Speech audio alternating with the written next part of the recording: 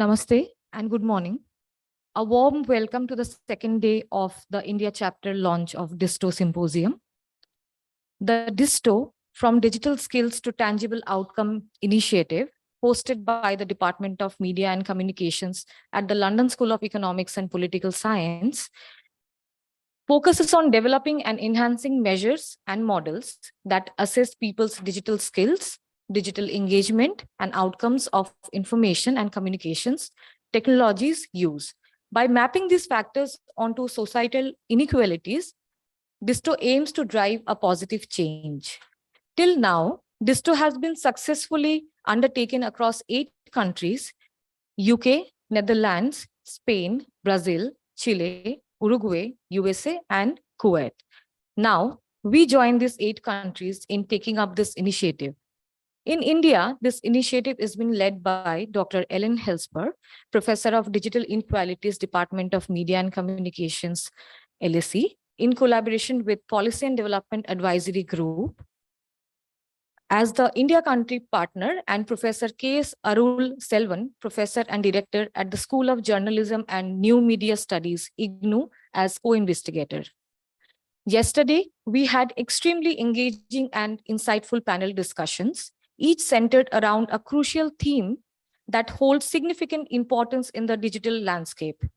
The panels explored the multifaceted dimensions of digital inclusion, its effect on socioeconomic disparities and labor markets, the importance of digital literacy in fostering learning and government services, and how digital revolution impacts our daily lives.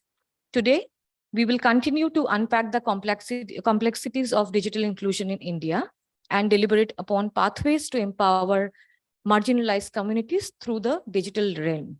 We have an exciting lineup of discussion with seasoned practitioners and influential policymakers, where we will further delve into these critical areas and aim to foster a deeper understanding of the challenges and opportunities that lies ahead.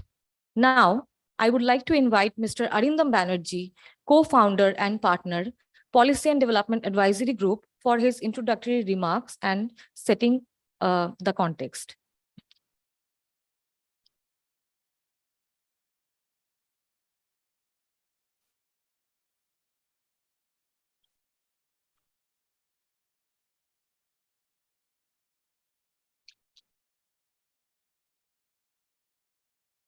Hello.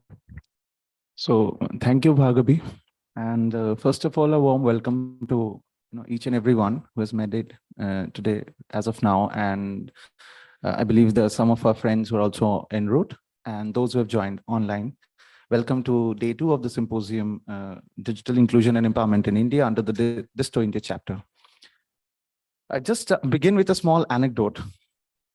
A month back, I was at my mom's place in Asansol, West Bengal. It's a tier 2 town. And, one of the evenings, the 53-year-old house help who stays with my mom, she kind of reached out to me saying that, day after tomorrow is the last deadline for linking, my Aadhaar with my PAN card. And somehow I've been there to a few of the cyber cafes. They've charged around 100 rupees each time, but nothing has happened. And why her precarity became much more visible was that she was receiving direct benefit transfer amount of rupees 2,000 as part of a welfare scheme by the government of West Bengal, which is obviously linked to her Aadhaar linked bank account and the entire jam trinity. And her neighbors kind of made her perplexed that probably because this linkage is not there, therefore, you are losing out on this 2,000 rupees. Now, little did she know that the deadline had already passed. And even if I would have linked that entire thing up, she would still have to pay 2,000 rupees per person of the household, just to kind of ensure that the entire linkage happens to receive what the Constitution of India guarantees as entitlements and welfare rights. However, the beauty of the story is that it took me over 2 hours, 10 one-time password messages, and 4,000 rupees, obviously, which kind of paid for her to ensure that both her and her husbands are done. It is this duality of digital transformation in India that was actually discussed, debated, deliberated by a diverse group of academics and researchers yesterday, which was the day one of the Digital Inclusion and Empowerment in India Symposium. I'll just very briefly give an overview of what all the academics and the researchers yesterday, because it was much more focused on researchers and academia, had to share across all the three themes. So the morning started yesterday with a keynote address by Dr. Ellen Helsper, followed by a panel on theme one, which was digital inclusion, socioeconomic inequalities, and labor markets. We had Dr. Kanika Mahajan from Ashoka University, Dr. Shishi Jha from IIT Bombay, Dr. Sona Mitra from IWH, and Dr. Bibhot Patsarathi from the Jamia Millia University, with Akshi Chawla from Ashoka's Center for Development and Economics as a moderator. But they spoke and shared the research and findings on the function and diversification of the labor market, particularly with the gig platforms that are the order of the day. And it was very relevant considering that Rajasthan became the first state yesterday to also pass a law and an act around the welfare and security of gig workers and platform workers.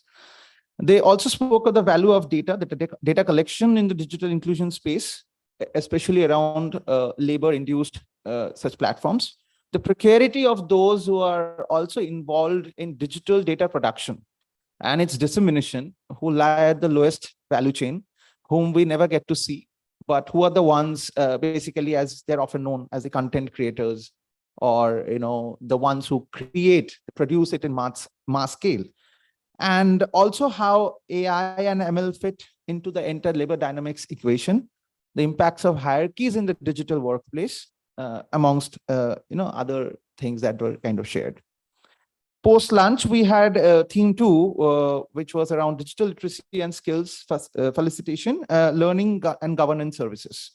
So we had a very interesting group of panelists, Dr. Bidisha Banerjee, heading the School of Public Policy in Amity University, Dr. Mansi Kedia from ICRIAR, Dr. P. Vignesh from IIT Delhi, Ms. Sharon from IFMR Lead, and Dr. Arul Selvan, who is also the co-PI for the DiSTO India project, where they spoke and discussed around the digital inequality being a largely intersectional issue. It is not like a singular homogeneous kind of a binary classification, because it encompasses a lot of intersectionalities around caste, gender, religion, spatial inequalities to begin with in the country. They also discussed about some of the transformative role of existing government programs that have been taken up in the last decade or so, and even before that, in terms of increasing digital competencies in breaking barriers, especially in terms of ICT-enabled education, lifelong learning, and also how efficient access to government services for underprivileged populations, especially in internet dark areas, are being tried through multiple efforts and initiatives by a lot of organizations. And they also spoke about a very interesting thing, that how use of internet and its efficacy could be incentivized, and the fact that should be as a core component to be worked upon to realize a large-scale digital literacy and its inclusion as an outcome of that. Theme 3, we were fortunate to have an all-woman panel, theme 3, and which actually looked at a cross-sectional understanding of the impact of the digital on everyday lives of people. We had Dr. Damanjit Sandhu from Punjab University, Patiala, Dr. Rachna Sharma from the Indian Institute of Mass Communication, Dr. Gauri Chakravarti from the Times School of Journalism, then Dr. Tarushika Sarvesh from Aligarh Muslim University, and moderated by Dr. Helsper. And they spoke about how the digital landscape has made the access of physical as well as mental health a bit more inclusive and emancipated. There's also a lot of discussion around the value of self-confidence, particularly for women, on reduced digital divide, access to markets through digital literacy, and how phased inclusion of children within the digital space could make them agents to gain knowledge and technological access. 2 years back, there were two interesting judgments by the Supreme Court in 2021, around the time when the country was reeling under the effects of the second wave of COVID.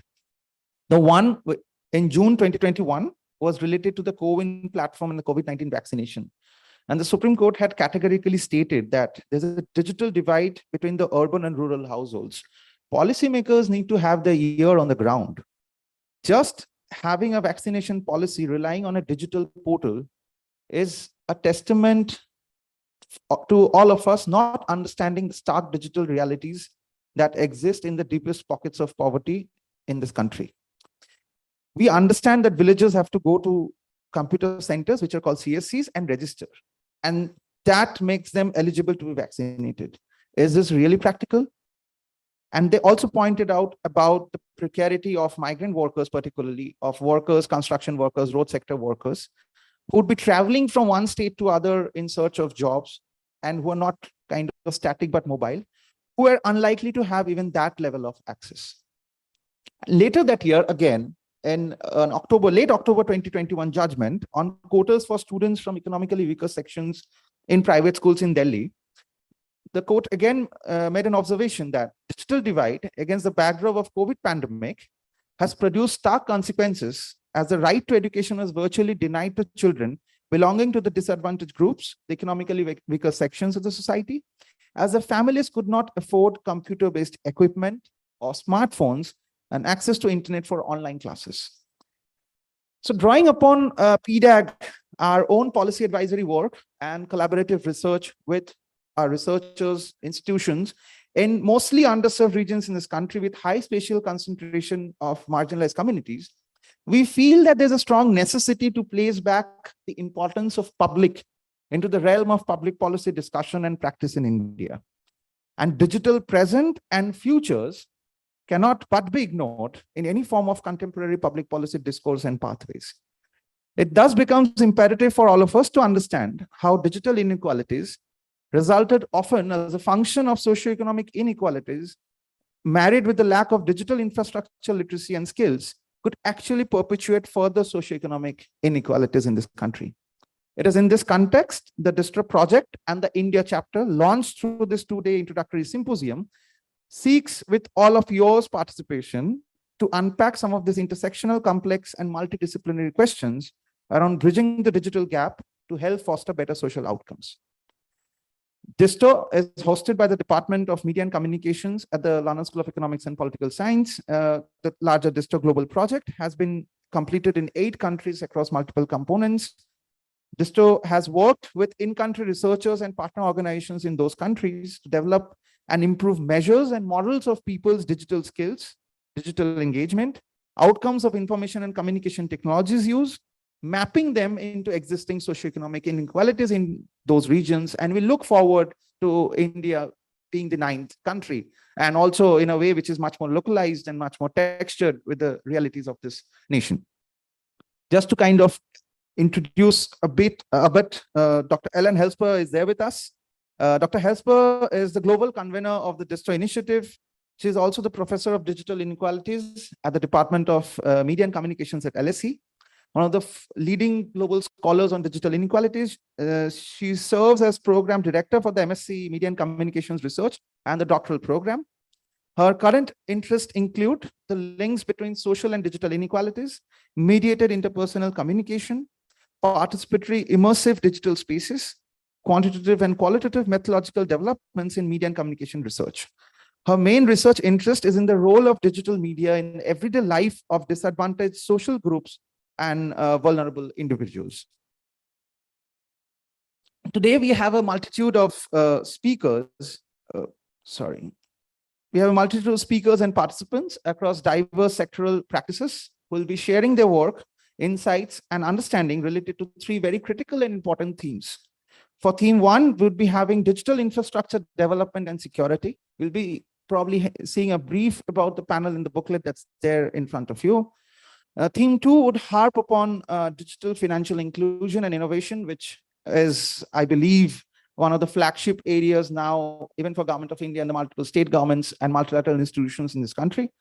And theme 3, again, not often talked about, but something that needs to be talked about and be mainstream in the conversation around digital futures is the digital inclusion strategies for underserved and marginalized communities. DiSTO India aims to create, by partnering with all of you going forward, a large collaborative umbrella network of research, analytics, and programs on how digital inclusion and empowerment could play a key role in fostering better social outcomes. We look forward to your presence, your feedback, your inputs, insights, and prospective partnership as we go forward to take this journey ahead, which merits being a part of this larger global DiSTO project. Thank you.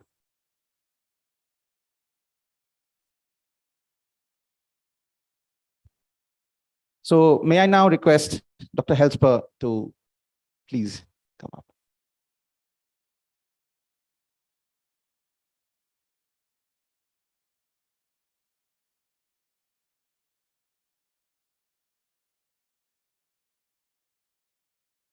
Okay, thank you so much for the introduction. Also to give the context, a little bit of the kind of the digital, but also the social and political landscape in India. It's a real honor and privilege to be here. It's a unique opportunity for me. I've done this kind of research and worked with policymakers in various countries around the world, but it's obviously a very big gap that we haven't been able to do this kind of really important and significant work in a country with the complexities and richness and the potential of India. So for me, it's a great opportunity, and I am really looking forward to today to learn a lot about the specificities of India, but also what the universal lessons are that we might learn for other contexts, and how this might help us think through how we can create this positive futures for everybody. And how digital inclusion might lead to empowerment and well-being if policies and practice are done in the right way. Because today I want to focus on the work that we've done with policy and practice in this area. And here is a kind of an overview of some of the, by no means all of the kind of organizations that we've been working with. I as a scholar, but also my partners around the world. And we can see like international intergovernmental organizations, but also within countries, there are nonprofit organizations that we've been working with, government departments. And I wanted to start out by saying that this is a multi-stakeholder, cross-sectorial, cross-departmental, if we talk about government issue, because the digital is now part of everything in our lives, from the relationships, romance to our financial kind of a situation, but also to our opportunities in the in terms of well-being, personal health, mental, but also physical, and in terms of the feeling of belonging and the willingness to participate and to create a positive society. So the digital is really enmeshed in all of this, and the kind of partners that we have show how this goes. It's not just about young people in education, but also about adults trying to live fulfilling and meaningful lives here.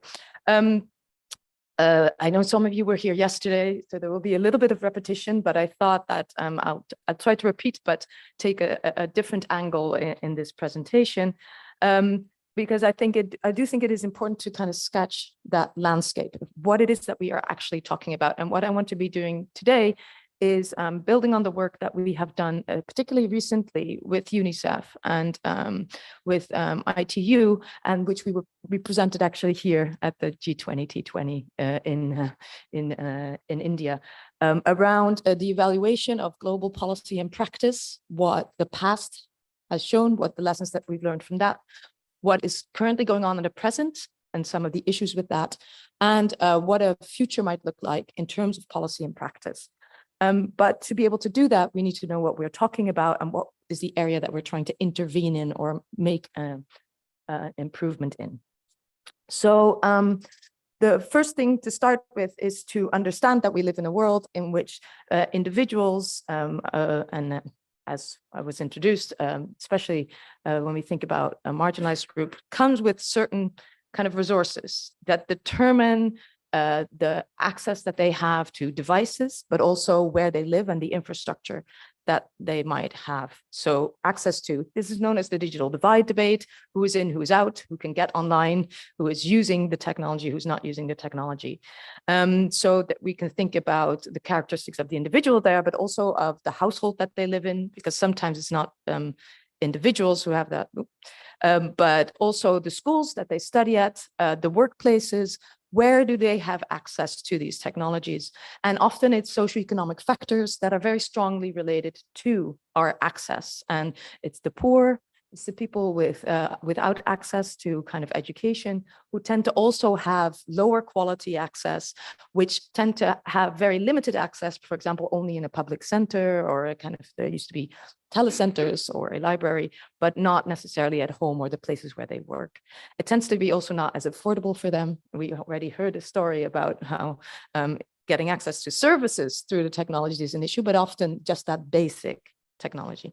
Then we talk about that's kind of more second level, because access to technology is not enough, right? If we have access, but we don't know how to use the technology is in some ways a little bit useless. And we're talking there not just about the kind of literacy and skills that allow us to operate the devices, to turn them on or to manipulate settings, but also about the kind of knowledge and kind of literacy that allows us to go beyond passive consumption of content, because that is really the untapped potential of people who are able to engage with the content, create spaces, contribute more actively into creating a digital world that will be of benefit in everyday lives. So we call this the kind of more kind of area of digital opportunities. And this is where we talk about digital inclusion. So things that go beyond just a divide of who's in or out, but what are we actually able to do with the technologies? What are the opportunities that we have there? One of the less studied areas is in the terms of the kind of conditions under which this can be done in a positive way. And that has a lot to do with our motivations and our attitudes, or our dispositions, as they sometimes call, towards the digital world, because we can have access, we can be very literate about knowing how it works, and we could even engage or be able to engage in a myriad of ways, not in narrow ways. But we might be very skeptical about the benefits of technology, or we might think, yes, it's useful for everybody else, but not for people like me. Yeah, so I'm going to not engage in that way. And that sometimes is a misconception, but we also need to think that for a lot of, especially the communities that I work in, they often have histories of experience with technologies that are actually used against them.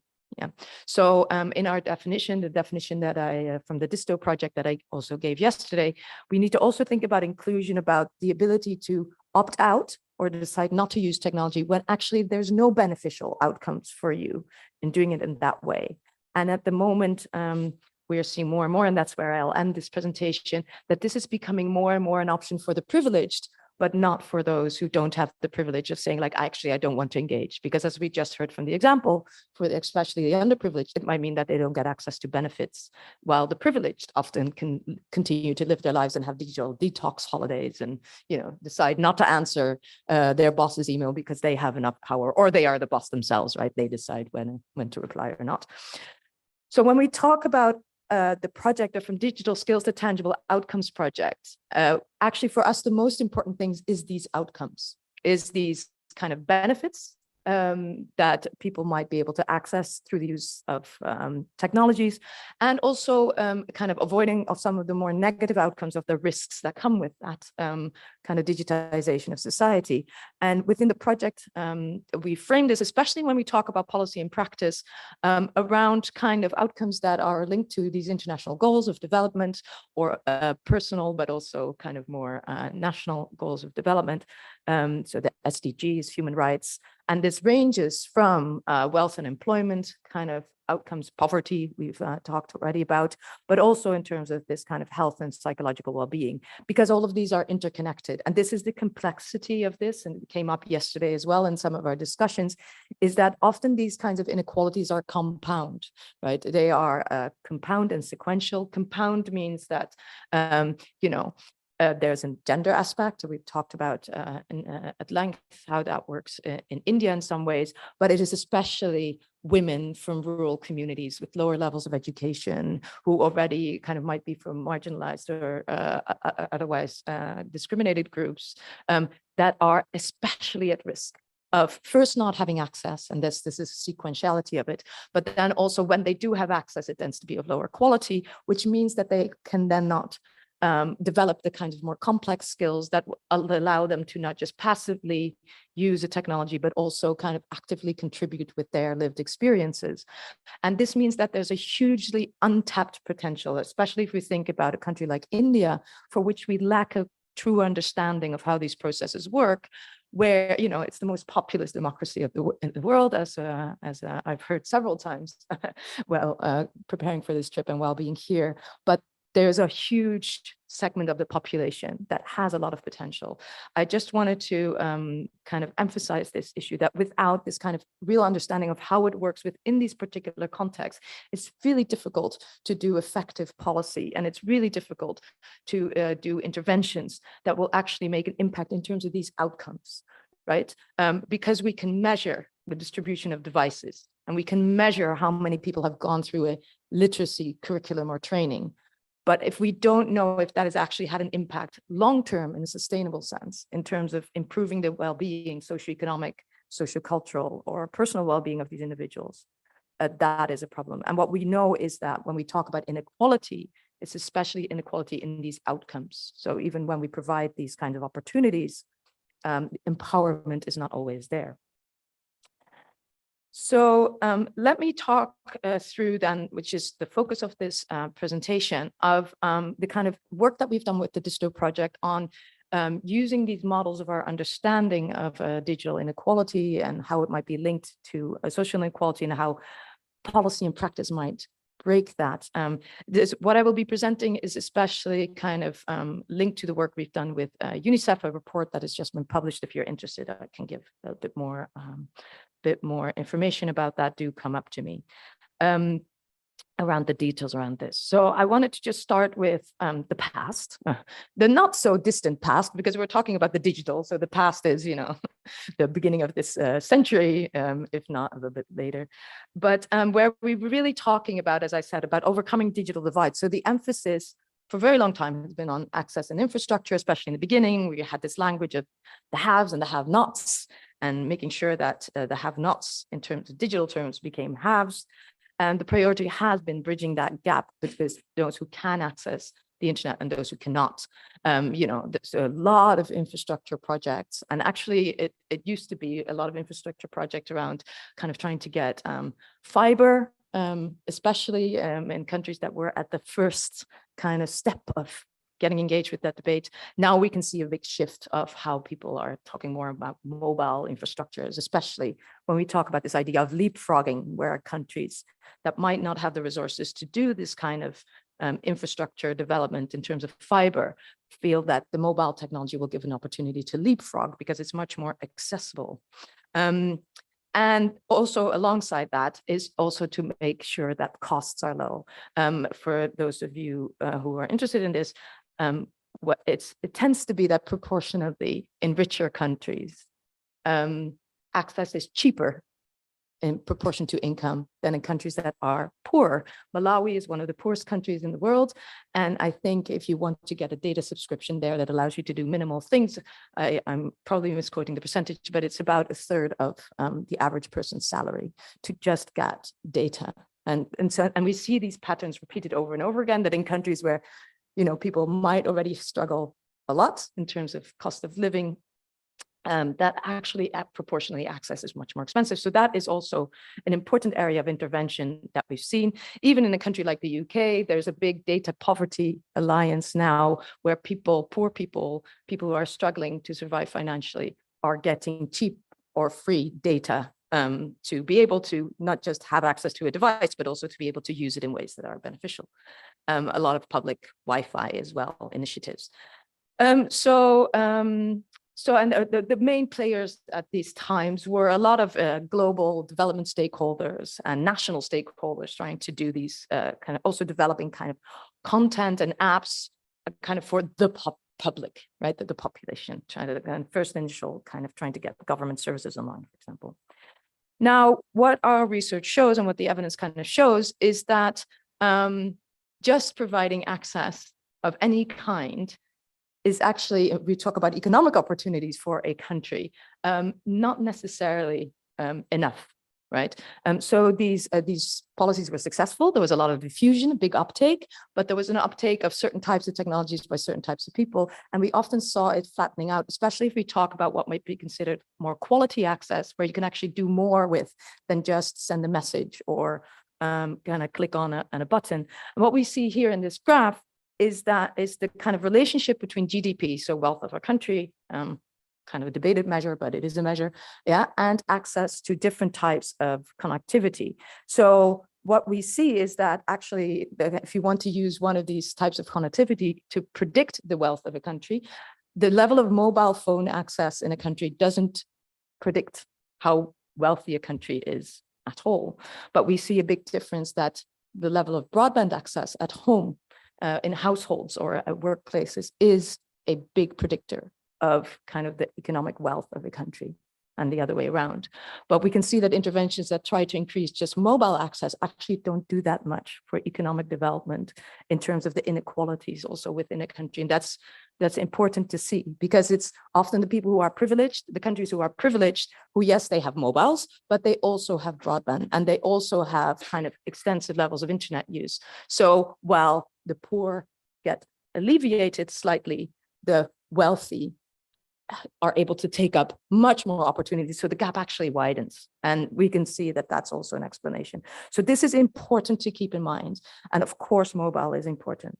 So what are some of the problems that, based on the evidence that we have with this kind of policy that's focused on general diffusion and uptake of ICTs, so kind of more population matters, rather than on inequalities in the use of ICTs, like in terms of the quality and who is able to take it up?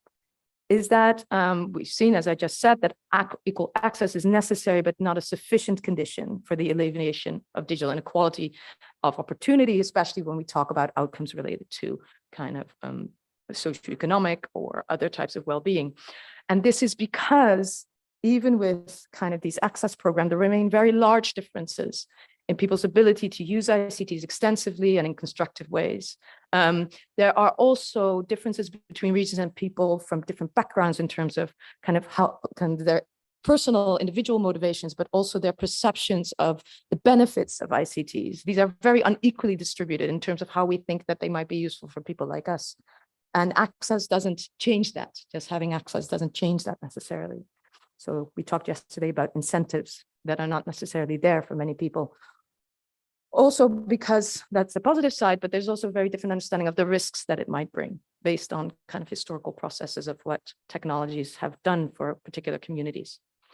And also compounding this is, again, the content that is available is not developed often for those people from different needs or backgrounds or regions.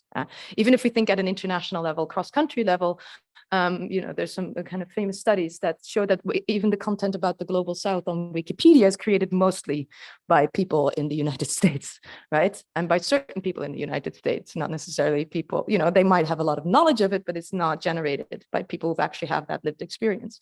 And we can think about services that are often created by people who don't necessarily understand the lived reality of those who are using them. And this is called the Pareto effect. I discussed this a little bit in a book that I published in, or not a little bit, extensively in a book that I published in 2021, which is called The Digital Disconnect, the Social Causes and Consequences of Digital Inequalities. And we see this Pareto effect over and over again, that the people who are most using technologies are the least likely to have access and the least likely to be creating these kinds of services. So all of these lead to, therefore, people not being able to take up the opportunities that are actually available, because if you don't have this thing, then access, as I said, is rather kind of useless. So that was the past, and we've learned from the past, also based on some of the work that we've done. I'm proud to say with some of practitioners and policy makers in different countries. So the present looks slightly different. It's more and more about creating digital opportunities, and the emphasis we're still doing infrastructure, obviously, that's not disappeared, it is fundamental, and access. But on top of that, we're talking about these different levels of inclusion, of digital inclusion. So the creation of ICT curricula in schools, but also certificates, international certificates that are recognized, that somebody can show, I know I can do these kinds of jobs, or I'm able to participate in these kinds of ways. There's also lowering the costs of ICTs and data have become increasingly important, but especially targeted, right? Not for everybody, but especially for people who are not able to afford it. In addition, because of this importance of kind of motivation and attitudes, we see also increasingly awareness campaigns around the benefits and safe use of ICTs. How these are distributed in the world is kind of interesting. Some countries focus a lot more, especially when we talk about inequalities, since it's kind of a cross-cutting theme of this conference in gender, is that there's a lot of emphasis on confidence and technological skills for women. But then when we talk about all the vulnerable groups, like amongst young people, in some countries, it's purely about safety. There's almost nothing about the opportunities, right? So this is actually also kind of unequally distributed in terms of what these awareness campaigns are like. And because obviously you need to be aware of what the technology can do, but also how you can do that safely, and that needs to be combined. The other thing that we've seen, and this is especially in countries in the global south, in our evaluation of kind of policies and practices, there's an increased emphasis on, and it's really important, on developing localized and targeted content and services in different languages. You know, first step to be in the language that you're comfortable in. But also when we think about content and services for people from kind of who live in very specific communities. We've talked a lot about the difference between rural and urban communities here in India, and it's a different kind of content if you or service that you need to provide when you live in different areas, right? When we talk about transport, or when we talk about kind of things like education, it often looks different. So the services, so that did happen. However, even though this is the case, we can still see that there are inequalities and this is a graph that shows you for the national level, again, inequalities between countries in terms of how different countries are providing online services, and this is government services and social services based on their human capital, which is the level of education in a country. So the higher the level of education in a country, the more likely it is that, first of all, government services are provided, but also that people are using them and taking them up. And another predictor of this, which looks slightly different, is the wealth in a country. So this is the kind of national income, right? And it's interesting that actually national income only makes a difference at the extreme end. So at the bottom, if individuals are poor in a country, there's not that much difference up until a certain point where actually then the increase of services and use of services is quite large. You can see here that India actually is an interesting case because India is a relatively poor country in terms of average income, but also in terms of education levels is relatively lower, but it has a big provision of these online services compared to other countries. Yeah. However, we then need to think about what that means in terms of actually people being able to get other outcomes. But this is kind of an interesting thing. However, we don't know what's going on here still in terms of who are the people that are actually using these technologies, because these are very descriptive. You know, there is kind of a hint. But you can already see that the explanation might be if we increase education in a country, maybe the digital will follow. Yeah, it's unlikely from our research that increasing digital services will necessarily increase education levels. So I think we can talk about that in that sense. There are still problems with this. With the current digital inclusion policy and practice, is that many interventions, they still focus, even though we know that just access is not enough, still really emphasize first levels of access and infrastructure, rather than thinking about sustainable policies and practice, because you don't have a good return on investment if you want to talk in economic terms. If you just provide access, then it remains unused. Or people might be able to kind of, if we think about when they do go beyond this, they're often narrow in terms of thinking like, actually, yes, but you know what, we're just going to provide access and infrastructure because we have, and I hear this a lot in my work with Global South practitioners and policymakers, it's kind of idea of the digital native, right? We have a lot of young people, right? So, you know, once these old people die off and they're all digital natives, they just naturally know how to use technologies. And what we see over and over again is that this completely ignores the fact that in many of these countries, a lot of young people don't even know how to read or write. Yeah, so, and that is still very important. They don't have access to education. Getting access to technology then might not allow them to participate in these positive ways. So, but also because then when we do curriculum training, it's often focused on these very kind of functional technical skills on how to use devices or how to use an app or how to access a service, yeah, or upload a curriculum, not on the follow-up, not on this kind of world that we actually now live in, because this is the problem with the digital, it keeps developing, is that this kind of Web 2.0, and I will talk a little bit about the future after Web 2.0 in a minute, but these developmental collaborative skills are not included in that curriculum for many programs, right? So especially then, like as technologies change, these are not transferable skills, these functional skills, because you learn how to use a particular device or a particular app, but then the technology changes, and because you don't have a broader understanding of what technology might do or what the benefits are, or how to actually create a digital environment that's positive for you, you fall behind again, right? It's a constant catch up if you don't have these kinds of transferable skills. It also, and I kind of already implied this, that it focuses on the use of content and services that are kind of pushed rather than on the creation or the collaborative kind of thinking about how we create digital environments that are positive for all. Two other issues that is kind of, because we talk in our work about collateral benefits, and what we see is that often when we talk about people who are able to use technologies for their own well-being, to feel confident, to feel like they're part of society, that has a lot of collateral benefits also in terms of financial aspects.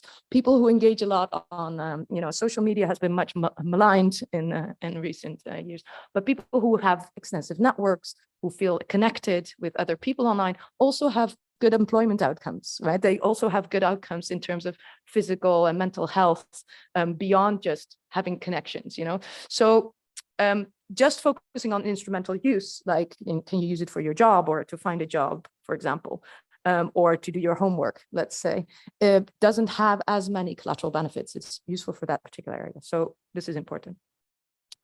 And then in terms of evaluation and accountability, often people hold themselves accountable in terms of the access that is provided, the skills that are provided, but not on these things that we're interested in when we think about the SDGs or human rights or economic development, right? And so that doesn't lead to them being able to improve because you think we've been very successful, we've provided access, but because you don't see that that hasn't actually led to these outcomes, we still have a problem. So I'll finish with the future. And the future actually looks a little bit like this, not vague like this, because it's actually already here. It looks like a smart city, right? There's a lot of talk about virtual reality and meta and things like that. But actually the real digital future that is our everyday life is more likely to look like this. Yeah, look like a street or a home where technologies are embedded, where we don't have to use devices, but we kind of walk around us and technologies, algorithms make decisions about what we need and what we want and give us answers to questions when we ask them without us actually understanding completely why this is being suggested to us and how these suggestions might be different for other people. So in some ways, all the consequences or the impact of digitization become more invisible, which makes it also harder to realize that actually you're being put at a disadvantage in that digital environment, right? So when we talk about the future and we talk about policy and practice, what we see and the conclusions that we've drawn is that it will become increasingly important to go from digital inclusion of individuals towards fostering positive outcomes of digitization for all, right? To move away a little bit from thinking about getting individuals online to thinking about how can we especially help people who are having more negative outcomes of digitization in general. And we're talking here about next generation technologies, which are invisible and embedded, as I just said. But that means that we're moving away from kind of maybe policies that are focused on just on device use and interaction to thinking about digital ecosystems and how we might engage with these differently. Also assuming that people will have less choice.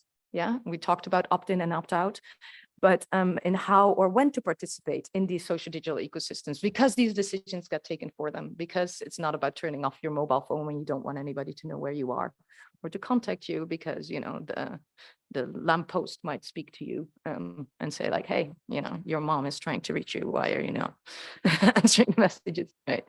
We know you're here. And an increased critical understanding of design and the operations of ICTs, you know, exactly those things that have not so far been as much incorporated in curriculum.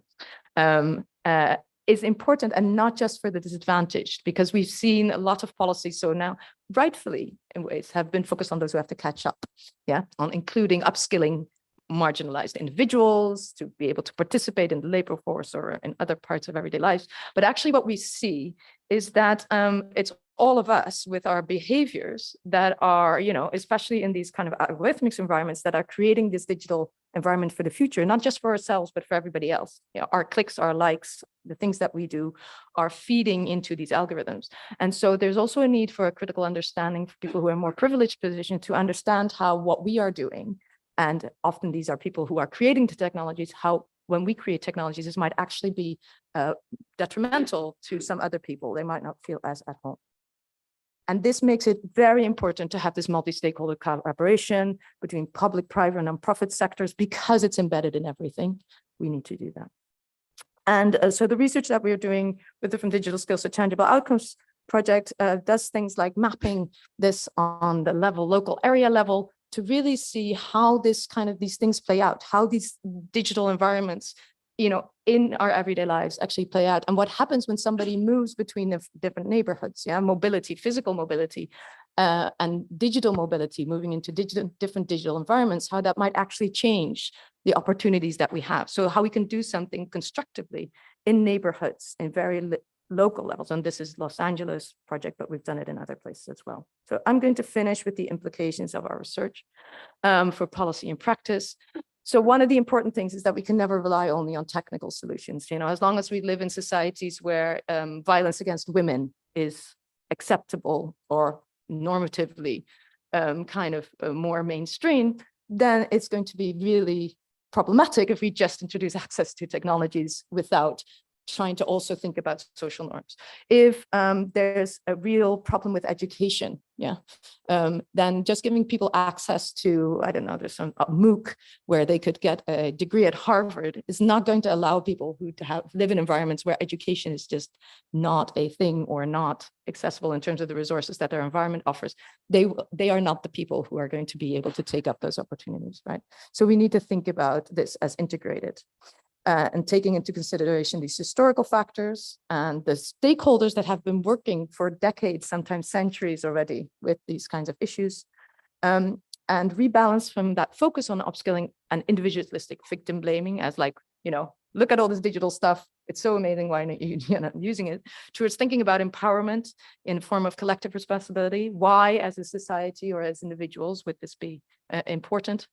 How is it putting people like you at a disadvantage or at an advantage? Because awareness should be not just among privileged about or amongst the kind of less well off around how there's this existing of inequalities, but also amongst the privileged and how we might contribute to that, thinking that we would like to live in a more socially just and equal society.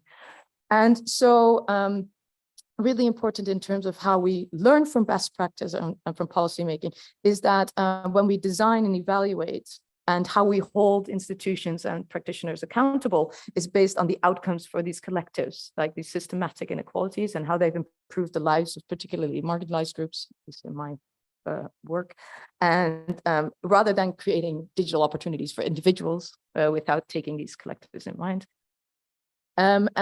This again, I already said this, but I think it's important to emphasize that this is a multi-stakeholder approach that is not just the big national policymakers or the ICT industry or content providers, but that it really needs to engage with targeted interventions supported by employers and schools and nonprofit and community organizations who understand, you know, and I think Nam already gave like a really good example of this, the local lived realities of the people who are maybe struggling to take place. So that is it for me. And I'm hoping that it was informative. Obviously, there's much more work going on, and I would be very happy to talk to people over tea and lunches and all those kinds of things to give you more information. And do get in touch with me or the DiSTO team if you would like to know how you could get involved with any of this and how it might be of use for you. Thank you very much.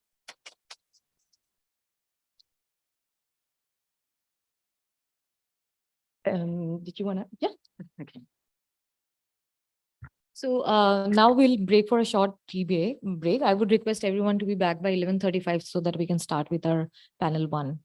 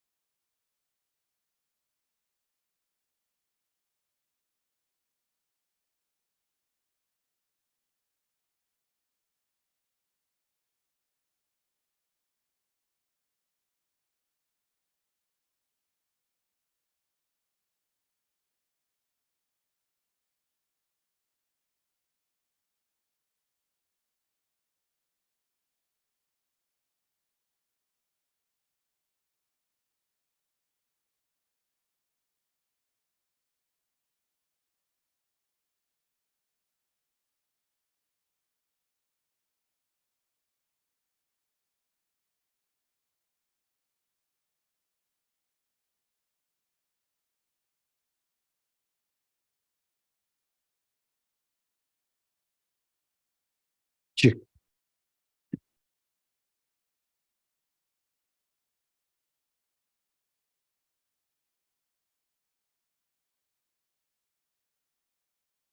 Check.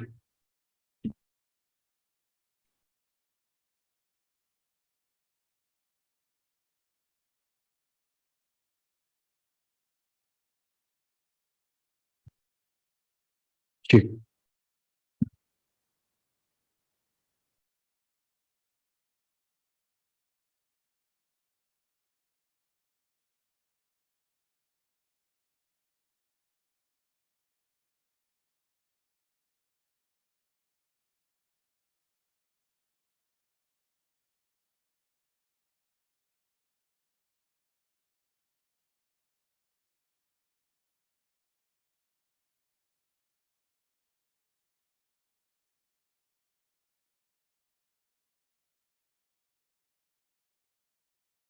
Yeah. Okay.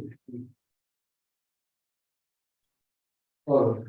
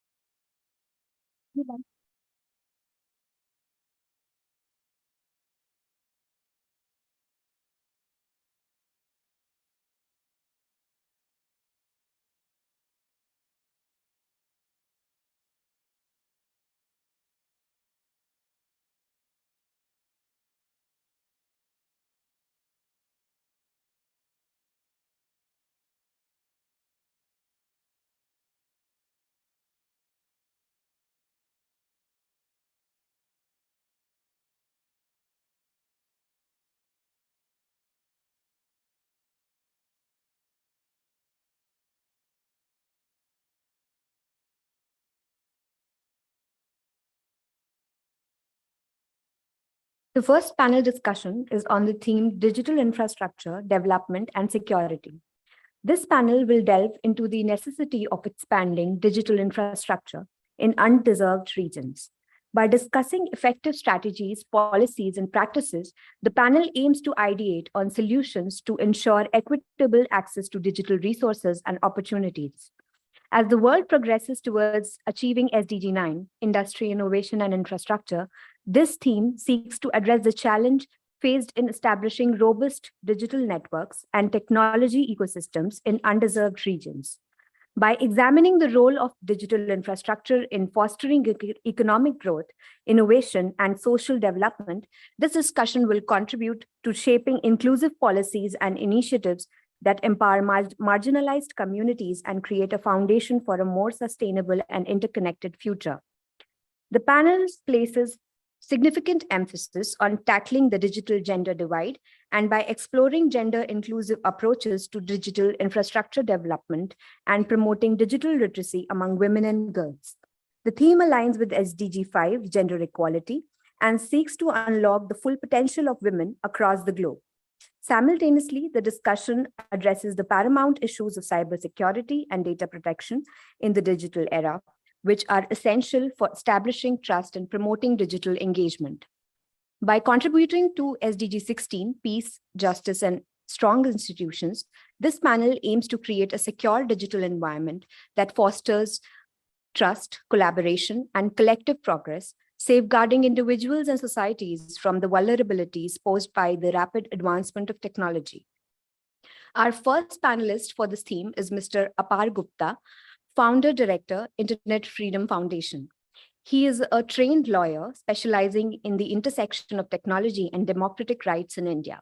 He has trained in law firms, appeared in historic constitutional cases, ran large online campaigns, instructed courses, drafted legislative proposals, and authored academic articles. As founder director of Internet Freedom Foundation, he has been able to create meaningful social impact and bring several innovations to the nonprofit sector in domains such as strategic litigation, civic literacy, transparency, disclosures, and retail-based fundraising. Welcome, Mr. Gupta.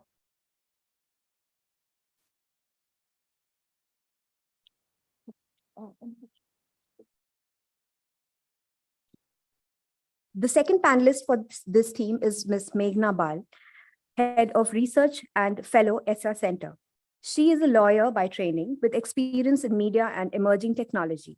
At ESSA, she has led research on a host of different verticals such as internet governance, Web3, and competition regulations in digital markets. Ms. Meghna Bal will be joining us virtually. Our third panelist for the theme is Captain Puneet Balasubramanian, Director, Ministry of Defense, Government of India. He's a seasoned naval officer by profession with a specialization in communication and electronic warfare. Puneet has successfully accomplished several operational, staff, and training assignments in the Indian Navy.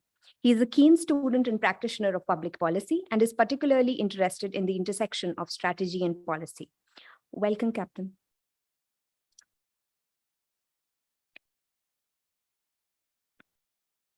Our fourth panelist for this discussion is Mr. Vineet Kumar, Founder and Global President, Cyber Peace Foundation. In a career span of more than 20 years, Vineet Kumar has founded NGOs, set up state government IT infrastructure and network, headed the Jharkhand State Government Agency on Cyber Defense, and trained senior officials on cybercrime security and investigations. He is a social entrepreneur dedicated to reducing cybercrime, working for cyber peace and the prevention of cyber weapons. He founded NAG, National Anti-Hacking Group, and Cyber Peace Foundation as part of the social mission. Welcome, Mr. Kumar.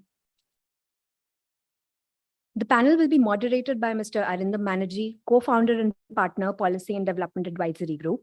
Arindam has around 13 years of experience working across some of India's most complex, underserved, and underprivileged regions, working closely with senior policymakers, researchers, and civil society organizations. At PDAG, he currently oversees strategic partnerships with state governments, academic institutes, and multilateral institutions. Over to you, Arindam.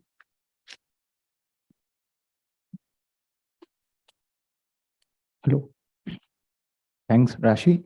First of all, just like to mention that we also had one more panelist. She unfortunately suffering from a bout of chest infection, so she kind of excused herself. So that's, otherwise I think would have had a very good panel of, and a good mix of also gender, and that's, I think, a regret, but nevertheless. And Meghna would be joining as soon as she's available, and we can then switch to her.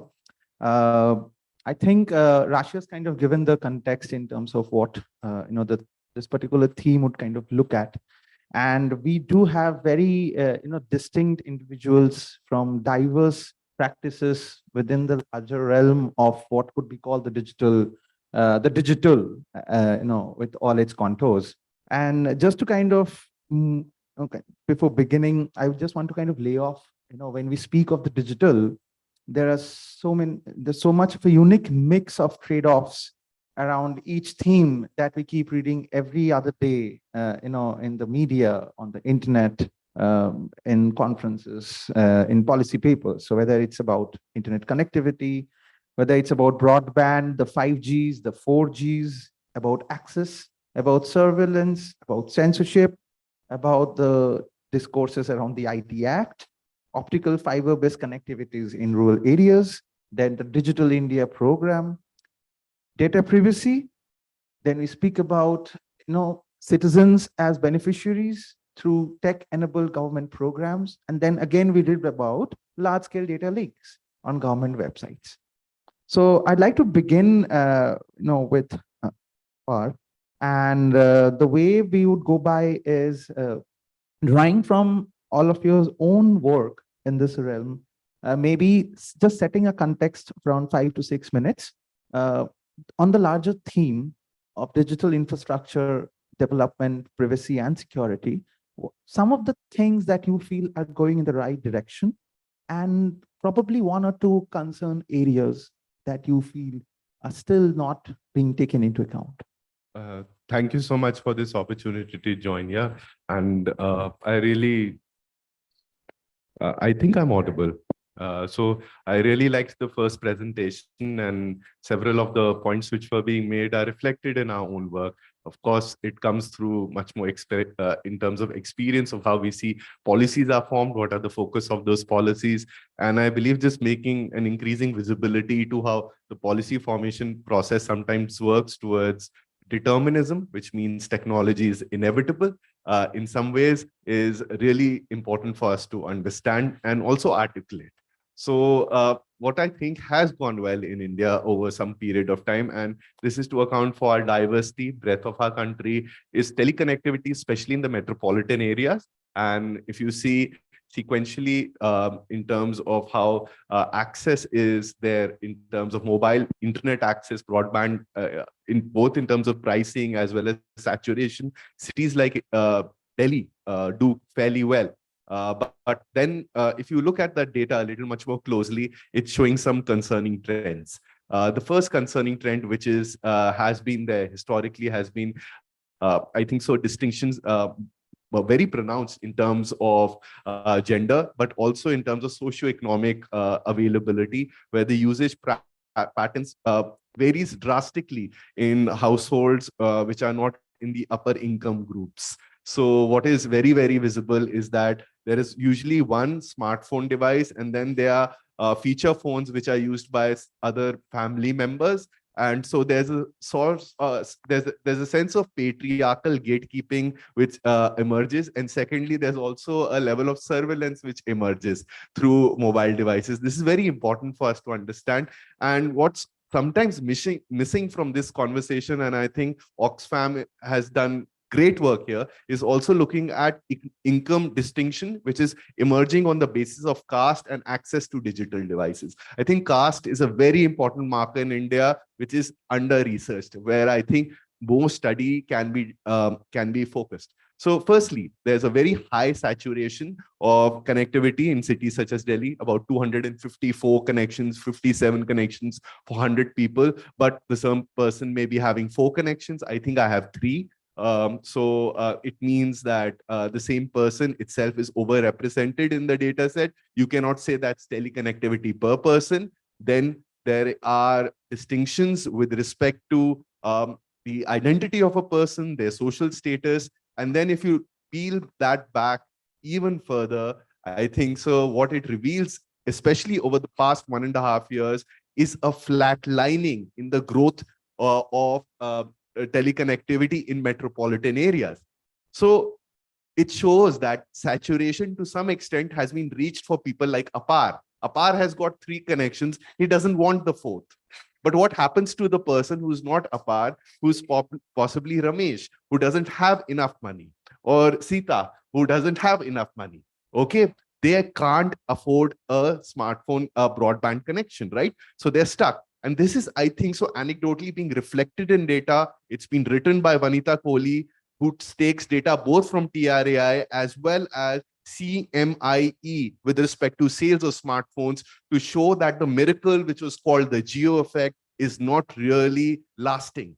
This is concerning for us as a country, which is looking at high degrees of teleconnectivity through mobile internet access as being a driver both of economic growth, social inclusion, as well as delivery of government services. And I think this is really important for us. So if we can do something is that we can look at these numbers a little much more closely, a little much more critically, and focus research towards it. That may lead to some solutions in terms of directing policy towards access being there in metropolitan areas. With respect to the country much more broadly, and we are a country with, I think, so about 800 districts. I think several districts have spotty connectivity even today. For instance, when I was reading about the internet shutdown in Manipur, it was also discussed that certain areas, even if internet connectivity is restored, will still not have it because there is no underlying telecom infrastructure. So our own metropolitan lens towards infrastructure sometimes colors our thinking about policy. And then I think so that does result in certain degrees of how financial outlays are devised, how policy is implemented over a longer stage. My colleagues at the Internet Freedom Foundation publish a quarterly connectivity tracker drawing from these data sources, and it hopes to represent what have been the database trends in terms of access. The second thing which I think needs to be done is when government-based delivery of services is being conceptualized, in every strategy and planning document by itself, it needs to integrate this understanding of the digital divide being inherent to how these services will be utilized, especially for essential services, such as, for instance, which was talked about, COVID or Arogya Setu. If the mission of Arogya Setu was to prevent infection of COVID, right? And it could be used in metropolitan areas and was one indeed a very critical policy measure. How would that measure not include the rest of India, the rural districts? That is a very important policy statement to consider, reason, and state from the very beginning. The second is with respect to CoWIN, for instance. The CoWIN platform was mandatory between the age groups of 18 to 44 because there was it was reasoned that it would be necessary to ration the rollout. And this is by itself presuming a socio-economic availability of a life-saving vaccine at the height of the second wave in cities such as Delhi, which means that Apar will get vaccinated before my household help does. Because the platform is also only in English, only one smartphone can access it at a time. It does not have a privacy policy, and we have to go to the High Court of Delhi and plead for the bare minimum. Forget about people who are differently abled. Forget about people who are at higher risks of morbidity through this, or people who are our parents or old who can't access it by itself. In fact, UNESCO reports are also showing in developed countries in Europe, even people who are older, who are in the 60s, 70s, have difficulty navigating digital platforms when they are the only method of service delivery. So I think this determinism, which is sometimes there, lack of involvement of sectoral experts, for instance, epidemiologists in the design of tech platforms by itself, leads to these kind of choices of exclusion. And again, data from CoWIN, and these are peer-reviewed studies which are there, they're available, are showing again that metropolitan areas were vaccinated more heavily in this age group compared to the other rural districts combined. It's also covered in a Bloomberg report. Secondly, vaccination which was done subsequent to that is there's also Oxfam India quant-based report in which men were vaccinated more than women earlier because of, again, CoWIN. So it's showing all these database patterns over a period of time.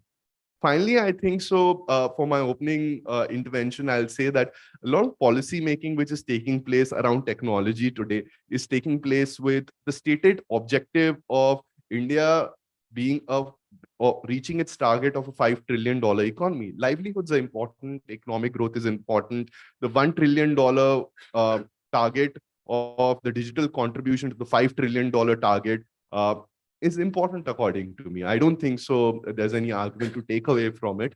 But by itself, I think so economic development, which does occur, may not distribute the benefits of technology equitably to people.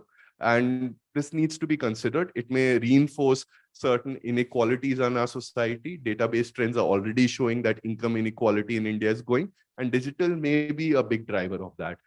This threatens the stability of societies over the longer term. It turns it undermines our constitutional principles of how technology needs to be developed. So with that, I'll just end. Thank you so much for this opportunity. Thank you, Apar. I think you made some very stark and illuminating points to ponder upon, especially for the other panelists, as well as, again, for the participants. And when you come back on round two, to kind of, reflect on some of the other observations. Do we actually have Meghna joining us? Has she joined? Yeah, okay. So meanwhile, while Meghna joins us, maybe we go to Captain Punit. And some of your recent work, especially, I think you've also published a few recent articles where you've kind of stressed upon the need for a safe and equitable digital public infrastructure. And one of the key themes that when I was reading them, was coming out was the need for equity in, the entire idea of the digital. Drawing from your own work and also your practice, which also leads to international cooperation, especially in defense and, some of the things around security at a very larger macro level kind of work. Some of your observations to begin with, again, on the same round, things that you feel are in the right direction, and some of the things that you feel need a critical reflection at all levels. I'm usually privileged to be sitting in the company of founders. I am not privileged myself to be counted in that league. But a little over my background so that I can build on those points. In the Navy, one of my specializations and one of my masters has been in telecommunications. It was more than a decade back.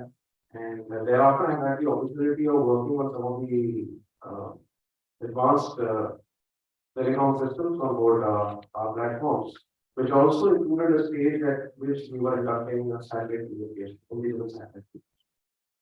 So, from that technology perspective, I understood quite a few things which I will try to highlight during the session. But later, sometime about 3-4 years back, I did my a year-long program at the Indian School of Business and Public Policy, and one of the courses was on technology and society. So that kind of opened my eyes to the perspectives of how technology impacts society in several ways, and in many ways which are many a times unanticipated and unplanned. And these have potential very serious negative consequences. And I would recommend everyone to have a look at this documentary which is available on YouTube. I think it's a BBC documentary titled I, Daniel Blake. It's the story of a British citizen who is looking for a job, very similar to the story which I highlighted this morning of how self not being able to access technology. So this movie, not taking the story out of the movie, but it has very tragic consequences of how one is not able to use technology and eventually gets deprived of many benefits which are directly linked and decided by them. So are we looking at technology as a solution or technology as an enabler to the solution? This is a question to my mind. Over-reliance on technology as the panacea for all policy challenges, and to see technology or emerging technology or any new technology development in the field of, especially in the field of in the digital world, especially in terms of broadband connectivity, internet connectivity, as a game changer, is I think it sometimes can be a paradox.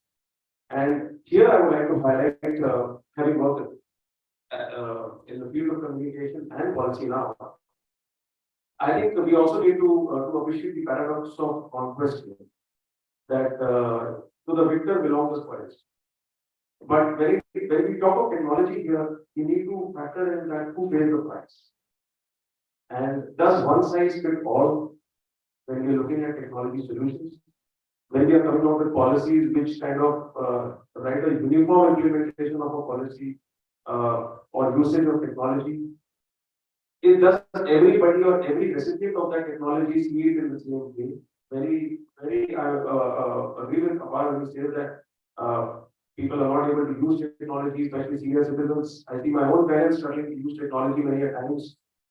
But this is, I think, a very important challenge when it comes to developing policies on the use of technology and understanding from the perspective of the recipients of policy as to how they perceive that technology. And taking on from the points brought out in the earlier keynote address today, one of the things I think emerges as the front and center of digital equity is digital literacy. Investing in digital literacy. Now, who are the agencies who are going to invest in digital literacy? Because it may not have, it may not stand the test of ROI classically. But who's going to invest in digital literacy and ensure that the recipients of technology or technology-enabled solutions are adequately digitally literate to benefit from that? Otherwise, the consequences for them are huge. The second important thing I see emerging as a challenge when we talk of digital equity is the ethical governance framework. And this is a serious challenge because there are privacy concerns, many of them are very genuine. And I see two important things I think emerge to be considered by organizations and policymakers alike. One is for organizations to come out with common ethical guidelines on data collection and data protection, and making it as transparent as possible. That I think is very important to generate trust in the policies when it comes to digital equity and data collection. And the second is for organizations also to consider undertaking an ethical impact assessment on a regular basis. This is important because if we see that any impact assessment is meant to kind of study in advance the potential risks and develop mitigating strategies as far as misuse of data breaches and identity theft services. The digital connectivity and digital equity, I have also written in this policy blog of mine. I don't see digital equity as something which is related to connectivity alone. I think digital equity goes much beyond that, and it provides much more. And three important things which digital access, digital equity, and the digital literacy required to use that digital technology provide are knowledge, potential, and opportunity. I myself am there on this panel today because I could write a policy blog, publish it, someone picked it up. It is all courtesy technology. But I had the opportunity. But someone who does not have the opportunity to benefit from that, I think we are denying a large part of the population or large section of the community if we don't take this to them and provide them adequate training capacity building to benefit from these initiatives. Finally, it's a word of haves and have-nots, but I think the digital equity or digital technology in the world to come should be available to everybody, because as policies are developed, we are seeing more and more policies relying on technology, and if one is not adequately trained, literate, digitally literate, or does not have the wherewithal to benefit from that, then the price of not being able to use that is huge, both individually and collectively. So I think that is all as far as my opening remarks are concerned, and we'll progress in the session. Thank you. Thank you, Captain Punit. I think you made some very important and relevant points about, we can speak about equity, but how do we get there? So moving on to, Vinit, who is here with us, and Vinit has been doing some phenomenal work around cyber peace, security, of late, I think around also misinformation across the country. Again, on similar lines, drawing upon your area of work, what kind of, directional things do you see happening around the larger spheres of inclusion within the realm of the digital, and maybe a couple of critical spaces that from your area of work and your expertise that you would like to flag, and then Sure. obviously we proceed on. Sure. Thank you. Thank you, Arindam. And it's a pleasure to be a part of this eminent panel and also to be speaking in front of you. As Cyber Peace, in fact, we are a grassroots NGO and as well as a policy think tank, a unique kind of a combination of both. And enough has been said on the inclusion aspect already by the other panelists. So what I'll just add is some data that we see, in fact, official figures that come out, in fact, and the kind of one thing, while there are certain issues with the data, but what we see is that we are getting more and more connected. Whether we talk about the urban areas or the rural areas, we are getting connected. And that's where the issue is rising. And we see a lot of issues rising because we run a helpline. And from that helpline, we have been getting regular complaints on the different kind of cases. There are a lot of victims who reach out on different kind of cyber related issues and harms that happen to them. Some of the latest kind of trends that we see is there have been cases related to bullying. There have been cases related to extortion, revenge porn. And earlier, in fact, we used to see that women were mostly targeted, but now this is across genders. So it has nothing to do that women or vulnerable population are being targeted, but then it's basically across the genders, even senior citizens being targeted with different kind of scams.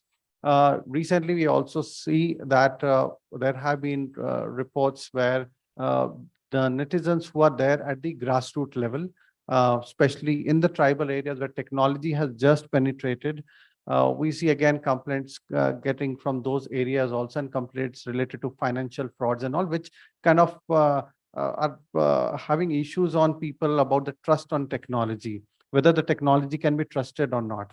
Earlier, it used to be the scenario that any kind of a message that used to be circulated on, say, WhatsApp. And by the way, in certain areas, WhatsApp is most popular medium, and it's they don't understand smartphone, but they understand WhatsApp. So that is the kind of thing. And any message that they used to get, they generally used to believe it, but later, in fact, we see increasing number of cases also emerging from those areas. One of the cases I'd like to highlight that somebody reached out. There was a campaign again running on one of the platform where it said that you get a smart card based Aadhaar immediately from one of the shops, and they used to charge 10 rupees. It was a complete a fraud scam. They had a proper portal and everything, but a lot of people, a lot of victims reached out, in fact, and kind of got their Aadhaar, kind of a fake Aadhaar created, and ended up losing a lot of money. So similar kind of scams are also coming out. We talk about instant loan application. In one of the areas, again in the Northeast areas, I'll just show how things are getting connected. Like somebody reached out for an instant loan offer, a collateral-free instant loan. And there were multiple apps, again, on the Android store. People downloaded those applications, and somewhat they lost money initially. I mean, lost money. And in some cases, they got some certain amount, like say 10,000 Indian rupees. But then later on, when these group of, I'd say, scamsters, what they did was they started kind of harassing the individual. In one case, in fact, they also reached out, because the moment you install this application, it gets complete access to your phone, and your phone is just a remote control thing for them, where they access all your contacts, they access all your kind of messages that you get for your one-time passwords to everything. So in one case, what they did, they started reaching out to the lady, the wife of that victim. And then the lady was called to one location in Northeast. I'll not kind of name it. This was reported to us by an anti-trafficking organization. So I'm keeping the location and other details confidential. But the lady was called to one location. There she was gang raped. The video was taken. And she was called in lieu of that, once you come and meet me at this location, your loans will get waived. Your husband, his loan would get waived. But then later on, that lady was trafficked. And then finally, anti-trafficking organization recovered that lady from some region. But I'm just showing how things move on. So while we are getting more and more digital, but there is an immediate requirement of a massive digital literacy campaign. And this should go down below.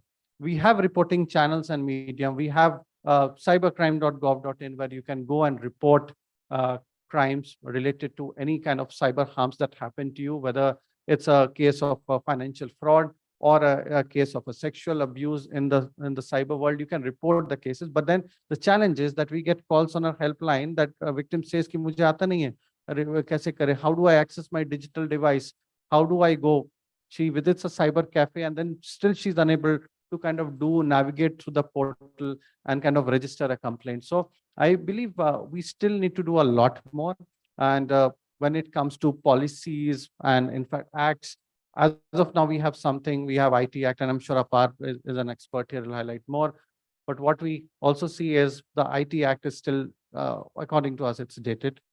So amended in 2008, while we hear that the new version of IT Act is in process, it's something that is going to come soon. But then we need to have the cybersecurity strategy in place. We need to have an updated cybersecurity policy. The policy that we have here in India is again 2013, which needs to be updated. We were not having any strategy, which we hear from the past couple of years that there's a strategy that is going to take place. And that's going to talk about all of these things, by the way, on what's the government of India's strategy on securing the digital nagriks, or the digital netizens, and then also kind of establishing a trust and a safer mechanism on how these citizens can be safeguarded. While we cannot secure everyone from the cyber attacks, but I would be giving a false statement if I say that there is something called as 100% security mechanism. People will get into some kind of scam. They'll keep getting messages and different kind of attacks. But it's time that we, through our digital literacy campaigns and whatever we do for digital inclusion, we also talk about making them resilient in the cyberspace. They should be talked about. How do you report? And basically the integration of safety and security into the curriculum, where we start teaching children. And in fact, Dr. Ellen mentioned about the ICT curriculums and skills that need to be integrated in the curriculum. This is something that we also at CyberPeace, we have been trying and pushing quite a lot, that this needs to be done, because it's not just safety, but it also opens a lot of opportunities for students. But then it should start at that stage. And then as they become digital natives with more and more being engaged with platforms, with social media platform, security and cyber models, cyber ethics should be integrated into the process.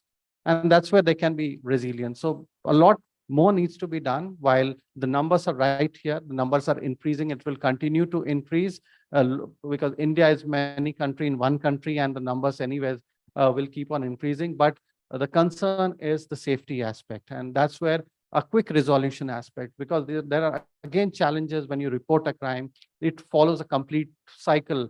And that cycle sometimes is big. The victims, they constantly reach out to us for help. Sometimes we are also helpless. We are unable to assist because it takes the entire investigation, the entire case takes its own due course. If somebody who's above 18, it follows the normal MLAT process. So there are challenges with MLAT. On an average, it has also been shared by the law enforcement agency that any process that goes to the MLAT, it takes on an average 1 year for the law enforcement agency to get data and assist that victim. By the time it is too late. So a lot of reform is required, whether in India, when it comes to the data protection bill, which will eventually become an act, or maybe the telecom bill. There are a lot of things that is being done. I'm sure in a couple of years' time, we'll get a lot of things in place. But then globally also, we should look at the frameworks that exist, certain things that need reform, like the MLAT process, which kind of we should ensure that we get immediate relief to the victim. Because 1 year, if a response takes 1 year for a law enforcement agency to get, it is too late in the digital world. The response should be instant. It should be a quick response. So these are some of the things that I wanted to share. I'm sure I have a lot of points, which again, maybe in the second round, I'll be sharing. So over to you, Arun. Thank you. Thank you, Vinit. I think I'll just kind of try and push all three of you, because this is one recurring thing that obviously came up. All of you spoke at some levels around data security or privacy, concerns around, equity. I just want to push a bit to say that what would be your thoughts, like maybe a line from all of you or a couple of lines, the data security, privacy, and the concerns around it. It is still not an issue of the upwardly mobile social class, the social class in India. don't you think that it's still an issue of the upwardly mobile, so the social urban class in India? Like, what would a tribal household who's just a, whose entire life is around sustaining the next day properly, and the only way data is there in his or her life is basically in his or her understanding, lack of understanding of what data is. He or she is probably just a data set in the government's larger database. Yet we are talking about, data security, data privacy. So where do they feature? So where does, someone who do not belong to the urban, to the upwardly mobile class, where do they feature in the entire narrative and the discourse around data security and data privacy, when we are speaking also about digital inclusion and literacy? So don't you think that this is largely or loosely a upwardly mobile social classes, privileged idea? In fact, there's an interesting, we did something like data privacy on the wheel. And we did a drive from Hyderabad. It started from Indian School of Business. We started from there and it concluded at National Law University in Bangalore. And during the process, what we did was we spoke to universities, academia, we spoke to business houses and all that. We also went to Chai Wala, Pan Wala and all these people and spoke to them. What does privacy mean to you? And what we understand that people were clueless what privacy is.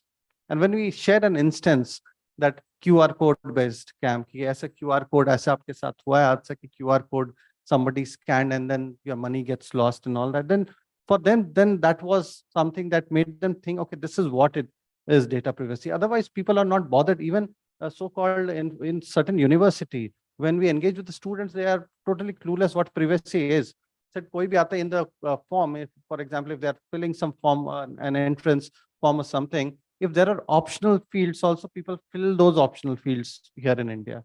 So we give the data that is not necessary also in those things. So I believe the realization of data privacy and what data privacy is in our kind of interactions and certain workshops that we did. Also, we do a digital Shakti campaign to empower women in cyber safety. This is with the National Commission for Women. Now we are talking about cyber skills in it. So in that campaign also, we realized when we are taking workshops, we went to certain rural areas. It's not just really urban only campaign. We go to rural areas, and when we interact, then people are totally clueless and not aware what two-factor authentication is, what is privacy, what is their data, how is their data getting stored. They're not bothered, they're not concerned. In urban areas as well, I'm sure Apar would also add a lot of insight that IFF does. But then in our interaction, what we see in the urban areas also, when we interact with senior citizens and all that, they have very less understanding about privacy and data. How data is significant, the way data is important, and why should they be bothered about anybody asking their name or any such information. They are not bothered. Anybody asks on phone, like any kind of scam calls that come, they easily share all that information on the call itself. So challenges are with it, whether you talk about rural or the urban areas. And again, I'll come back to the same thing, digital literacy at all levels, not just maybe at one level, whether you talk about academic institutions, but I'm also kind of one way that we kind of do campaigns is also by organizing Nukkad Natak. So it has to be, again, what Dr. Ellen mentioned in the presentation, that language or the tone should be such that people should connect to the campaign. If you take out a social media tweet, or maybe if you take out certain content which stays on the social media, while majority of the users are there down below, we should kind of push those messages in their languages that they understand, they relate to, and then they can act. And also some set of community volunteers, like we have CSCs you mentioned, Arindam earlier, but CSCs, are they enough? Or we need more of these cyber volunteers or cyber champions on the ground who kind of assist people, like an ambassador who stays in the community and kind of aids them in any kind of transaction. If they have to, you mentioned about connecting PAN to the account. So all of that is something that we need those community ambassadors who can guide, and they can be the source of information. If there's a misinformation being spread, then at least they can be the one who can guide this scheme is not correct. This can be a fake kind of a content, so that they have somebody to check back, and not something that they just rely that some kind of social media post, tweet, or a flyer or booklet reaches to them. Nobody has time. Nobody reads those do's and don'ts when you go on the ground. People are so busy with their general work. People ignore those text messages and all that. They'll not understand only what does it mean. So it has to be simplified and taken down below. Apart, your thoughts? So, two thoughts on this. Firstly, I think literacy, social pattern usually develops after some period of access to a new technology. So it does take time. And what can possibly benefit is understanding who we are as a society. We as a society broadly, as much as we may be different countries, is patriarchal, is caste-ridden by itself. So we have to acknowledge that rights quite often under our constitution will clash with our social behavior norms in that sense, which is why even if you look at freedom of speech and expression, it's not well understood. So privacy by itself will also face that barrier, not only in literacy, explanation, but also social norms as they exist. For privacy as articulated by the Supreme Court means dignity, means autonomy. Autonomy means liberty by itself. It's a deeper conception, right? So we have to understand it from that perspective. And when we do understand it from that perspective, it will make our task a little much more easier in then thinking about data protection or data privacy in terms of mere articulations of ownership, which is what it is being pronounced today as most policymakers. Let me also say that what makes these movements possible. So I'm reminded of a recent discussion on public health, which took place at the India International Center for the launch of the quarterly, which is a double volume this time on public health. It comes after the COVID pandemic. So it's been edited by Dr. Reddy, who says that for any public health project to be successful, it needs scientific certainty in terms of some level of reliability, scrutiny, testing. It needs operational experience. It needs financial ability. And lastly, it needs political will. It was drawing from the opening remarks of another panelist, which is Sandhya, who serves at the Lancet Commission. And her talk was very, very provocative, but it was very honest. She said, what are the political determinants of health? And what are the perceived incentives electorally for political parties in which in certain states public health is considered a priority, such as in Tamil Nadu, and in certain states it is not? And how does that essentially change for people based on states by itself, right? So we must understand that information is also there in the state list. And that's been acted upon in states such as Rajasthan for making one of the first right to information laws, which is a citizen movement.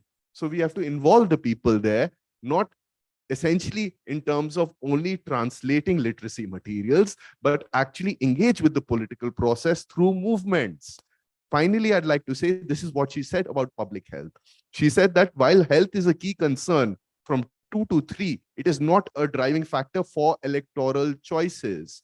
It is on the same level as employment. So what are we voting for is what we get. And I think that's very important to this conversation, also in terms of digital inclusion. If people are not asking for internet connections, for access to smartphone devices at an individual level, the state will not give them. This needs to be a conversation we need to take to the people and tell them this is a demand they can possibly make if they so desire. I think that's one way I would put it. And I know that's not very academic, but I think it just cuts through a lot of this. No, I mean, I get reminded of something when you mentioned about, the state as an institution providing smartphones at an individual level, obviously with the desire, I mean, the demand being met. So yeah, and if you'll see, a lot of the state governments particularly have this, unique scheme of actually giving smartphones and tablets to the frontline workers.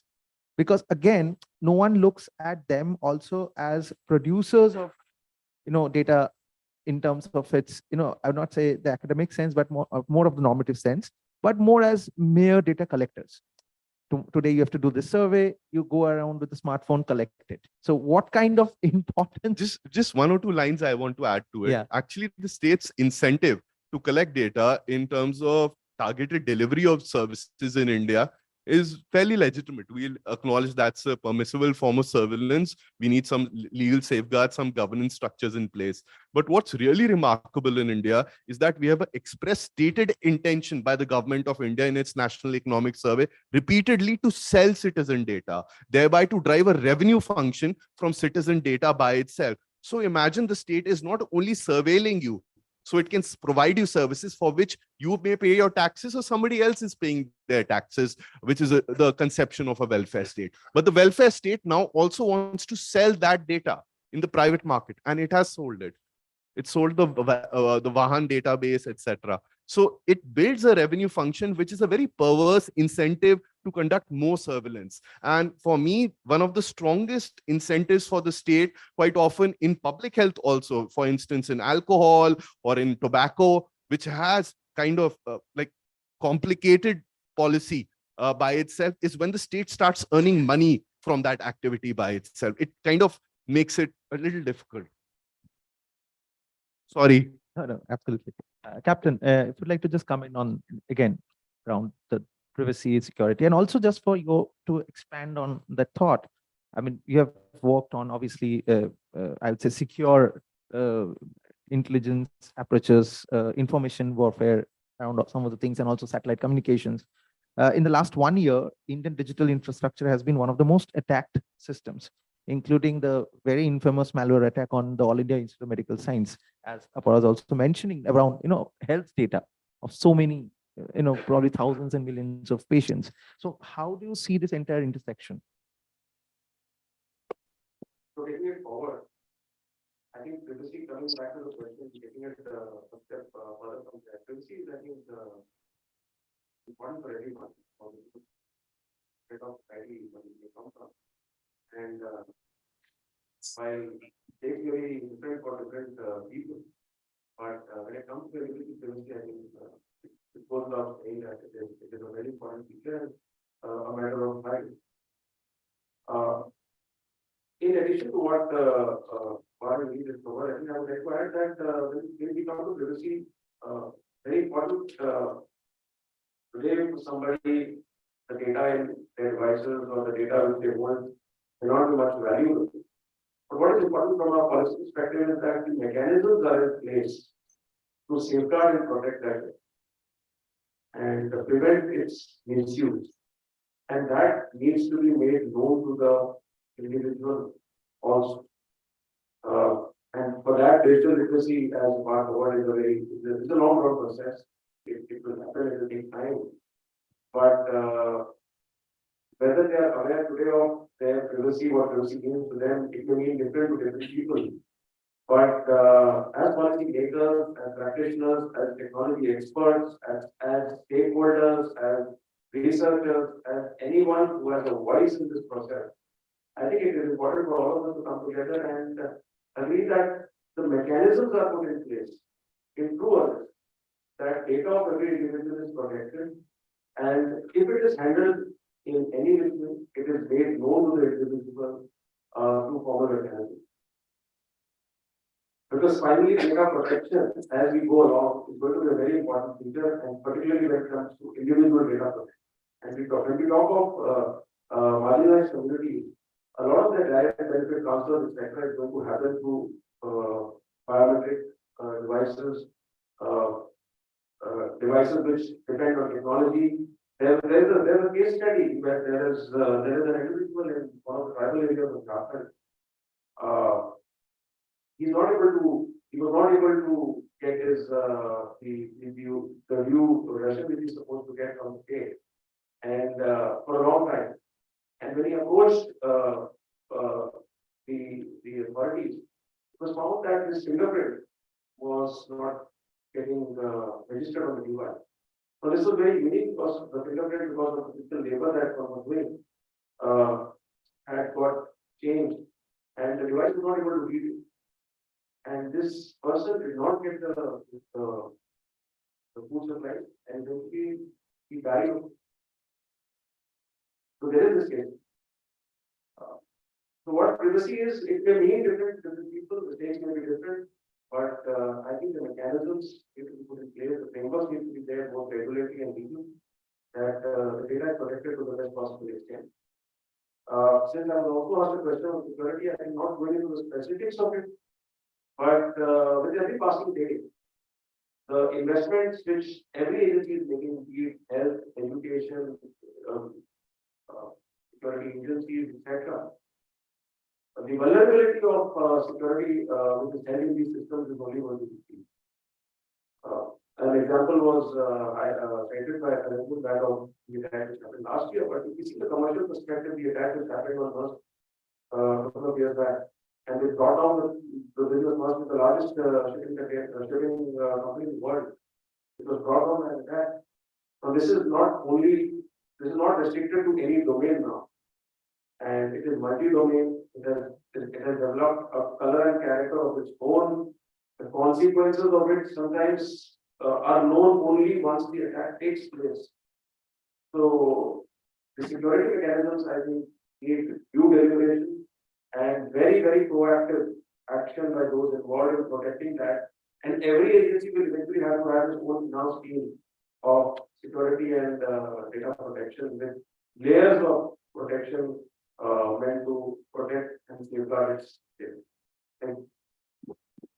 Thank you. Thank you, Captain Puneet. Meghna,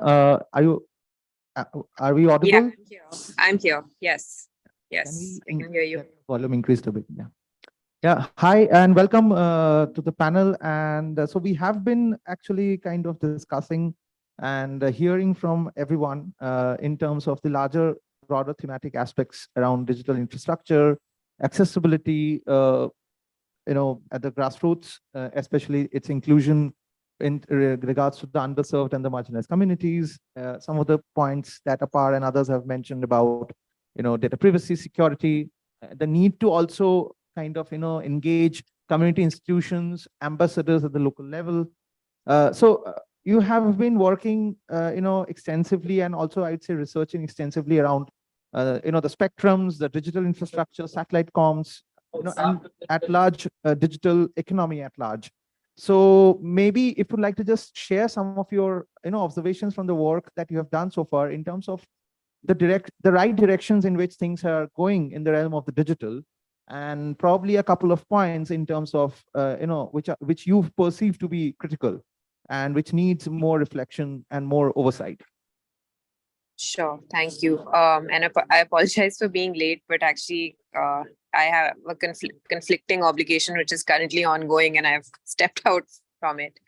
So thank you very much to Arindam and PDAG and everyone for accommodating. So yes, essentially, I've actually co-authored a book on this subject, and basically our book, it's called The Dazzle of the Digital. We embarked on this project about 3 years ago.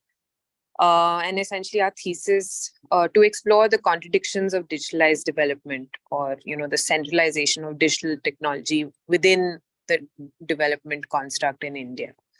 And in the midst of our writing, the pandemic struck, and taking digital from being a good to have to a must have. And in the process, it further affirmed our thesis that while digitalization is viewed as a panacea for resolving development problems, it often makes them harder. And this is not so much a function of a deficit in the technology itself, rather it is a shortcoming on how it is deployed, or the missed opportunity to harness its potential correctly.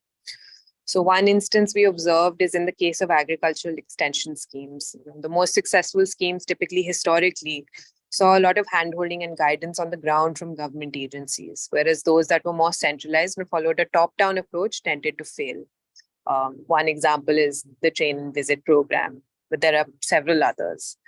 And what we observed in the context of digitalization, so there are a number of extension schemes like M-Kisan, like ENAM, if you all are familiar with, that have been brought out. And what we've noticed about these schemes is, rather than leverage an attribute of digital technology, which would enable handholding to a further extent, or extend state capacity in the context of handholding, digital technology is used in a way that further kind of exacerbates that tendency to centralize these schemes, which means it removes the government further away from the point in which they should be investing or they should be on the ground. So in the context of M-Kisan, which was essentially an agricultural extension service that sends out SMSs to farmers who are registered on the portal, we found that one, in the context of the scheme, the quality of information that is shared is very limited. And that, of course, has to do with limitations with the medium of SMS itself. But the other limitation there is that the portal is completely in English and it's quite a complicated process of registration. And while the portal boasts of about, I think, 50 lakh farmers, which would be a credible number in any country, it is precisely this attribute that raises questions or raises problems about the nature of the portal and its efficacy. Because when you look at the information that's sent out, and I'll give you an example, one SMS that was sent out was, if you spray urea on 10% of jute land, you will have, your crop will grow well. 10% of what, and is it only urea? What are the elements, etc., etc.? I mean, there's like multiple elements that go into, let's say, farming. But anyway, these kind of random tidbits of information, I don't think provide much utility. Another example that we see, and also, I mean, digital by itself is inherently exclusionary as well, right? I've touched upon the fact that, there's complexity, but even complexity on that portal, but even more broadly, you need a modicum of literacy to be able to engage with the digital effectively, to be able to wield it to your specific needs. And that, based on a recent NSSO survey, indicates is quite lacking in India, where it found that a majority of participants didn't know how to email, didn't know how to attach, include attachments in email, and multiple other areas where they found deficits. Another example where we've seen, this kind of push for digitalization is land records. And you look at the National Digital Land Records Modernization Program, or the National Land Record Modernization Program. It boasts of, again, 95% of records being digitalized, etc. But then once you investigate a little deeper into the state of records and whether it's actually being used in most states, like, for instance, there's a survey that's been done on Rajasthan specifically. It's found that on the ground, because there are multiple tiers of governance, even in land record management, physical records are being used. After digitalization was done, none of the officers were really trained on the software. And so they reverted back to physical records and paper records. And there are, of course, a lot of institutional incentives that feed into, wanting to follow an analog process rather than a digitalized process. So basically, the concept or the premise here is that intelligent design lies at the core of an effective digital development program. And I'm not a technology antagonist, quite the opposite. But the problem is that if you put in technology in a development program for the sake of putting in technology, it's not really going to work. It's not really going to have any effect except maybe some brownie points for the person who implemented it. And I can carry on, but those are my kind of starting comments. And essentially, what was one last point, what intelligent design means is basically understanding and empathizing with the context of the recipient of a particular scheme. What are their limitations? What are the limitations on the ground? What are the accessibility issues? What are the vulnerabilities you create in the context of implementing a digital-only infrastructure for a key government service delivery? And we saw this play out, particularly in the context of, the AAPS and what was happening during the pandemic, which we've covered in our book as well. Another issue, I would say, with digital development schemes is that the state sees them as an extension of themselves, of itself, and there's a kind of wrapping of political imagery associated with the digital development scheme. And so there's an unwillingness to reform or revise, and unwillingness to roll back or reconsider. So that is something that becomes problematic as well, particularly when they aren't well thought out, and particularly when, again, and that is actually one reason why we see a lot of technology being pushed out for technology's sake, for the sake of putting out technology. Because there is a correlation with modernity and progress, and anyone who does so is seen as a champion of progressive values. So there are all these kind of concerns associated with, I would say, the implementation or the introduction of digital technology within development schemes in India.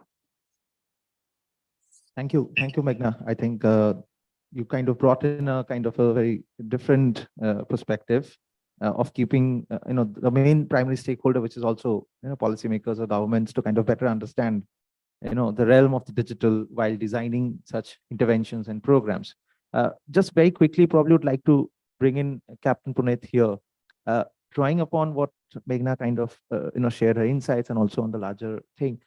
Do you see a dire need to have digital literacy and understanding the realm of the digital to be first kind of undertaken across all spheres of governance? So for example, how does the Deputy Secretary in a state government of the Department of Welfare understand the idea of the digital? Because at the end, the cutting edge implementation happens down below from the block development office upwards to probably the Ministry of Finance. So at every level, we do have the digital present, and it will be present as a all permissive kind of factor. So do you feel the need? And then if it is, then how do you see that happen? That's a very good. And just to share, earlier this month, I was on the panel of one of the topic was AI and policy making. And one of the questions which came out was very similar, that how do various levels of those involved in policy making actually do they require formal training in AI or basics of AI, and so that they come out with something which is more relevant, contextual, and in tune with the developments in that field. So I first of all, I would like to agree with Meghna on the point that digital only solutions, I think that needs to be, that path needs to be very cautious, because there are different recipients of every policy, and they see digital only solutions in different ways, and the way it impacts them is very different. Coming back to the challenge with or the issue which you just raised, I think what we need to do is because those involved in any kind of policy making or drafting at any level need to be aware to a certain extent. May not be a deep dive into that particular policy, because they eventually cannot be subject matter experts of that.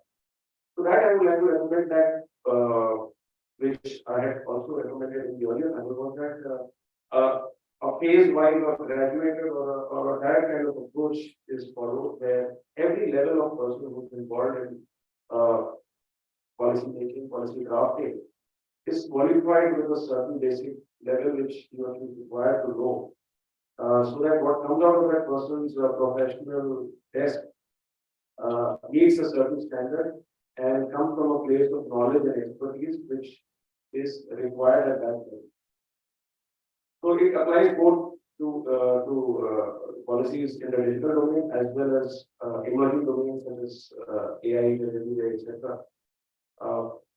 Definitely, there is digital literacy. When we talk of digital literacy, it is not only for A or B section of the society, but for anyone and everyone involved in the whole process.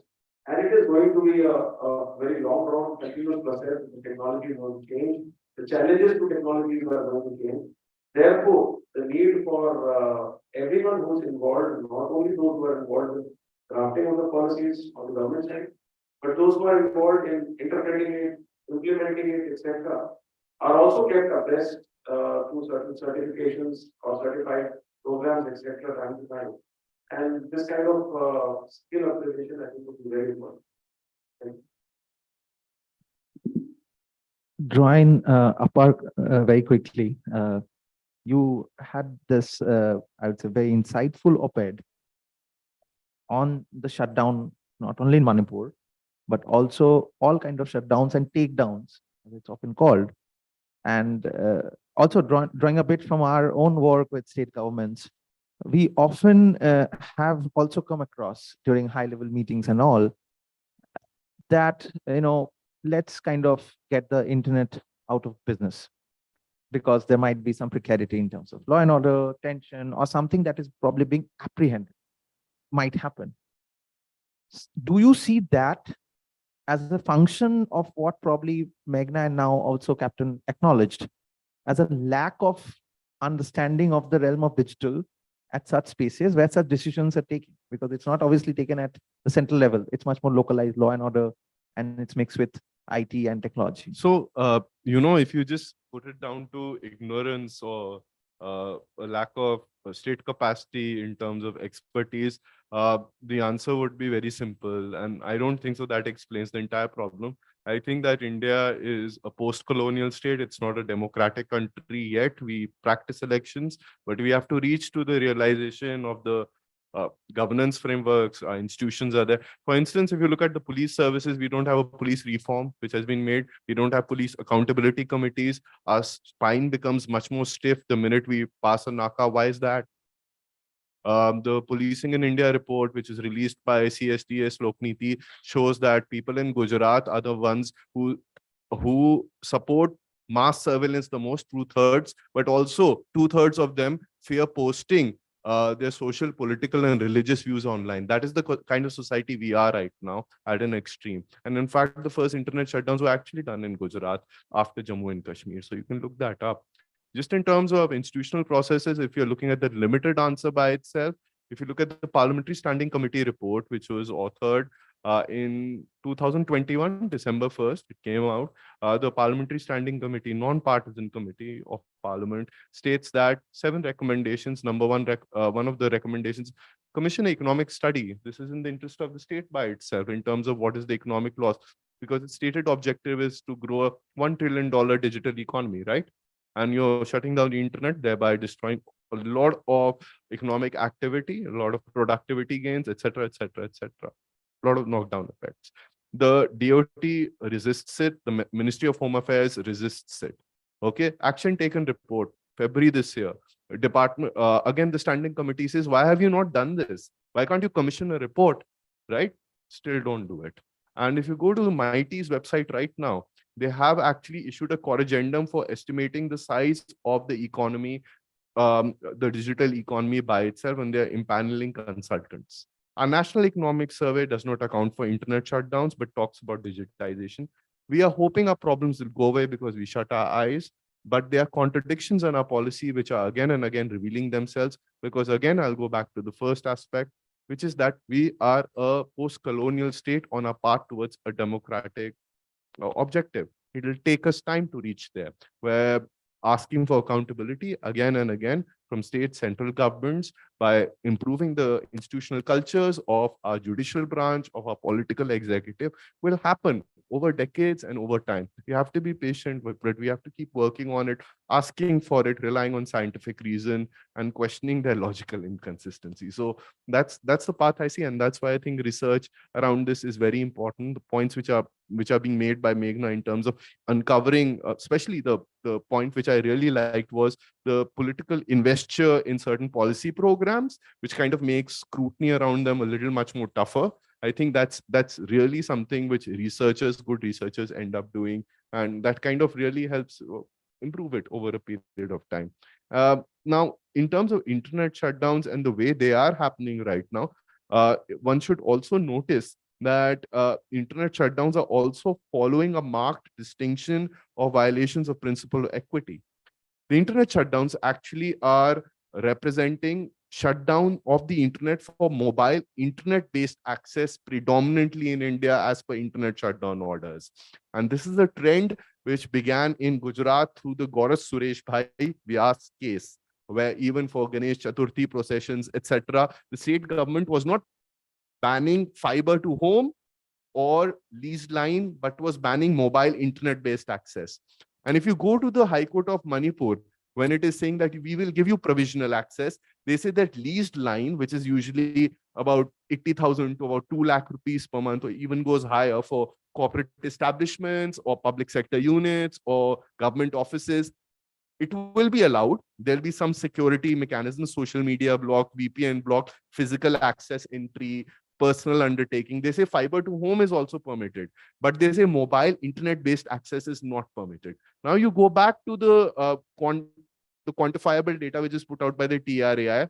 Out of the 2 million users of the internet in Manipur, or 2.2 million connections, the total pie is 2.36 million for mobile and 0.02 for wired. So I think so it's about, if I estimate, it must, or 2 million. So I think so, if I estimate even at the best that entire 2 million wired is taking internet, it still leaves, like, I would say about 85%, 87% who don't. So it's an internet shutdown in effect. And socioeconomic categories which have desktops, which have fiber to home, which have the ability to access it, are already being overrepresented again in situations of conflict. So we have to think about these things deeply, because all of this is bundled into doctrines of law which are called proportionality, which seems reasonable, but is it reasonable is the question to ask.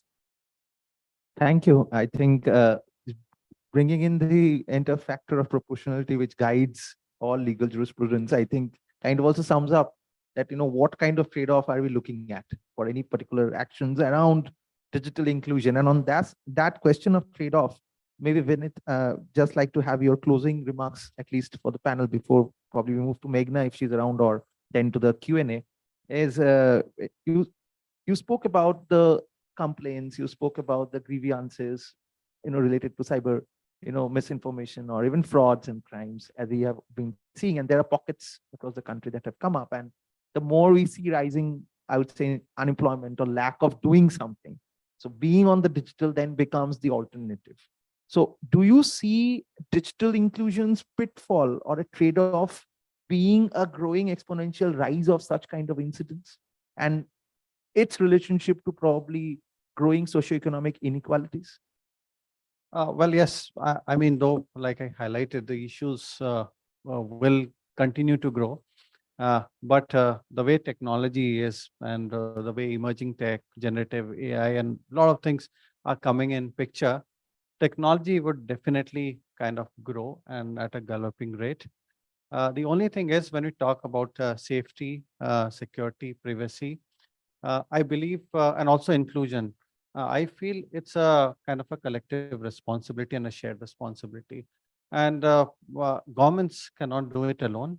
It has to be a multi-stakeholder approach where industry, academia, civil society, government, international organizations like the UN, all of us need to come together, talk about inclusion, and strategizing in a way like integration into the curriculum, or whether it comes to planning those cyber skilling programs and all that. It has to be thought of properly and before implementing. And in fact, panel also brought out that even the policy makers, those who work on the policy, whether it is the digital skills policy or whether it is any kind of digital literacy kind of a campaign that is being planned by the government, by the union by the union government or the state government, that has to be thought of properly, not just for the sake of doing it, that we have to reach it, but it has to be a kind of an impactful campaign, and somewhere it has to help people, aid people in kind of, in doing the routine transaction or routine activity. So shared responsibility is something that I'd like to highlight where it should come up. And in actual sense, the multi-stakeholder approach, not just a tick mark approach, but multi-stakeholder collaborations need to come up, whether we talk about inclusion, outreach, or whether we talk about trust and stability, or making people more resilient to the set of the cyber crimes and the cyber attacks that are happening. So we cannot stop technology. It will definitely grow. And the way things are moving, and 2050, I was just reading a lot of reports while the panel was on. I was going through reports of billion users coming here and there. So I see a lot of activity that will take place, and we cannot shut down on technology. That is one way, but we also kind of spoke about internet shutdown. I agree with Apar also, because there's somewhere the loss if you shut down internet. But the question also on the other side that I see is, what about if there's threat to life or loss of life?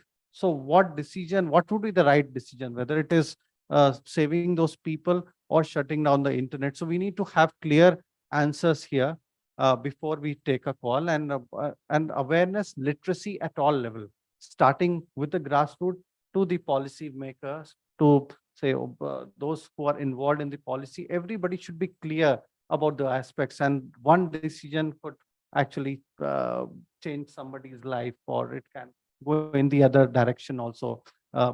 Thinking about all these small stuffs, like whether you talk about, it's not just about modernization, but it also to think about the data.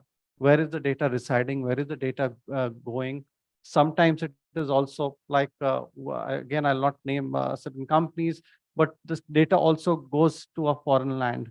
How is our data, the data of the Indian users, being treated by a foreign country? It's not about surveillance in India, but what about surveillance being done by the other countries on our user data? So a lot of things have to be thought about, and so that we take right decisions and make the entire environment inclusive, safe, and resilient for everyone. Thank you. I think we should probably take borrowing from what Captain Punit had written in his article, like safe and equitable.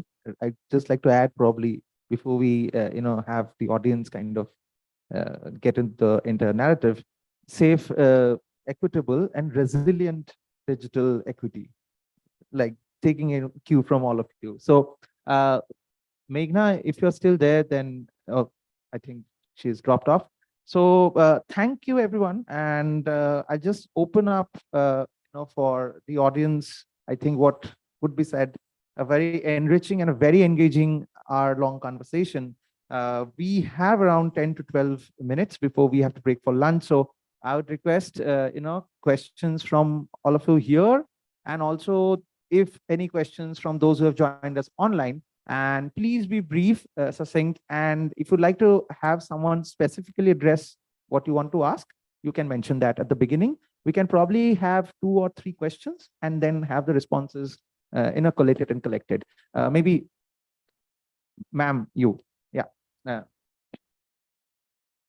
Hi, I'm Shruti. I'm a tech policy researcher from IIT Delhi.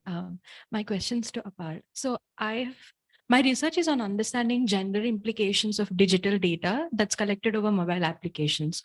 So I've engaged with privacy policy texts or the data protection frameworks, national and international. And something I found to be particularly alarming is the compliance behavior when it comes to data breach procedures, right? So for example, as the DPDP bill talks about, do you have a data protection officer in place? Or as GDPR talks about, do you notify your user base in the event of a data breach? These are the questions I'm passionate about. And I wanted to ask you, because your organization's invested in data rights and privacy, right? How do you get this message that's rooted in the language of rights get across? How would a conversation with these app developers look like?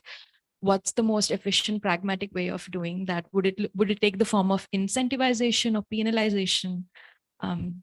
Yeah.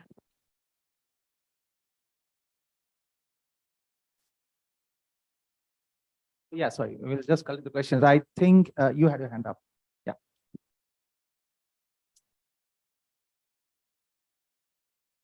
Yeah, hi everyone. I'm Samyak. I am an International Innovation Gold Fellow with the University of Chicago. I'm currently posted with the National Health Authority of India, where I work as an information security consultant. I have previously worked on the intersection of tech policy and security. And I had a few questions. I thought the discussion was very enriching. The first was I noticed that you had mentioned about the rise of scams relating to loans and a lot of these apps, which are available on the Play Store and other app stores. I think my question here is slightly more broader. Why is it that security is not the default or privacy is not the default? Right now, settings or whatever the off-the-shelf variant of any app or any service usually allows for a lot of data to be shared, usually allows for security settings to be lax. Why are they not hardened? And from that, there stems the question of control over these app stores. These are foreign entities. They do not always comply with Indian laws. There have been issues with them. How do we address that? And I think another similar point to this was the idea that you mentioned that foreign countries do have access to this data. And we've seen, for example, in 2021, there was the Zenua data leak, which we saw that there was a lot of extraterritorial data collection by a neighbor of ours. I will also not name the country.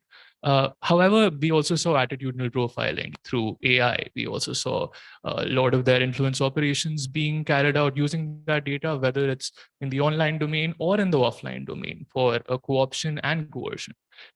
So how do we stop that? And just because there's so many lawyers in the panel, I do want to ask, what are your views on extraterritorial data surveillance, which is something that like a country like the US or China carry out through the national intelligence law, through the PRISM program?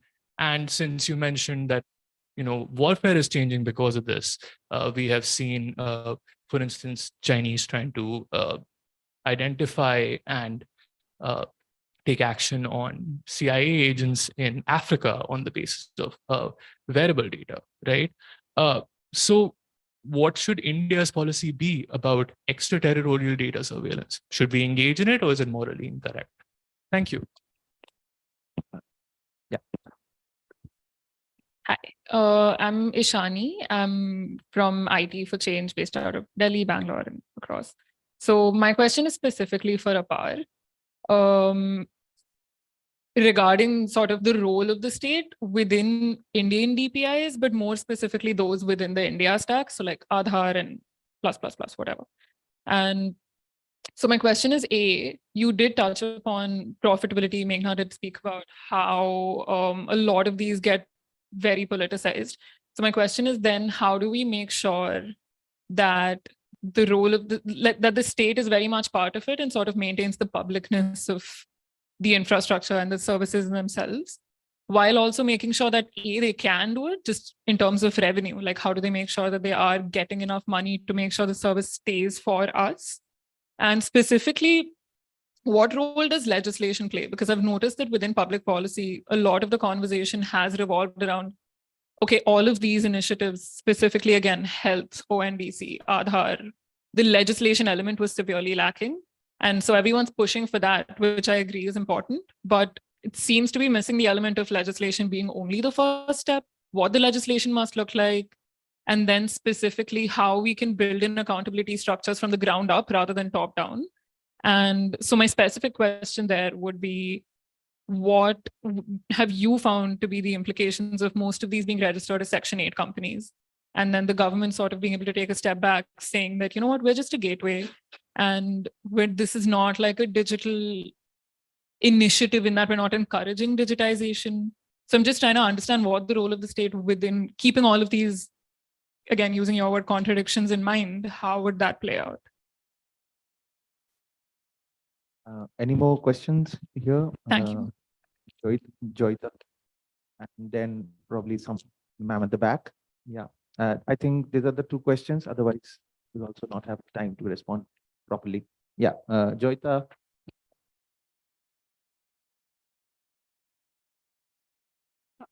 Shall I finish it?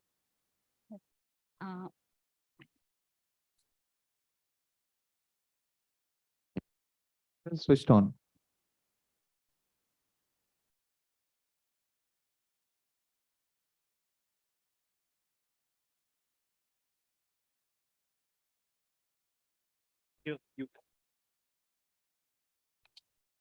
So the national e-governance policy places a key role for the private sector in the implementation of e-governance.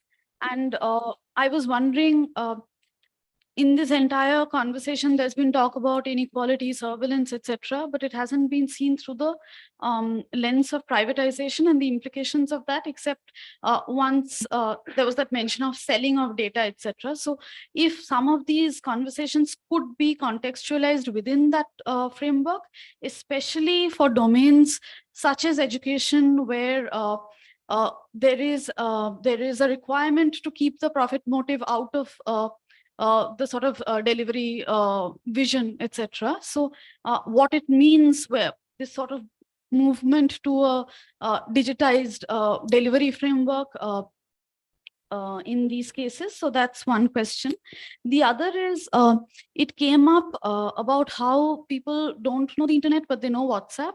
And this idea of like platformization. So on the one hand, the government is building its own platforms, which are meant to be gateways for how people access digital services or just generally state services.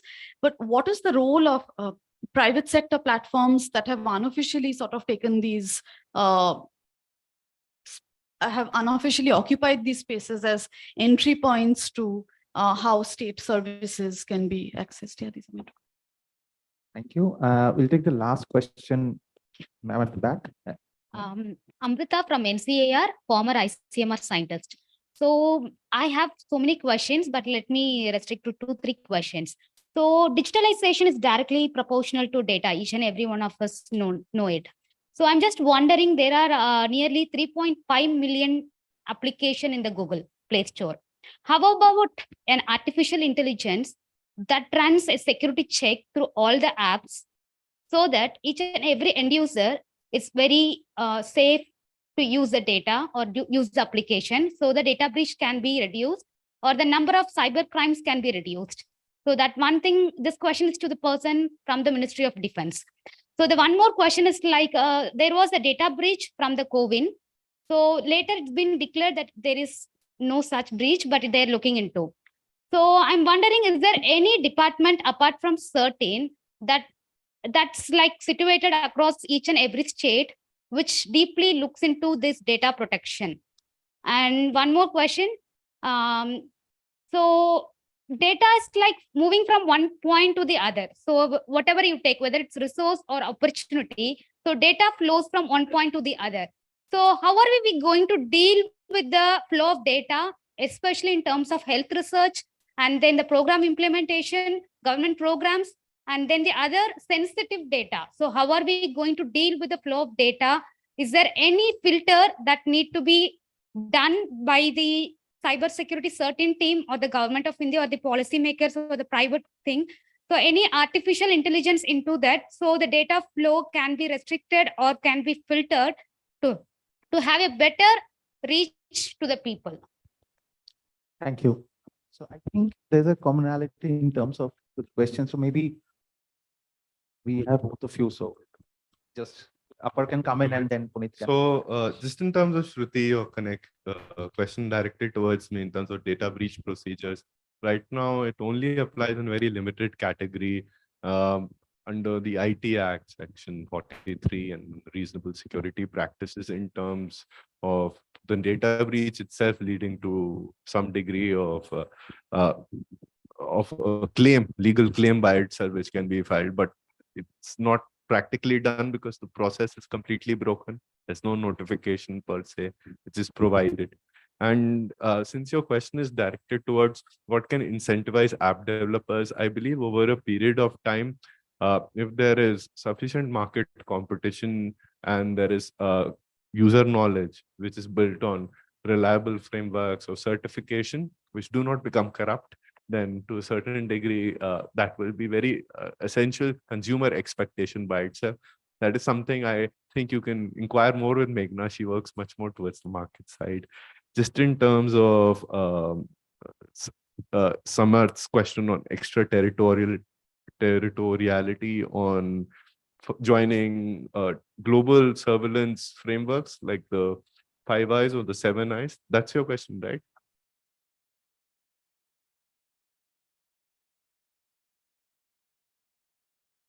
Yeah, that's through the 5 eyes or the 7 eyes, right?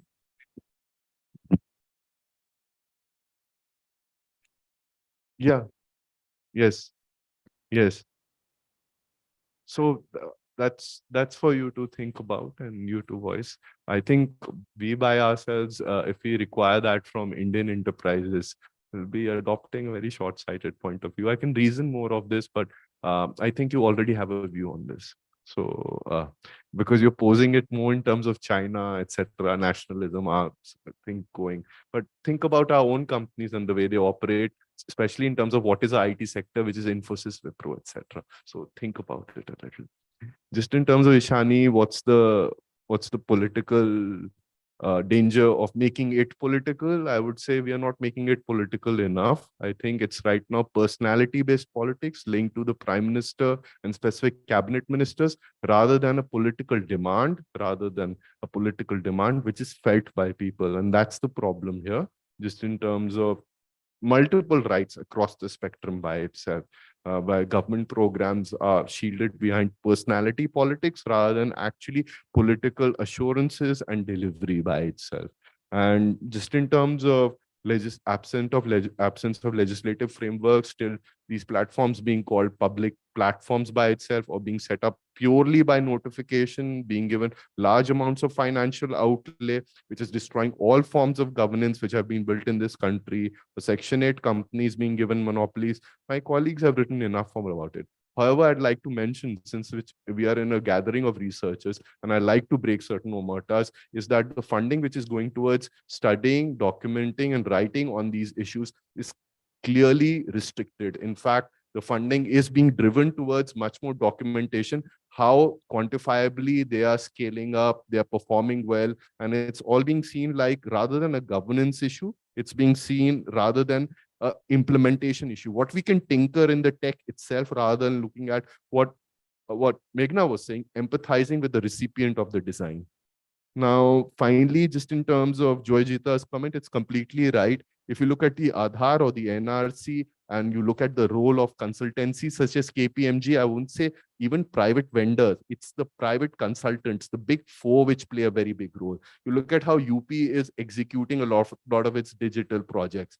Or just go back to what Yamini has written in Deccan Herald a few months back on the role of consultants in the private sector and how they're engaging with government, and what is their incentive from project conceptualization to going to the government, setting up an event, to procuring the vendors, to devising the RFPs, etc., etc., etc., etc. So it's multiple forms of revenue which push towards digitization and then bundle in with notions of modernity and progress.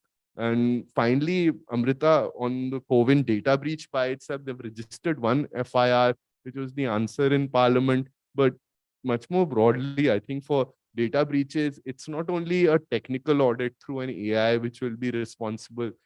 Quite often, the data is leaked due to access controls which are not properly given, access controls which are not properly utilized also. Sometimes it is because the system design itself, such as in COVID, gives access to thousands of people under API token, the ability to access vaccination data for the entire database by itself. Not the entire fields of data, but a lot of the data by itself. So I think it needs to be conceptually understood that sometimes excessive data collection or excessive access given to data as well is sometimes a problem, which is why in data protection we quite often talk about purpose limitation, data minimization as principles. So AI by itself may be able to in an automated function check access controls, but it would vary across applications, and behavioral practices, operational security would quite often be distinct as well. I'm happy to take more questions outside, but I'll end here. Yeah, closing remarks.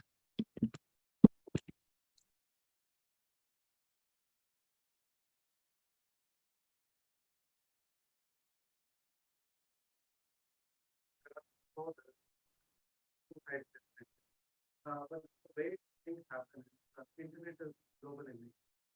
And if you start creating boundaries, we lose this sense of having that, and also that there are certain data, especially the data that comes from the critical infrastructure. And these data will be very critical and so I think those data, if we can create an ecosystem slowly, I see the ecosystem developing here in India, boundaries, with a lot of countries that the data centers are coming up in India. If you say 7, 8 years, 10 years down the line, the ecosystem was not there. But now there is some positive development happening on creating of that ecosystem. So one, we are ready. I think that at least the critical data can reside here in India. And then we can talk and speak to the tech platforms, companies, big tech more on localizing the data here. Because again, we see a lot of issues and certain crimes that are actually crimes, considered crimes and issues harms here in India may not be a crime in the other country. And when we talk about these platforms, or US-based platform or platform based out of some other country, they comply to their own law. And they don't listen to the Indian law. So there's a lot of social input happening there. So the way forward that we see is data localization is one of the ways. But then several aspects need to be considered. We cannot just fully go and say that data localization is something that should go ahead. It should be considered properly, whether we are ready for data localization or and if the moment we are ready, then probably we can negotiate with this platform to kind of set up their bases here in India and also give a kind of a quick response, like the issue that I was highlighting. I mean, we have to make quick and swift in action when it comes to cyber harm. And if you don't deliver, and if you don't so we keep getting cases. I mentioned a few, but there are many more cases where we still wait for some action to happen. People are waiting desperately that they get their money, their lost money back. But then certain things get stuck in the process and justice is delayed and eventually the justice is denied. So that's one major thing. The other thing to, in fact, I believe, in fact, mentioned about data breaches. So certain, in fact, has kind of mandated disclosure, any kind of form, whether small or big, if they get breached, they have to report it. It's mandatory reporting. They have to, but then further, whether the users are informed about the breach or not, that depends on the company as of now, whether people stay informed. Some companies, as an ethical practice, they have started doing it, informing people about any kind of breach that happens. But then a lot more, I feel, once the data protection will eventually become an act, and when the DIA comes into power, I think some of these issues would be kind of taken care of. Ma'am had one question regarding the agencies. So we have agencies at the national level. Other than certain, we have the I4C.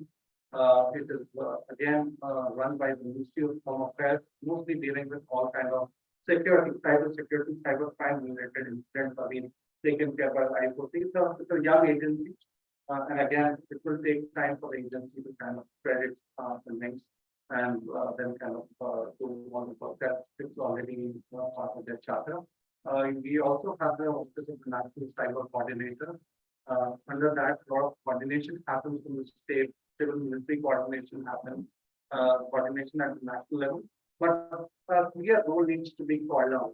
There are multiple agencies. We have the NCIITC, which is the National Critical Information Infrastructure Protection Center. The EMS attack, NCIITC was the nodal agency along with CERT because it was a critical infrastructure. So such agencies are there. State level also, certain states, like Jharkhand was the first state, by the way, which started with the state level cyber defense and research center. Then Kerala came up with cyber zone, and slowly states like Maharashtra is started something called Maharashtra cyber. So approach now is being moving from being reactive to proactive.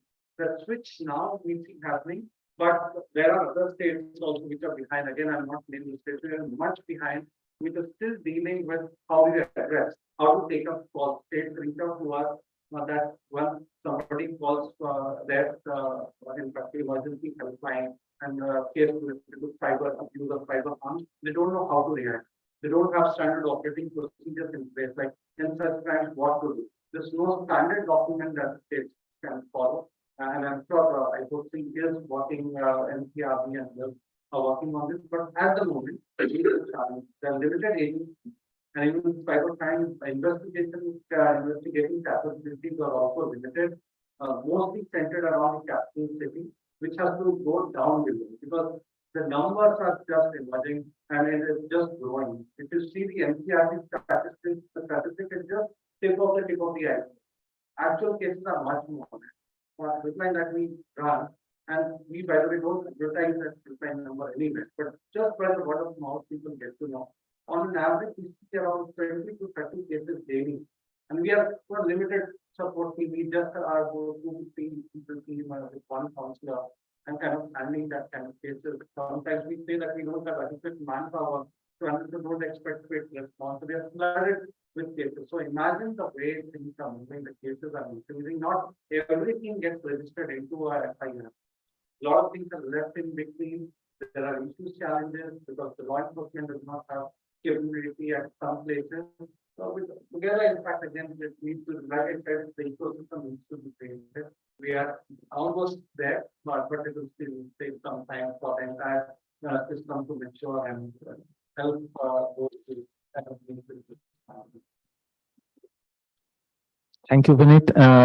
Thank you, Appal. Vinit, Captain had to leave because of some prior commitments, and also Meghna, who joined, albeit briefly. And what I believe is a lot of food for thought, quite a few points of action, and quite a lot of thematic spaces for what I see forward under DiSTO India collaborative research, leading to certain kind of implementation aided support. Especially in terms of, I think the recurring theme that came up is to have some kind of large scale literacy understanding, whether it's from the citizens' perspective or whether it's from the idea of the state as an institution around issues of security, privacy, welfare, designing of government programs. So at the end, the welfare centric programs do not become tech first, citizen later, but let it be citizen first and enabled with tech. On that note, we conclude the panel, and thank you for being such a patient listener. And Rashid, thank you.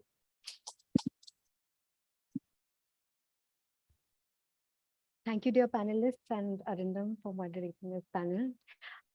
We now break for lunch, and we reconvene at 2 for the next panel discussion. Thank you.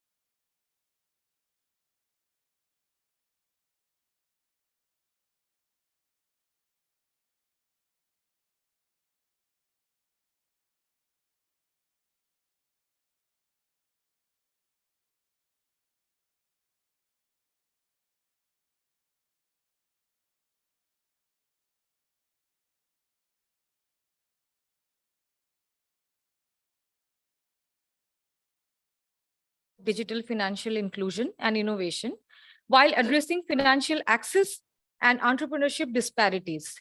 It directly contributes to SDG 8, decent work and economic growth, by investing how digital financial inclusion can create economic opportunities and empower individuals globally.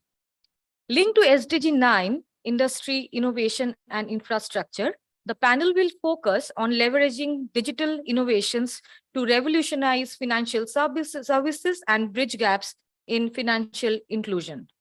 Additionally, the theme aligns with SDG 1, no poverty, by identifying ways to extend financial services to underserved population, enabling economic empowerment and reducing poverty. Let me now introduce you to the esteemed panelists and moderator for the session. First, we have Ms. Gayatri Shanmugam. Ms. Gayatri is the Chief Program Officer at Haqdarshak and oversees all elements of the design and delivery of programs.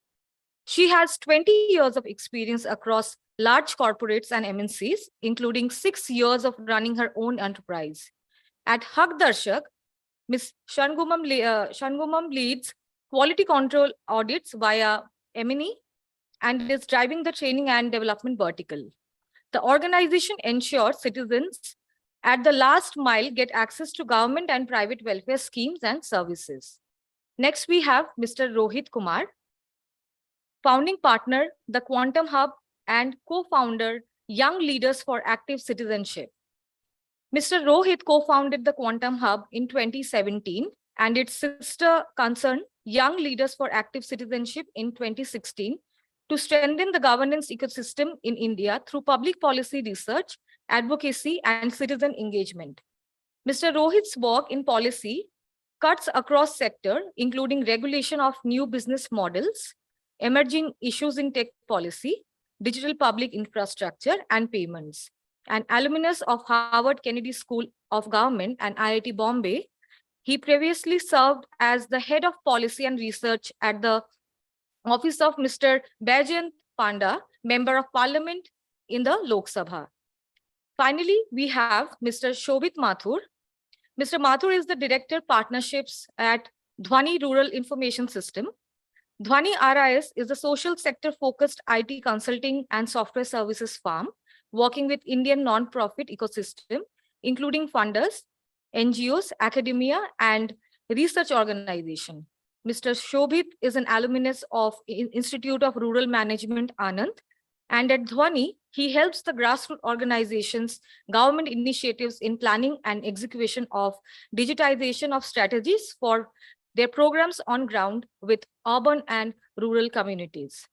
This panel will be moderated by Mr. Saurav Adhikari, consultant and data solutions lead at Policy and Development Advisory Group. Saurav is a data science engineer with 5 years of experience in the public policy, research, and social impact space. Saurav's work at PDAG involves overseeing design and product management of building system of social impact. He also leads the data analytics work, especially geospatial analytics and visualization for effective knowledge dissemination. I welcome you all to the stage. Thank you.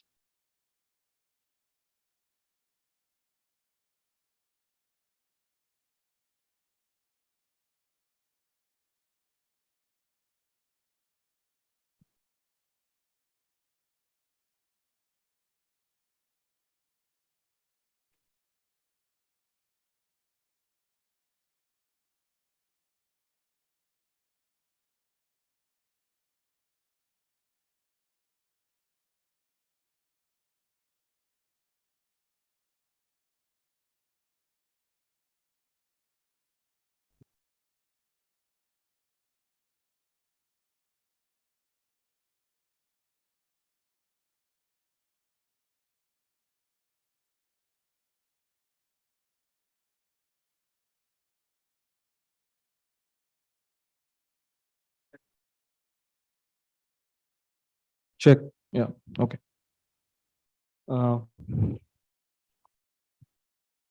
Good afternoon, everyone, and thanks for joining us. We've had a very heavy lunch, and it was also very short, I think, because the last panel, I think, it was very insightful and it was also long. And this is I think, a shorter, I would say, setup. Only three of the panelists together, and we'll also try to keep it within time because people also have other commitments, and we do not want this event to be longer than it's supposed to be. So this panel discussion on digital financial inclusion and innovation. So to start with, what I would like to do is set the ground for what financial inclusion is by probably going through some definitions, and then also trying to bring in that what's the role of technology in that, and then probably we'll move to the panelists to understand that from their work or the work that's being done in their organization, what are some of the key work that they're doing which sort of supports this sort of a digital financial inclusion, especially technologies or let's say financial literacy, things like those. And lastly, what are some of the challenges or issues on the ground that they're facing? And we can take much more in-depth questions later on. Right. So in the National Strategy for Financial Inclusion, which was published by RBI back in 2019 to 24, they've defined financial inclusion as the process of ensuring access to financial services, timely and adequate credit for vulnerable groups such as weaker sections and low-income groups at affordable cost. So, and this definition was given by Chairman Dr. C. Rangarajan of RBI back in 2008. Further, in 2015, the Committee on Medium-Term Path to Financial Inclusion, which was headed by Chairman Shri Deepak Mohanty, they set the vision for financial inclusion as convenient access to a basket of basic formal financial products and services that should include, this basket should include, and they say, savings, remittance, credit, government-supported insurance, and pension products. So this is a basket of goods that we're looking at. They further say that this is supposed to be rolled out to especially sectors like small and marginal farmers and low-income households at reasonable cost with adequate protection, progressively supplemented by social cash transfer, besides increasing the access of small and marginal enterprises to formal finance, with a greater reliance on technology to cut costs and improve service delivery. So this is the final piece where we actually get into the modalities of a digital financial inclusion should look like that. Greater reliance on it to cut costs and also improve the service delivery, the last mile connect, which we call. And lastly, they also talk about what an inclusive financial system should look like. That would also, I think would be similar for an inclusive digital financial system. They say that it is not only pro-growth, but also pro-poor with the potential to reduce income inequality and poverty, promote social cohesion, and shared economic development. So with that context of what financial inclusion is, what an inclusive financial inclusion system should look like, and the role of technology or the role that technology has to play in making this system inclusive, I would now ask probably Gayatri, who's joined us, to probably speak about some of the work that Haqdarshak has been doing. And I think especially in terms of service delivery to the last mile, social protection schemes and such, as to how they are aligned to some of these probably digital financial efforts that we're talking about. Thank you. Yeah, thanks. Working? Yeah, okay. So I think at Haqdarshak, when I read the, earlier notes that were shared, as a pre-run to the panel discussion, financial services at Haqdarshak, for us, largely, we think of government financial services, right? Including Suraksha Bima Yojana, Jeevan Jyoti Bima, opening of a bank account, all the other, insurance policies, pension policies. That's what Haqdarshak does largely. We don't do a whole lot of private financial services as of now. And I think all of the work that Haqdarshak does in the last 7 years has been two areas, right? Discoverability and eligibility. Discoverability bordering on awareness, right? Do people know that here are the basket of things that he was talking about that, that I can even access in the first place? And then, am I eligible for it? I mean, there's always a question of, there are a set of things, but as an individual, what are the prerequisites that I should be sort of satisfying to become eligible for it? So that's one set of problem that Akdarshak has been solving largely in the government financial services space, not just financial services, social security at large. But since this discussion is about financial services, I'm touching upon that. The second part is the access part, right? So we have discovered, I know I'm eligible. Do I know how to access it? That's the high friction path of, where do I go apply for this? What are the forms that I need to be filled up? Is it online? Is it offline? Am I literate enough to do it in the first place? And all of that, right? And Akdarshak's work, especially in the cohort that we work with in the most rural parts of the country, I'm talking about tribal areas, hilly areas, and all of that stuff. We very firmly believe this is going to be an assisted economy for a long time to come. So, while the government is definitely, working towards a lot of digitization, and rightly so, it brings about a lot of transparency, it brings about a lot of accountability and, scale, especially on the discoverability, eligibility part. But the accessibility part will continue to be assisted for some time. But great if it is digitized on the government end, and there are organizations, more organizations like Akdarshak who enable that assistance, right? To be able to provide that last mile connectivity. We are not sure this is going to be completely digital. I think therefore the ground network of Akdarshikas, as we call them, on the ground, who we've trained to on the awareness, eligibility, and the accessibility, who then reach out to the most vulnerable and get the whole, end-to-end service done for them. That's the kind of work that Akdarshak has been doing. The transformation that we've seen over the last 7 years is everything being completely offline to, I think right now, a lot of push on online.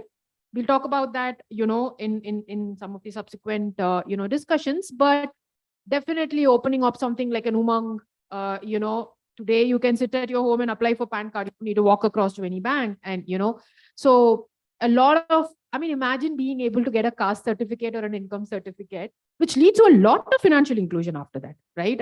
These are all the basics that one needs to have in place to enable financial inclusion, right? And I'm talking about the most vulnerable. I'm not talking about people like us, right? So imagine being able to sit at your home and get that done in about 5 minutes, right?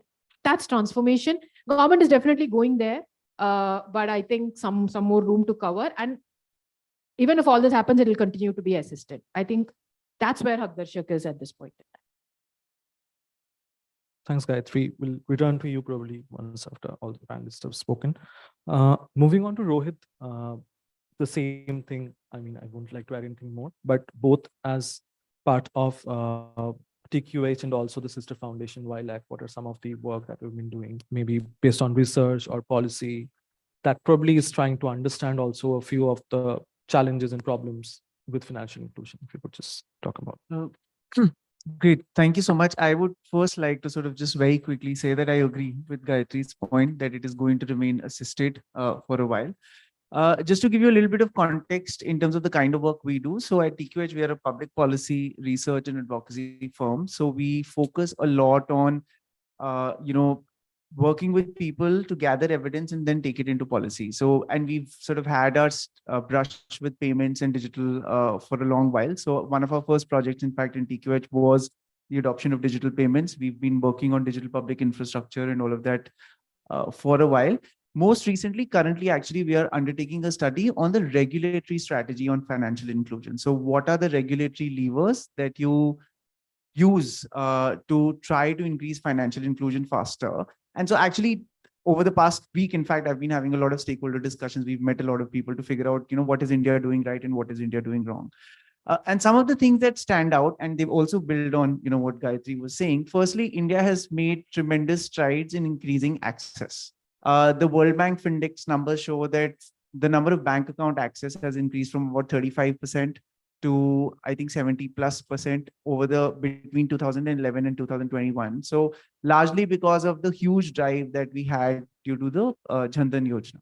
So almost like 490 million accounts were opened then. A lot of work done by organizations like Haqdarshak and many others on the ground, and the banks to get people into the system. So in that sense, we've really achieved a lot. However, there is a lot that remains to be done. A couple of things. First, despite all of this progress, there is still some 200 million people that are outside the kind of banking system. Even dormancy is very high. So even though we've managed to open bank accounts, we haven't really been able to get people to use them as well. Having said that, I think, in fact, the Findex numbers itself show that about 30 to 40% of India's bank accounts are dormant. But I think it may not be capturing the evolving story because, in our stakeholder conversation, some of the things we were learning is that after the push to open bank accounts was done, now, after that, a lot of governments have started paying G2P transfers into bank accounts. So a lot of schemes are directly transferring into people's accounts. So as a result, there is 2 lakh crore of deposits sitting in many of these small Jan Dhan accounts now. And banks have finally, the public sector banks have risen up to the possibility that, okay, maybe this can be monetized. So now there is a lot of effort to try to figure out how additional financial inclusion services can be built on top of it, how people's access can be improved so that all of these people can then systematically start using their bank accounts. I think some things that have really worked for India's context is that while digital is a layer, you do need a lot of people on the ground and you need this assisted, without it, financial inclusion can't happen. And the business correspondent model, I think, is the single biggest intervention that has really enabled the whole ecosystem. So conventionally, as you all know, opening bank branches, etc., is very expensive. And in fact, that's the reason why private sector also has not been penetrating rural areas, and it's mainly been the public sector banks. The business correspondent model has single-handedly allowed them to reduce their operational expenses on opening bank accounts, but still being able to service a large area because there are feet on the ground who go around. The business correspondent model, I think, also allows for trust to be built because for people who are just coming into the financial system, it's difficult to deal with just tech, when there is no human element to it.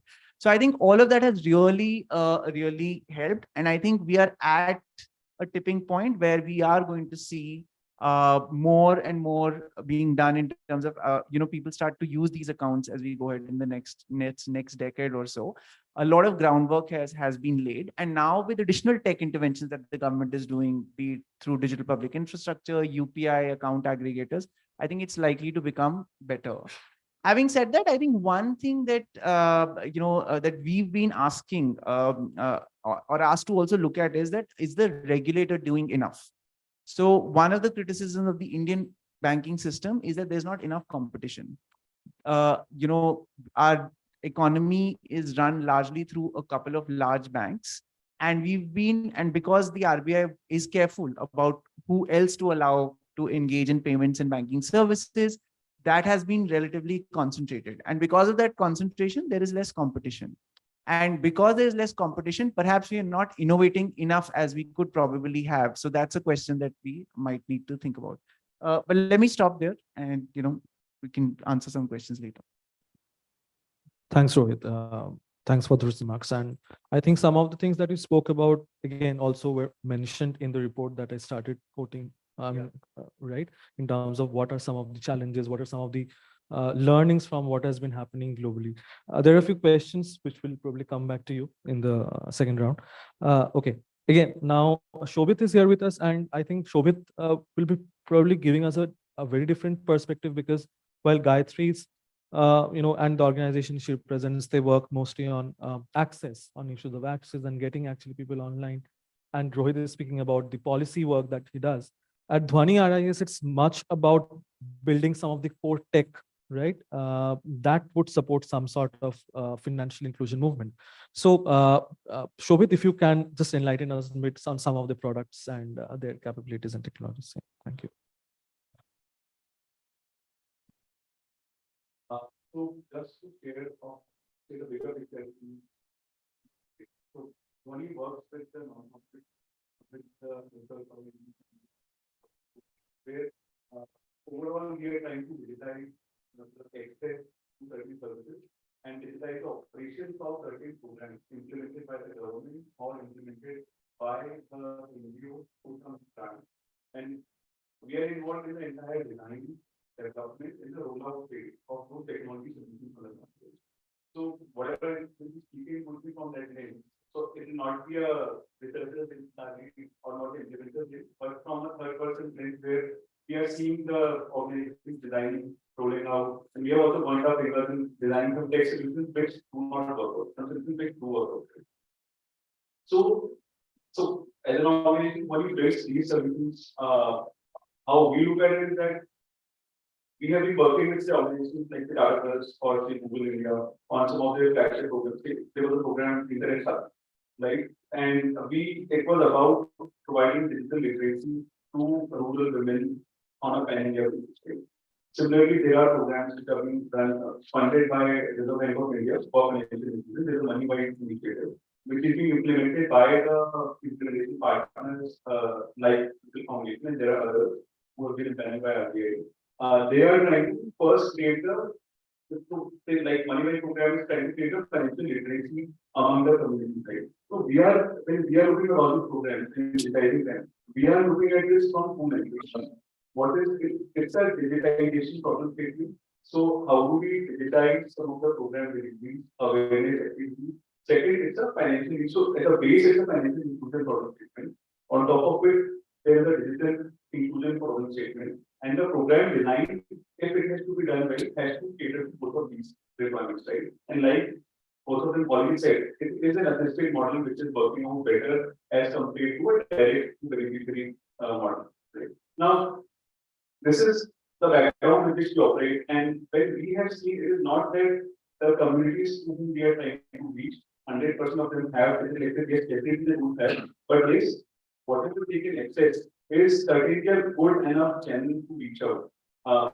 Women in rural, we were doing a study with IGH in Chhattisgarh, where we were on the ground just to study for a state livelihood mission to include the women to help them manage their transactions through their livelihood programs, how to digitize those processes, right? We were trying to see what are the touch points which they have and what are the women right now using. They were comfortable using YouTube, they were comfortable using WhatsApp, right? So now that was the starting point. Can we leverage these existing channels which have already penetrated? They use those channels for, say, accessing cookery episodes, they use those channels for accessing certain other, say, TV shows, right? Now, this is itself a good channel. They communicate about, say, financial inclusion services by government or by other service providers, right? So, identifying those channels which are already there has been one of our learnings. Instead of building a separate solution, because it is very easy to build a like these, spending 6 months, 8 months in just the development of it, spending just 1 or 2 months because a lot of brand life cycles are so short that you have to design, develop, roll out in a very short time, right? Which doesn't take care of the on-ground situations, and then when we roll out the system, it is not adopted on the ground. Right? So the program design needs to have those time frames in mind to have good, well-informed design of the tech systems which are aligned with the financial inclusion program. That's the initial thought I had, but I think that's also. Sure, thanks, Shobit. So one, I think, common theme that's arising from the panel is the fact that this assist that is arising as a core theme that across all these different domains of, I would say, providing financial inclusion. I mean, either in terms of research, it's coming up in research as well as a policy initiative as well, even in the systems that we're building. And also in the last 2 days, as part of all the discussion that we have had, one thing that's very apparent is the need for better digital literacy, right? And that's the only way then to sort of bridge this gap where people will be self-sufficient to do it. So my question is, so the way I am looking at digital literacy is the fact that one is a conceptual literacy, right? Of when some digitization happens. For example, let's say if UPI is my poster boy of digitization currently in the country, that so you do not need to go to the bank. That has been replaced by opening an app. You do not need probably say to bank account numbers, but rather like 2 phone numbers. and the press of a button is like almost like, signing your name on a slip or something like that. So that's like a conceptual literacy level, like, and that is easy to achieve. But I think one core issue that lies is the fact that process literacy, and which is at the core of also people not having enough trust on some of these digital systems because they don't understand the process of how things work. And it's also very complicated to also, pass on this knowledge to communicate the knowledge of how a process flow will probably be occurring in these digital systems to larger people. So I'm just wondering, what are your, like, all of your thoughts on the same as to if this is something that you've also felt while doing your work, and what do you think could be some of the way forwards as to how we can tackle this process literacy, if I can put it that.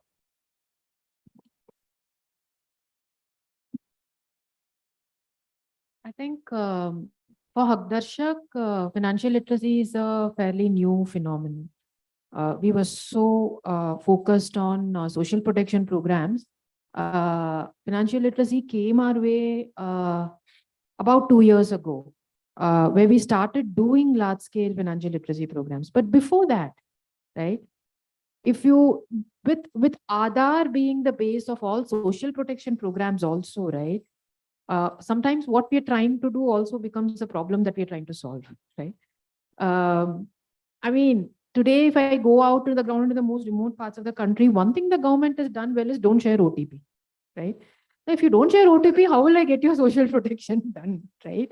So, so that way there is some amount of financial literacy that's already been, sort of covered. So that's becoming a hindrance to us, right? To convince them that, no, it's okay. And that too for a private organization like Hagdarshak, right? We are not the government.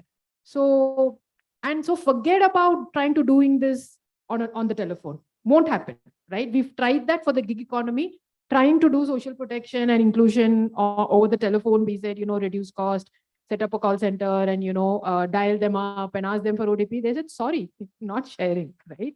So didn't work, failed multiple times doing that. So sometimes, it works counterproductive also. But in terms of, financial literacy program, I think a lot depends on how we design the program, right? Like to his point around, we run programs where we chase huge numbers, without naming the funder here. We chase huge numbers, run 20-hour programs, and across multiple geographies. There's a question of breadth and the question of depth, right? And that's a question of that's a variable one needs to consciously deploy when we are designing the program. I've also seen programs where I'm chasing much smaller numbers, which we have run. We are chasing much smaller numbers, but done in a very controlled manner with access to the system, where everything is taught and immediately practiced, and we are given the space and time and the funds to do that, right? Impact is obviously at a different level altogether, right? So I think it's largely a question of program design, the kind of funds that are available, and what we're trying to achieve as an outcome. Very difficult when we go to the most rural parts of the country where we run financial programs in schools, right?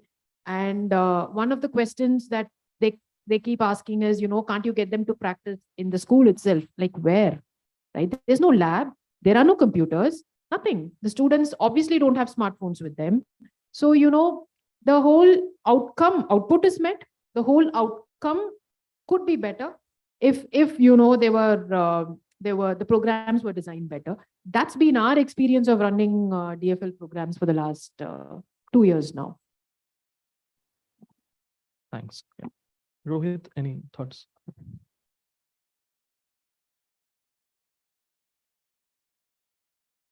Rather pass it on to him, but I probably just add a question, I think is, I think when you design financial literacy programs, probably from a policy person's lens, what is the incentive of the different players is something that is very important, because otherwise the sustainability of the thing is questionable. So I would, in fact, maybe I'm adding a question, but why don't you answer this? Okay, so I'll park that the sustainability part for the second half of the answer. But in terms of process of digital financial inclusion, so what we have seen when we are trying to provide entitlement access to the vulnerable communities. And there are a lot of, and because most of these programs are assisted programs on the ground, the process, the simpler it is, the better it is to deliver. And so the government may prescribe a specific process. So it's always a discovery. I have to profile. If I look at from digital lens, software design lens, right? We have to first profile a beneficiary based on the age, gender, income, caste, or others. We have to then identify the relevant government schemes which are for which they are eligible.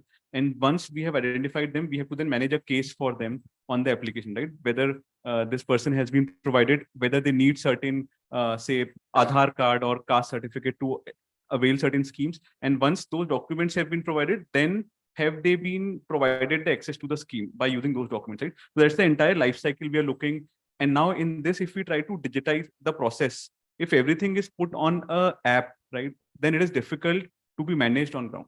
So what we try to see and suggest a lot of our partner organizations, this can be simplified. That, okay, out of these 5 steps, can you have 2 steps on the mobile, which allow you to monitor the process effectively, but the operations, let them be on ground, right? If you digitize the operations also, then first it is a training requirement for the field cadre. You can't go to scale, right? If you, so let it be in the hands and trust the wisdom of the field worker. Because they know the community better. They know that, okay, in this village, this is the caste, mostly these are the communities from this caste, this socioeconomic group. So this would be their eligibility for most of the schemes.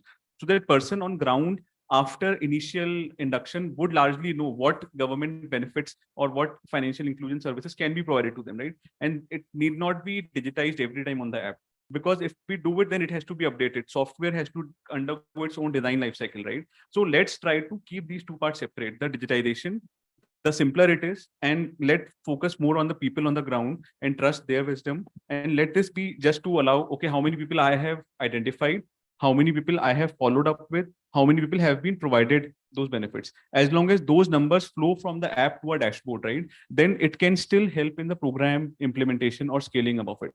And the questions can start coming from the data on the dashboards, right? But everything need not be captured on the mobile app because it's an over data, over privacy concerns and all those things, right? So yeah, simplification is one of the answers in the process angle. Okay. Thanks, Shobit. I think that was a great response which you shared with us. Also, I think this is also a question to Shobit mostly because it also comes from some of the answer that you probably you gave last in the last attempt that you made. Is that probably the systems that you're trying to build is also going to cater to sections who are entering this digital financial space, or for that matter, also financial space for the first time in their lives, right? Financial inclusion space. They would also be coming from vulnerable communities. And also at times, if we understand rural India, we will also know that they will not probably be speaking the mainstream languages.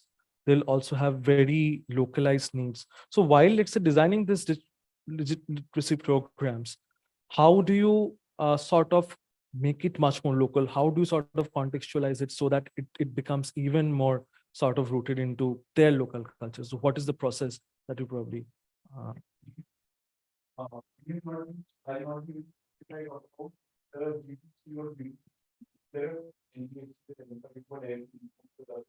they have their own engagement channels or related channels.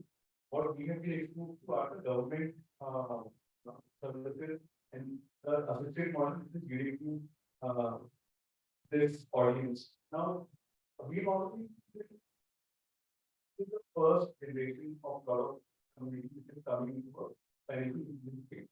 Obviously, they need some flexibility in the availability. So definitely, there is digitization alone is not the answer. But at the same time, there is this age group in this community. We are talking so much about these programs and everything. There are these other YouTube channels, there are the other apps which are having a huge uptake in the rural market, like DiSTO and everything. So there are products and services being sold to the same community. Yes, not everyone, not the bottom of the level, but still within this, there are segments, and those segments have their own respective digital access. Some of them have access to smartphones, plus internet, plus awareness. So they access some of this information in their own way. Some of them who don't have it at all, they have the assisted help, right? And then some people have access to WhatsApp, they just forward the link, right? So chatbots are one of the channels which are sometimes being used, but then they have their own cost and other constraints. But it is to segment that same audience based on their income and access. What channel will work for them? Can it be direct? Can it be assisted? Can be leverage existing platforms for them? Sometimes it's not even about the apps. It's about can we use the idea.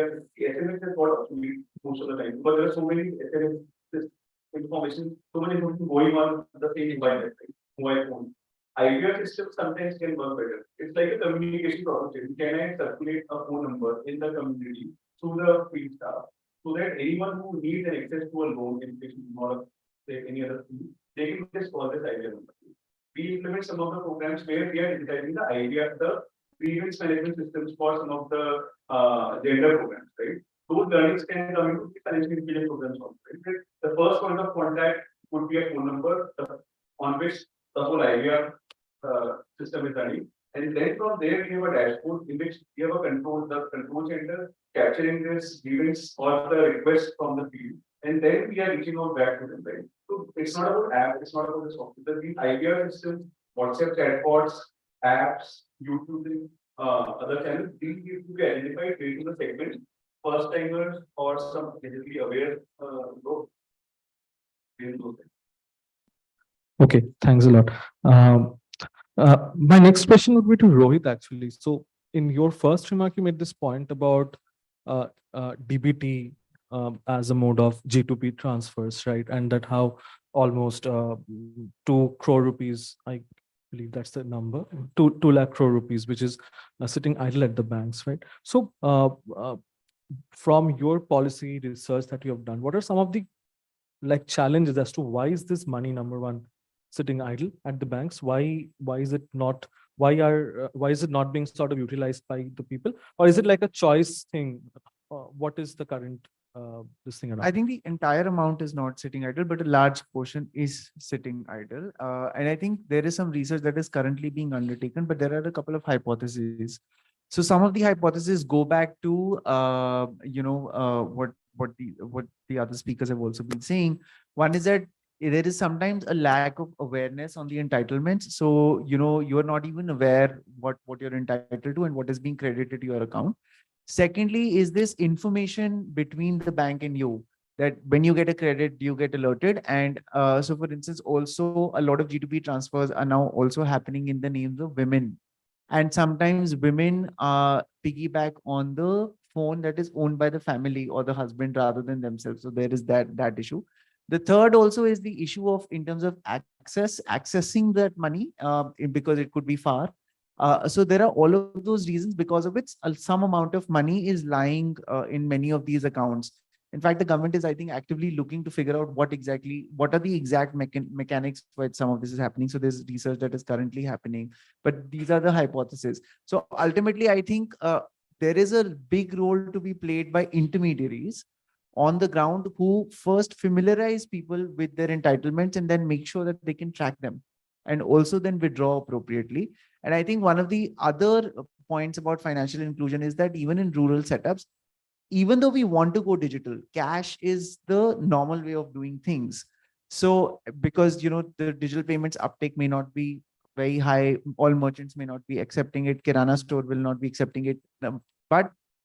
So we also need to supplement the digital infrastructure that we are doing with cash out points, like some ATMs, banking correspondent networks sort of going into those places so that people are able to take out money as and when they want. So I think all of these things will come together. Just a follow-up question to you, since you mentioned this thing about fund transfers being still low in the rural areas, but at the same time, let's say, I think a couple of months back, there was this report that volume of online transactions, especially like through UPI, has finally crossed, in the rural areas more than the urban areas, which is also, I would say, normal, because if majority of my population is in the rural areas, the uptake will be high. At the same time, the arguments that we normally see, it's always on the volume. It never goes to details of how many unique people have transacted. Why do you think that is the case? No, I think I don't remember what is that report. The UPI transactions have definitely increased quite a lot. The bunch of it is in the metros and in the tier one. How far it has gone out from tier one and tier two, I don't think it's as high. In fact, that is really some of the challenges that have been happening. That UPI has really gotten the imagination of urban India and the ones that, but for the rest of it, it is still trying to pick up. It hasn't yet.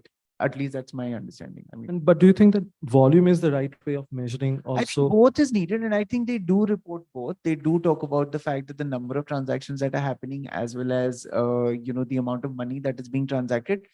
And actually, that number works in favor of UPI because many of UPI transfers are very small ticket items. In fact, a lot of people, even some of the gaming companies, apparently, one of the arguments that they've been giving is that a lot of people in small tier 2, tier 3 towns that play online games, for instance, do transactions worth 2 rupees, 3 rupees, and all of that is channelized through UPI. But also, do you think like the sort of data that we're collecting to sort of understand what's the I would say reach of this digitalization in terms of at least let's say sending money or saving money, things like those, the type of data that we're collecting, is it enough to understand the trends and also to make this any sort of programmatic changes, or do you believe that there is still more that we can do with the data? I think, I mean, I'm not sure how to answer that question. I think data, because it is digitized, I think data, I'm sure the data trails are there. It's probably just a question of what is the RBI aggregating or the NPCI aggregating and putting out. So I think if more disaggregated numbers around, stuff like access by gender, all of that can be put out, it will definitely help. But I think the data is there. It's probably about NPCI putting out more. Right. Thank you. This question would be to Gayatri. So one thing that you mentioned in your second comment is the issue with trust, where people are not sort of trusting, where, in programs where they're being asked to share the OTP. So again, have you identified any way forward, or what level do you need to go to sort of to convince these people to get them to sort of be part of these programs? I think the Hakdarshak model is based on trust, right? So what has worked for us and what has helped us reach the 3 million that we have reached in the last 7 years is the fact that all our network, all our field agents are from the community, which is where I said trying to do it remotely, telephonically, didn't work. It failed multiple times. So one of the things that has worked for us is ensuring that who we mobilize and train to enable, assist, and help do this work are from the community, right? So that is one thing that has worked. The second thing that has worked is the amount of liaising that we have done with the local government authorities, right? Hakdarsha cannot do what it's doing today without the blessings of the local government authorities. It's plain and simple. So,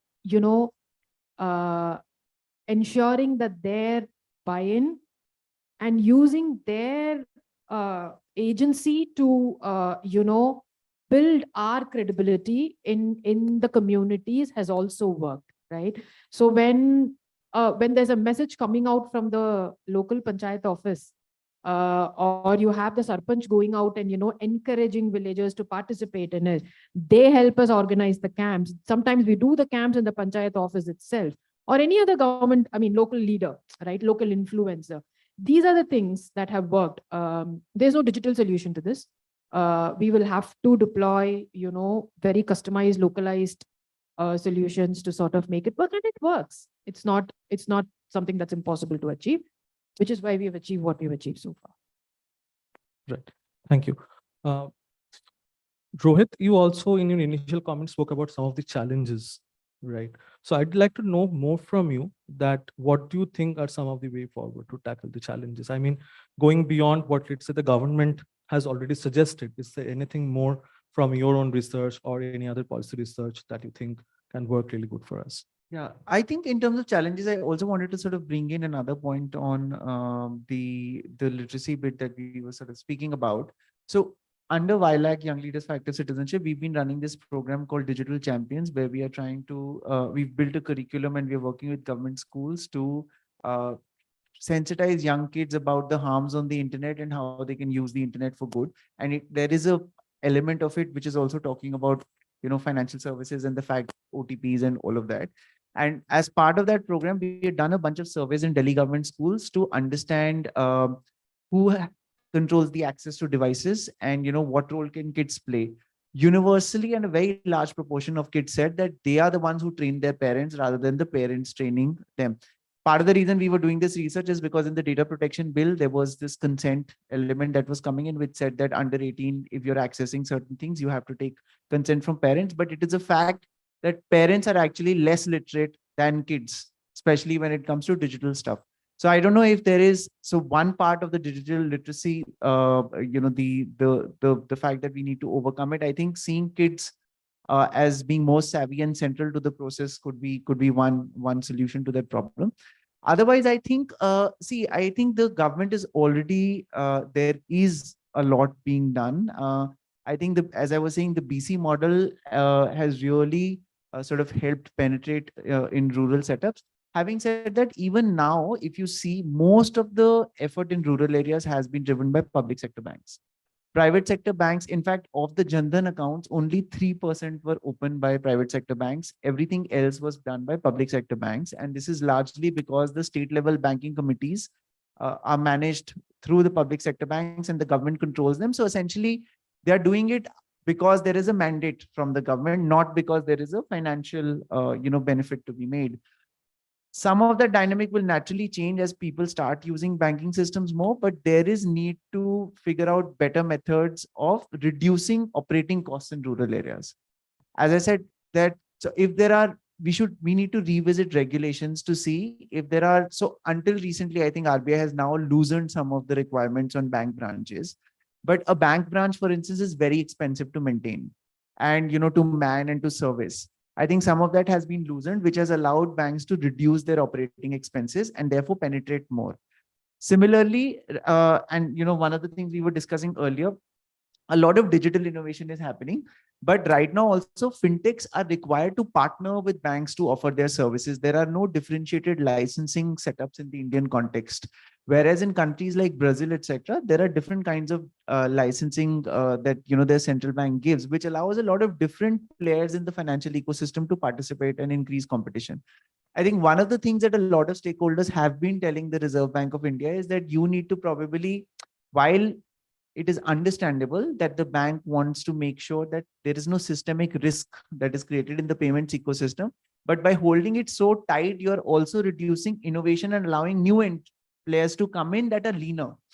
As an example, a full stack digital bank is something that is currently being discussed in the RBI. And so there is need for more such things so that, the power of competition and the private sector can be unleashed. If they can figure out innovative ways to reach at lower costs, then, that is something probably that we also need to push. Any comment on the protection side of things? On the customer protection, I think one point there would be to the point on trust. From what we are hearing also is that, let's say, and there's lots of cybercrime that started to happen with these series like Jamtara on Netflix. It's kind of scary. I myself have been duped. But if something like that happens to a villager, I'm sure the whole community will become more wary of using these systems. So I think grievance redressal in the Indian banking system is not as strong. Is what I think. I think that is something that we really need to make sure that nobody loses money. Because if you lose money as a customer and as a customer that is on the bottom of the pyramid, I think that trust will be very hard to regain. So maybe that is something that I would advise. Okay. This is the last question of this panel, and then we can open the floor for any other questions. And this is to Shobhit. And this question is that the systems that you have helped sort of develop at the rural level, if you could also share what some of the, I would say the wins have been till date in terms of after building those systems, in terms of numbers that we're able to reach, and also what the ones that we have still not been able to reach, let's say, even as part of the work that we're doing. What do you think are some of the hindrances there, and what do you think is the way ahead to sort of overcome them? Any thoughts on that? I think the programs in which the financial inclusion has been helped through a digital channel, it is the answer. Success is lying outside the software. Actually, it is more on the program design side. That in that bigger picture, what is the outreach mechanism? What is the engagement mechanism with the communities? And in that, there is a layer of this tech, which is not lying in the hands of the community most of the time. It is in the hands of the intermediary team, the field team, which is going there, right? So successes have been more wherever the program design has been strong, and it has, which basically is an assisted model with a long-term approach rather than a short-term, very heavily target-driven approach. So that is one we have seen success. The larger one, basically, when we worked on the Internet Sathi project with Google and Tata Trust, that was one of the largest outreach.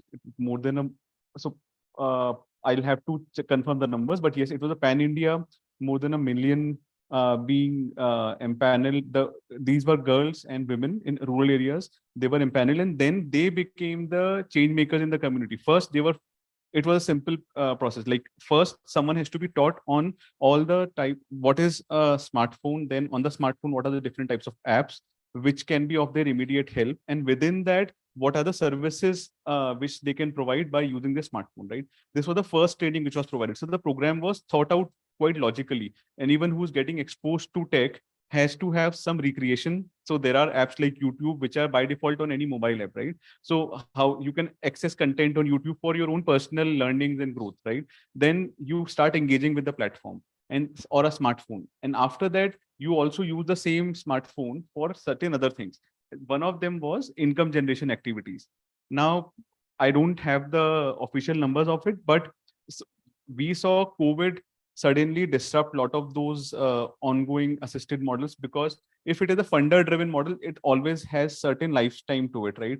And then priorities also change. So yes, a government assisted long-term approach is always better than just, so these grant-based subsystems can always show you the direction, okay, what model will work better. But then obviously the answer lies in the government assisted systems for such, in the government assisted systems. Yeah, so that's one of the success. The failures, I would say, are those where if you say, if we're just talking very in a very generic approach, we have to do digital financial inclusion, we have to do it through apps, and we have to, it has to have AI, it has to have AML, it has to have all the buzzwords which are there floating around, right? And a lot of times these comes from the government, these comes from the grant making organizations with a very superficial intent to it, right? It's more on getting some credibility in some circles, right? But yes, these all tech interventions around these financial inclusion programs have their own costs attached. So we have to be very careful in choosing what digital channel we are using for financial inclusion. What are the costs of doing one-time development on the tech side and on the program side? And what are the costs of the ongoing support to maintain these programs, both on ground and on the digital channel? So yeah. Okay. Thanks a lot. So I think that will be the end of the panel, and now I'll open the floor for any questions that are there. Happy to take.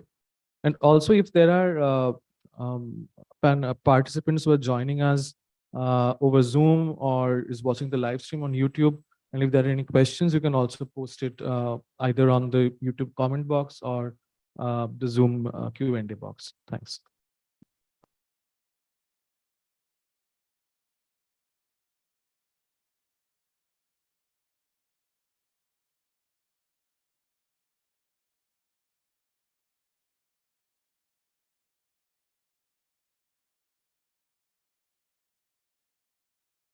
Amritamal from NCAR, National Council for Applied Economic Research, former ICMR scientist.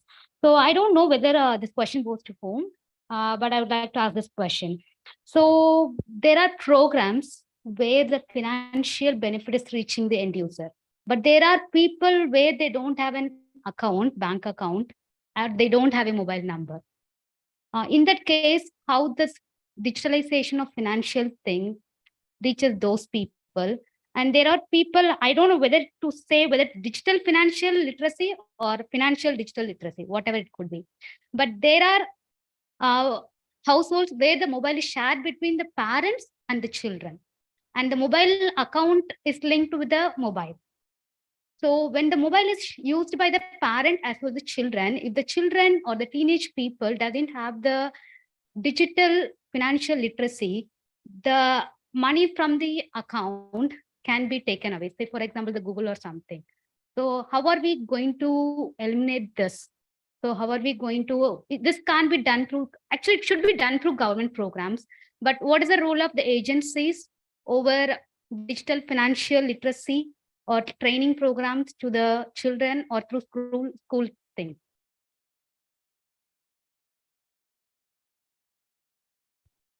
So we tell them not to share OTPs, but we never teach them how to use a mobile when they use a platform like a YouTube. Even the YouTube takes some money from the account, and the application used by the kids application, everything. Yeah, I'll give it a shot and then maybe some of the others can try. I think I'm going to break that down into a couple of issues that you've raised, right? One is one mobile per family, probably one bank account per family. So how does financial services get, how do they get access? And if the trinity of jam that we call it, right? I mean, Jandan and Aadhaar and mobile, if that is not there for every family member, then how do we enable access? That was one question. The second is, if so much of sharing happens within the family, how do we ensure that awareness of, oh, that transaction has happened there? How do you ensure the child doesn't do something that exposes, and risks the other part of the transaction? And I'll try and answer the first part. I think right now, if you look at the government services, I'm talking about the government services, financial services, that is not an issue. Aadhaar is what is required. But having just one phone number for the family is not going to stop us from giving access to all members of the family. That's how the government programs are designed, right? For example, Ayushman Bharat is for the whole family, right? It's not even a individual centric scheme. Similarly, Suraksha Bima, Jeevan Jyoti, everything, right? All of the financial services that the government has, it's for the family. I think the government is also moving towards how do I enable the family rather than individuals. So if you look at the Parivar Pehchan Patra, if you look at the Kudumba project in Karnataka, if you look at Samagra in Madhya Pradesh, everything is now revolving around the family, right? So I think the government is also moving towards databases of families, what the families are eligible for, what are the key life events in families, and therefore, how do we enable social security and financial services for them is how I think the government is moving towards this. But there are families without the Aadhaar card, mobile number, without the digital thing. So where they... I think right now, Aadhaar penetration is nearing 100%. We are at 99%. But not 100%. Not 100%. But there are also duplication with the Aadhaar number where there are households or the member of citizen of India without the Aadhaar or without any phone number. There are people... Agreed. I think, like I said, 99% is still a great number compared to where we were 10 years back. About this no poverty and then everything. So it's like... The second thing is, while there may not be a smartphone, some phone is still available. One phone per, that's our experience of working on the field, right? At least one member has, the head of the family has a phone, right? And pretty much everyone has an Aadhaar. What doesn't happen is linking of those. The seeding of the Aadhaar is what is missing, right? Is that Aadhaar linked to the bank account? Do they even have a bank account? Bank account is still an issue, like he was saying, right? Bank account is still an issue. I don't see Aadhaar and bank as an issue. This is from the experience that we have seen on the ground, right? And we go to pretty much the remote, inaccessible parts of the country, right?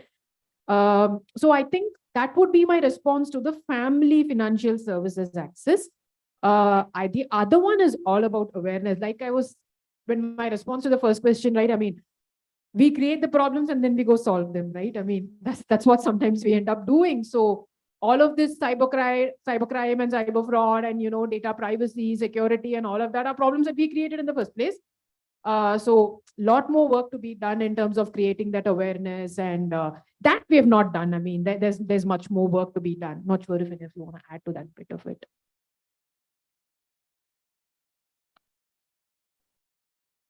So since we observe our partners implementing some of the financial inclusion program. So it's like if the team on the ground figures it out if they have to solve for it, right?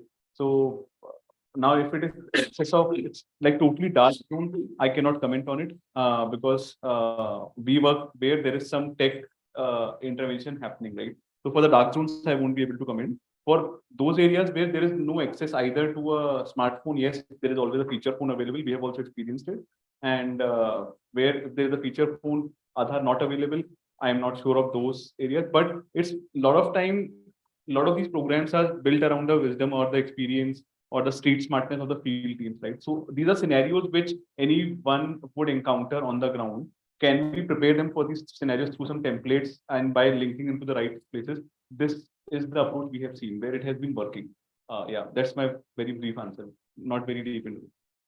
Just to add to one thing, I think the risk of exclusion is also real. So while digital is definitely important, I think it shouldn't be the only way to do it.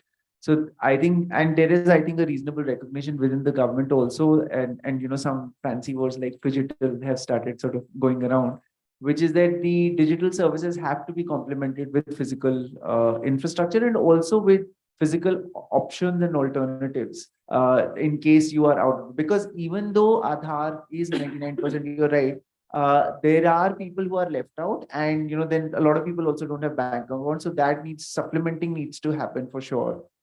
Is all I can say. But I think I agree with the speaker, the panelists about, you know, how some of those how families play a central role in how funds, etc., are dispersed. There's a question there. And also, you may have. So there was this incident that somebody called me. She pretended to be some agent and all, and she was talking about some extraordinary credit card with all extraordinary benefits, too good to be trusted and all. So I checked her number on Truecaller, and it immediately flagged that it's fraud. Somebody must have flagged that. My question is, are we thinking about some security guidelines, some safety framework, the service which Truecaller as a private entity can avail us? Can't we expect this thing from government of India?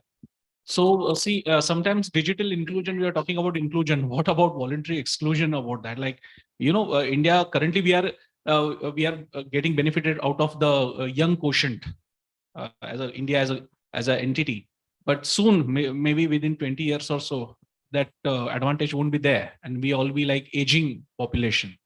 And it's a general, this is my perception, subject to correction, that aging population, and especially those who are elder, they are afraid of this digital transaction and all. And considering this example, then she was about to fool me, and I was about to trust her. Just something was like, you know, got that idea bulb on, and then I checked her number on Truecaller and I saved myself. So I'm not talking about exclusion per se, but about a safety framework or something like that. Yeah, because actually I wanted to ask you only because you got duped by somebody. You can share that incident, by the way. Once fully duped, one almost duped. So something similar had happened. Somebody called pretending to be from the EPFO, Provident Organization, talking about my mother and saying that, you know, my mother had stopped working a couple of years ago, and telling me that there are unclaimed money that is lying in her this thing. So to withdraw, I need to make some deposit or something, which seemed a little fishy. But the amount of details she shared about my mother and, you know, all of that made me almost convinced that, you know, this was actually coming from a government office who had all those details. But when she asked for money, a little bit of that bulb, you know, kind of went out. And I searched on the internet and I realized that the EPFO on its Twitter handle had been saying a lot of these scams are happening. And you know, unfortunately, what happened after that is I complained to the cybercrime cell. Nothing happened. And which is something that you see in these Jamtara series, etc. as well. You know, people have become very adept. There are now these full units that do these scam in a very professional manner. They know how to sort of hide their identity, do all of that. And I think in those scheme of things like Truecaller do help because they are able to crowdsource and inform, you know, what is spam, etc. Having said that, the RBI and TRAI are trying to sort of undertake some measures. So one is that there has been a proposal floated around to say mandatory KYCs on, and you know, so that telecom companies maintain these registries, and your display name has to be the same that matches on your government ID. There are privacy risks to that. There are also risks that if, say, somebody is a whistleblower, how do they hide their identity? So there's been a lot of pushback on some of those things. And even if this was to be mandated, I think people sometimes, in fact, just today, I think in the HT on the second page, there was a report which said that a lot of these scammers pick up secondhand phone or phones that are discarded, pull out SIMs out of them, and then use them to dupe people. So even if you had the name of the original SIM owner, it can be used for another purpose subsequently. To be honest, I don't know how to solve these problems. I think the government is cognizant of it, and there's a lot of discussion internally happening on cyber fraud. But it's like everyone is just trying to match the pace of the fraudsters, and we don't have a solution. But I do feel that this poses a very big risk to financial inclusion, even of those who have. So this can also deter people from continuing it, especially the older folks. If they're once bitten, they're not going to do it again. So I think that's definitely a very big risk, but I don't know if there is an immediate answer. Do any of you want to come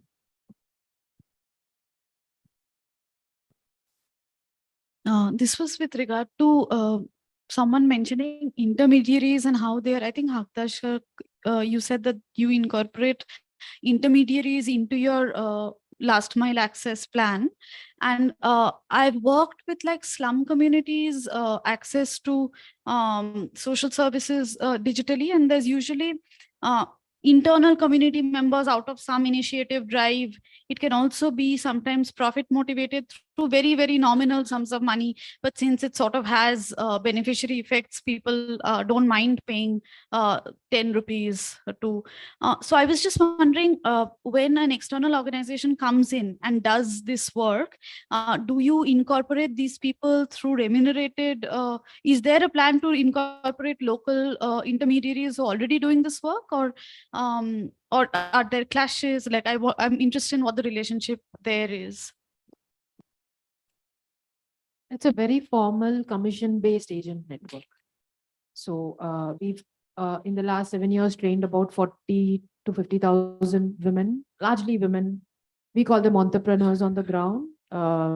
We don't call them volunteers. We have to compensate them for the time that they're spending with us, but it's a output-based compensation. So depending on the linkages that they've done, either the funder pays them, or which means it's built into the pricing, or like you said, the citizen or the beneficiary pays 10 rupees, 20 rupees. Whereas we just provide the training and, and the technological support and the scheme training and all of that stuff. So it is absolutely a very well compensated model, and we believe that is the only sustainable model. I don't think we can run this with the network of volunteers at this scale.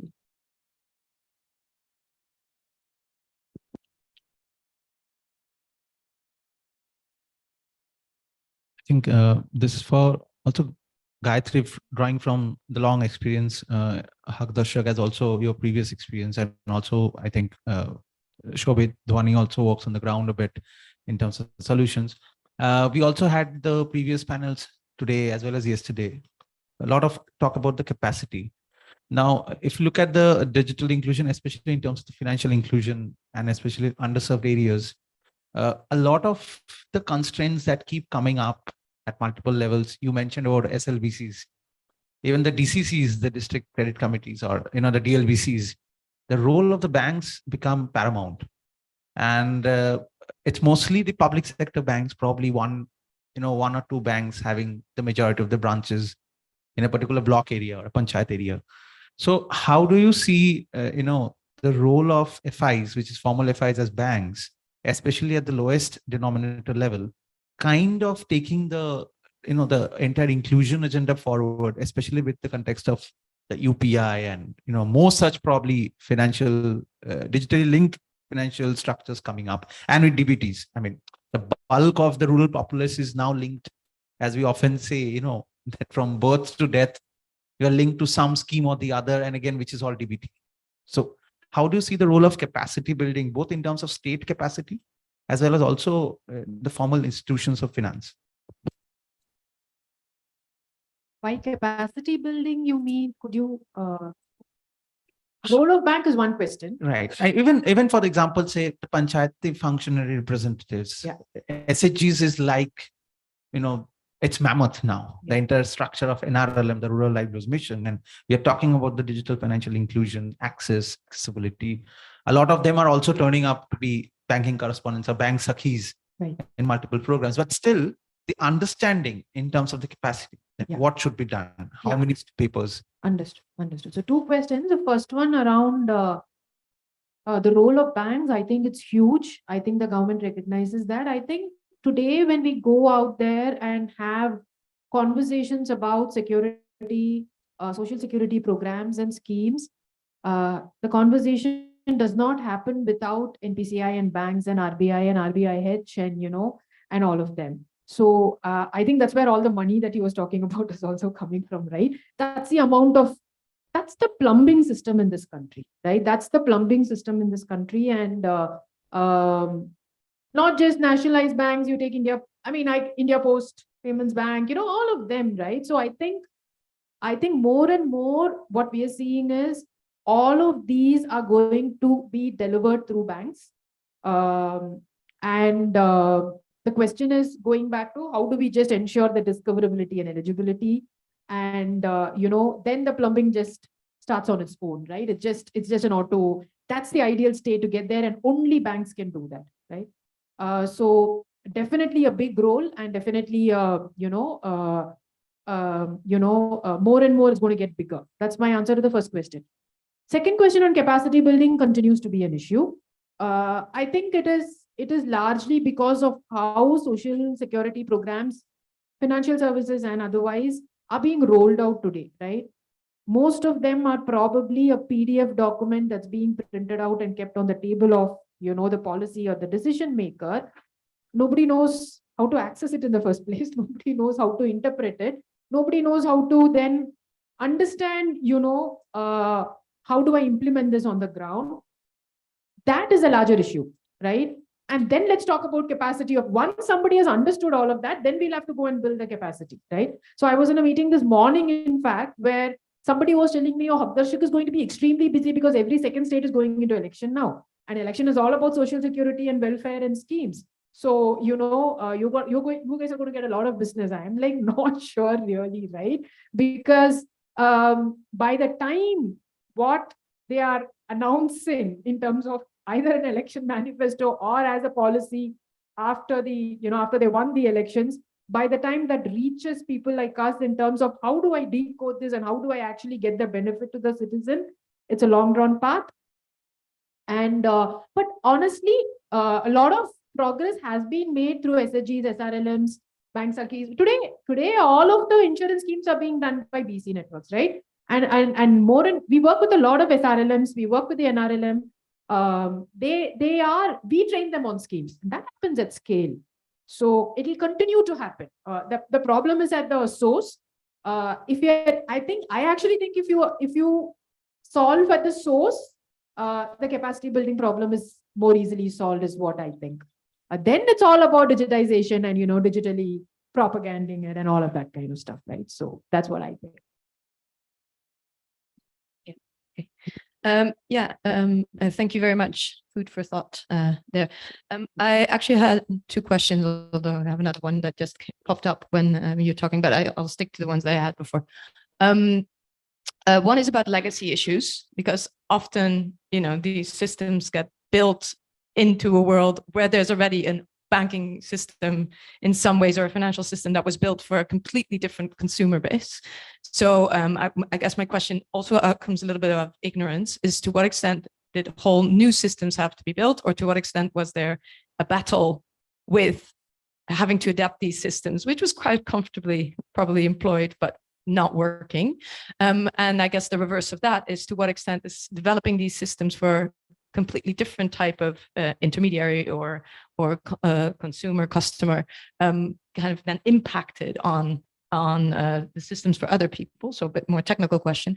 And then the second one is a bit more on the other end. To what extent is this really a a digital problem, and to what extent does this have, especially when we talk about sustainability of the using of these systems in the future, about financial literacy and general education? And I'm asking this also because the banks in other part of the world where I've flown in from are now taking a very prominent role in more generally in education and inclusion, because they realize that they are the one institution that actually have access to everybody, unless you solve general problems of literacy and general problems of inclusion, that the banking system is not going to work either, or the digital part is not going to work either. So they're actually taking roles that have nothing to do either with digital or financial literacy. And the banks in the UK, at least, are one of the most prominent players in terms of kind of inclusion more generally now.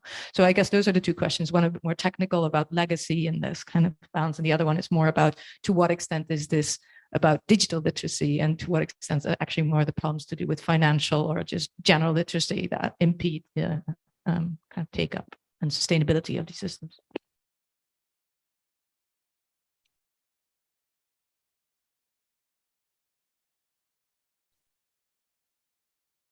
The digital literacy, the places where we have seen it's been working well. So if it's a controlled environment, yes, it seems the scale seems to be better.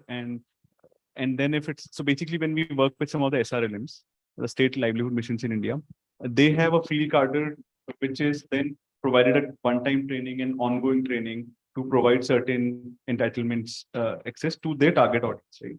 So they are trained and they are followed up with the training. That itself has its own gaps, that how frequently they get trained and how effectively they get trained. But at least there is a system we see which is in place. They might have one training happening in which 2-3 things might be told to them, and then they have to go out to the community and tell it, right? So in a controlled environment, in a government setup at large scale, there is some system which we see in place, right? But if you see the sustainability, if it's a government system, again, sustainability is depending on the government is always thin of funds to follow up one-time training with the follow-up trainings, right? So the more complex systems you design, the more difficult it is to maintain and follow up with them. So where I come, and there I come onto, one is the software systems which are in the hands, the solutions which are in the hands of these field workers. It could be for anything, right? They are actually, if you look from that lens bottom up, I, as a field worker, will have so many apps on my mobile with the RAM, which is not up to the mark as compared to an urban person, right? So the mobile app with the limited RAM, 4 GB, 5 GB RAM, with all the department asking me to report their data on, say, a mobile app or some other work, right? So I am quite burdened already with a digital system. This digital system itself was designed in the last government's rule. Now the new government has implemented some new schemes and it has to be now upgraded and maintained, right? So this whole thing takes a lot of time. They somehow maintain a parallel system a lot of times, and they have the right places to go where they get the data entered for themselves. So one is the digital system being complicated. There is a one-time cost. If governments are not many times able to manage them, and the systems become obsolete after some point. I'm not sure how that is getting taken care of in the government, how the government is looking at it. But yes, we do see these systems being designed, rolled out, working for some time, and then getting obsolete. And then I see from the bottom of the pyramid lens where the field workers themselves are so overburdened, they don't feel like using these systems because they're not designed with them in mind. They're designed more in, say, from someone else's lens. So yeah, they're not very friendly and they don't use it very effectively. So yeah. I can attempt to take the first question. So I think you're right. There's a lot of part dependence at play. Traditionally, India and RBI has had a bank-led model. And there's a lot of power tussle also at play because a lot of new innovative startups, etc., fintech players, for instance, want more independence and less, so right now, if a fintech is offering any kind of services, they have to do it in partnership with banks or other regulated entities. And that sort of becomes a entry barrier. In fact, politically, I think also there's a lot of jostling for power happening because of which some quasi-regulatory agencies have been kind of carved out of RBI. Like NPCI right now is regulated by the RBI, but it's managing the whole payment system. Ideally, the whole payment system could have been under RBI supervision directly also. But I think there's a lot of these, there's a lot of tussle, regulatory tussle also happening. And there's a lot of tussle that the whole financial system has to be more agile to innovation. And the part dependence that India has previously been on is, not letting it adapt that quickly. And therefore, there's lots of push and pull that is happening. I think all these battles are being fought at the regulatory level, at the political level. But I think it's taking some time, and some experimentation have also been done, wherein we experimented with, I think, payments banks a while ago, but that didn't really work out. So lots of those issues are there. But yes, you're right that there is a legacy problem as well here. I think we'll take the last question because we exceeded our time. So yeah, please. Yeah. So I think all of you spoke about how assisted learning has been influential in both the financial as well as the digital world. But I've noticed that people, even in the underserved communities, learn to use technologies like Paytm and UPI during COVID, even when there was minimal assistance because of extreme circumstances. So do you think there could be more innovative ways of digital and financial literacy to reduce dependence on assistance?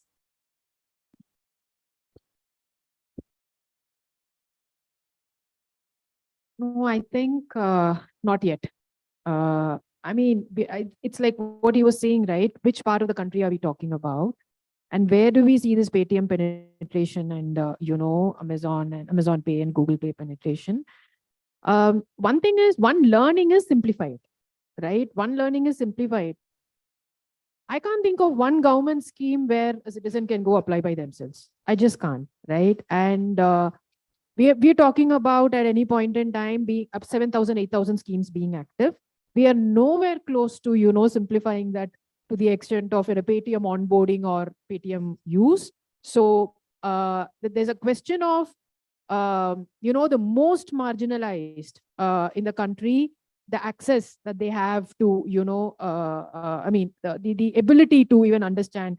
Because when we go out today, the tier 2, tier 3 also we see, Paytm and Amazon and all of that. But beyond that, it's still far and few, right? I don't think the penetration is that much yet. That's a cohort that we work with. Number 2, I think government is far from simplifying. If you look at a Suraksha Bima Yojana, Jeevan Jyoti Bima, try filling up a form by yourself, right? And then you'll know what I'm talking about, right? And the claims is still offline, right? At least the registration process is online. The claims is still offline. It's just so difficult to get in and get out of that system. I think we're some time away. Great examples. I think the UPIfication of this country has given us a lot of lessons that we can learn from. The transformation will take a lot of time to apply it across all sectors and industries is what I feel. Okay, I think with that, we'll close this session. And I think we're now going to take a tea break and resume in another 15 minutes. We're going to resume our next panel from 3:40. Okay, thanks to the panelists for joining this. It was a great discussion. Thanks all of you.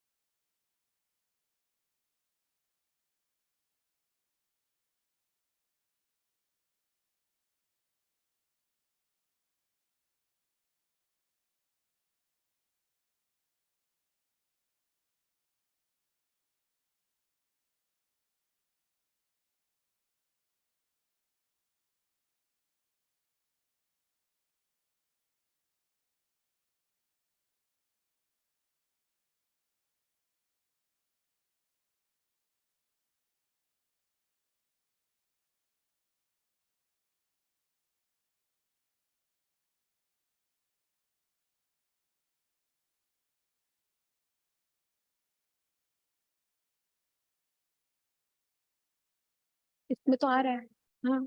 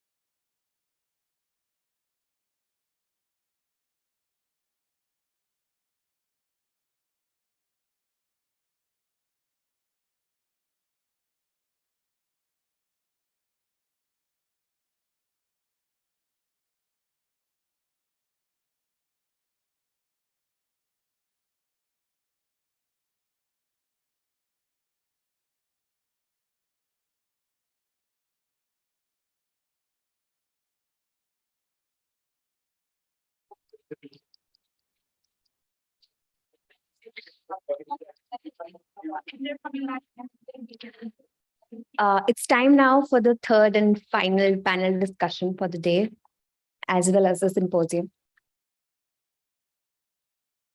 The theme for the third and final panel discussion is digital inclusion strategies for marginalized communities.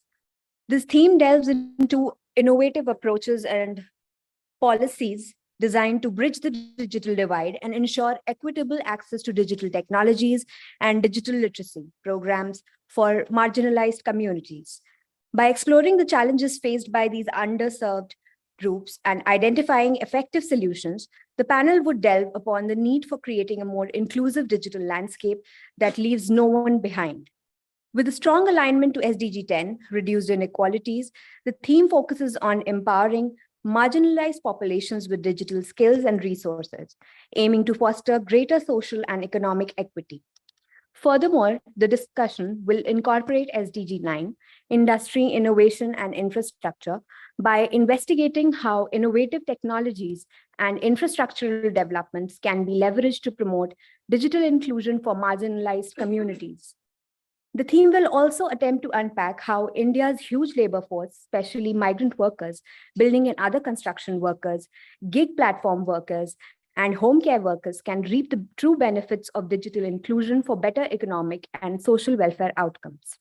Additionally, this theme directly supports SDG 1, no poverty, by exploring ways to harness the power of digital inclusion to uplift vulnerable groups, offering pathways to economic empowerment and socioeconomic growth. Overall, this discussion will try to uncover impactful strategies that foster digital inclusion and promote a more equitable and interconnected global society. Our first panelist for this session is Mr. Arjun Venkatraman, Program Officer, Digital Bill and Melinda Gates Foundation, India. His work at BMGF focuses on digital programs in the areas of gender equality, livelihoods, agriculture, and financial services for the poor. Prior to BMGF, he spent a decade working with communities in remote and rural regions in India to enable local technology adoption and ownership through the Mojo Lab Foundation, and in this context was elected to the Ashoka Fellowship in 2014. Welcome, Mr. Venkatraman. Our second panelist for the session is Dr. Akashi Kaul, Assistant Vice President, Sambodhi Research and Communications Private Limited. She is a methodologist specializing in mixed methods research and evaluation methodologies. Her research interests include issues of inequity based on access, race, gender, caste and class, participatory methods, and issues of voice and agency. As the Assistant Vice President of Research at Sambodhi, Akashi plays a key role in setting the overall direction of high-impact interventions and building strategic partnerships with key stakeholders. Welcome, Dr. Kaul. Our third panelist for the session is Mr. Libby Johnson, Executive Director, Gram Vikas. He's a social development management specialist with 25 years of experience with grassroots and policy level work in areas of livelihood, disaster management, and organizational development. He was instrumental in setting up a national level resource organization that helps adapt experiences and lessons from Kerala to other states under the National Rural Livelihoods Mission. He has worked on ground in Bihar, Jharkhand, and Odisha with rural communities on securing better livelihoods, coping with natural disasters, and more. Mr. Johnson will be joining us online. Our fourth panelist for the session is Dr. Sakshi Khurana, Senior Specialist, Skill Development, Labor and Employment at Niti Aayog. She's been engaged with Niti Aayog since 2016. She was at the Center for Gender and Labor, V.V. Giri National Labor Institute from 2014 till 16, and has also been a doctoral fellow at the Institute of Economic Growth, Delhi University. Her current work is focused on understanding youth employment trends, the future of work, challenges in social protection in the gig and platform economy, and strengthening the care economy. Dr. Khurana will also be joining us virtually. Welcome, Dr. Khurana. Welcome, Mr. Johnson. The moderator for the panel will be Professor Helsper, professor at London School of Economics and Political Science, where she also serves as program director for the MSc Media and Communications. Over to you, Professor Helsper. Thank you very much. Okay, for the last but definitely not least panel of these 2 days, it's been very exciting. Welcome also Mr. Johnson and Dr. Kurana and Dr. Kaul and Venkataram. I'm apologizing for the pronunciation of all those names to this last session. I kind of wanted to make a little bit of a link also with the kind of overall DiSTO project and this session we actually had before, because one of the partner projects on the Digital Skills Tangible Outcomes project that we are working on, this is the European project, is called Rethinking Media Literacy and Digital Skills, Remedis. And it's a bit misleading, this name, because it's not actually about media literacy or digital skills, but it's about the effectiveness of interventions in terms of improving the well-being and outcomes of digitization across Europe for a variety of vulnerable and marginalized groups. And this is in progress. But one of the things that we find interesting in that project and that we've been trying to kind of understand better is not just how interventions might be differently effective based on the content of them in terms of the kind of literacy programs that are being delivered and what kind of delivery is better, or even in terms of which groups we are trying to reach with those, but also in terms of the organizational aspects of it. And and it's actually quite underthought and under-theorized, to what extent, and I'm very glad that in the previous panel, there was so much talk about intermediaries, because these are actually often understudied when we try to understand how we can reach communities and help communities. And we can think about things like just, kind of external environmental factors, the geography in which these things take place, which can have a big impact, but also in terms of organizational factors. What are the human resources? What are the actual skills and literacies of the people that are working on the field? What are the financial resources? Are the kind of, if you think about the kind of intervention itself, the people that are delivering it, we can think about the content of the aim, but we can also think, are they paid or not, which came up, right? Are they volunteers who do this on top of everything else? Is a program running one-off, or is it running over a variety of time? Where does the funding come from? What are the incentives of the funders to fund this? What are their aims and outcomes? So I think that this panel gives us really the opportunity to look at this as kind of in a holistic sense. And from what I've read about the work that you've been doing, I think this is something that hopefully might come up.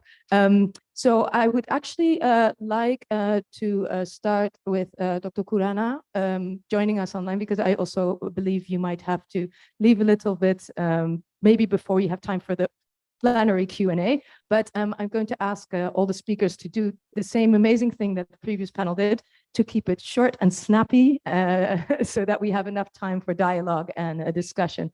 But please go ahead and tell us something about the, the opportunities and challenges in your work that you've seen with in your particular communities that you work with. Thank you. Thank you. Glad to be joining this panel. Unfortunately, I couldn't attend in person because of urgent meetings that came up. As was mentioned in the introduction, I am at the Skill Development Labor Employment vertical of Niti Aayog. Niti Aayog is the think tank for Government of India.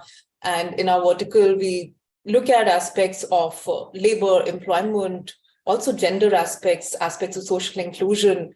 We have a lot of focus on digital, how digital technologies and other mega trends are transforming labor markets, looking at both demand and supply factors.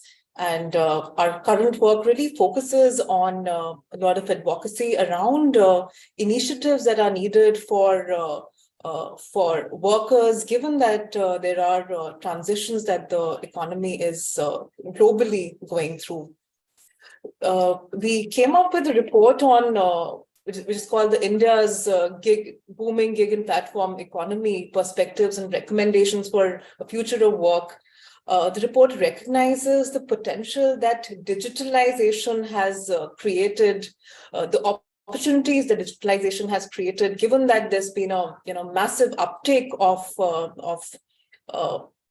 internet, smartphone technologies, and so on, and also the fact that it is penetrating rural areas. We emphasize that it's the digital economy and the opportunities have given access to labor market opportunities for different social groups like women, like persons with disabilities, given that there are low entry barriers in the digital economy. There's also increased access to opportunities through a reduction in the cost of finding work. We often find that in traditional labor markets, there is a cost involved in finding employment opportunities. But if a worker is getting work through a digital platform, the cost can go down, and sometimes there is no cost at all which is involved. There's also reduction in cost of starting a business. There are also networking opportunities available to people through digital platforms. There are also better access to markets, given that there's through e-commerce, there are digital markets that a worker who could even be an artisan sitting in a remote place in India could have access to wider global markets. So, and also exposure to new ways of doing business. We increasingly find that a lot of people, especially women who were earlier not engaged in any form of employment, are now able to take up work through platforms like their own social media networks like Facebook and Instagram, and are able to sell their own products like selling saris and other handicraft products, and they're able to network among they're able to establish a network which helps them in getting a source of income. So these are some of the opportunities that we see. But digital also presents barriers. I'm sure some of the barriers would have already been discussed in the seminar since yesterday. There are barriers for women, especially in rural areas. Evidence finds that in India, women compared to men have really less access to internet, to smartphones. They also may not have access to digital skills, financial skills, which are required to access opportunities in the digital economy. Women do not have access to, to upgrade their skills. They don't have the, especially if they're connected to the virtual world, to economy, through digital opportunities. They often may not have the opportunity to connect to fellow workers. There are no offline networks that they could be in touch with. So these are some of the areas that where policy really needs to act and come up with solutions. Digital and the technological revolution presents a great opportunity for economies to tap.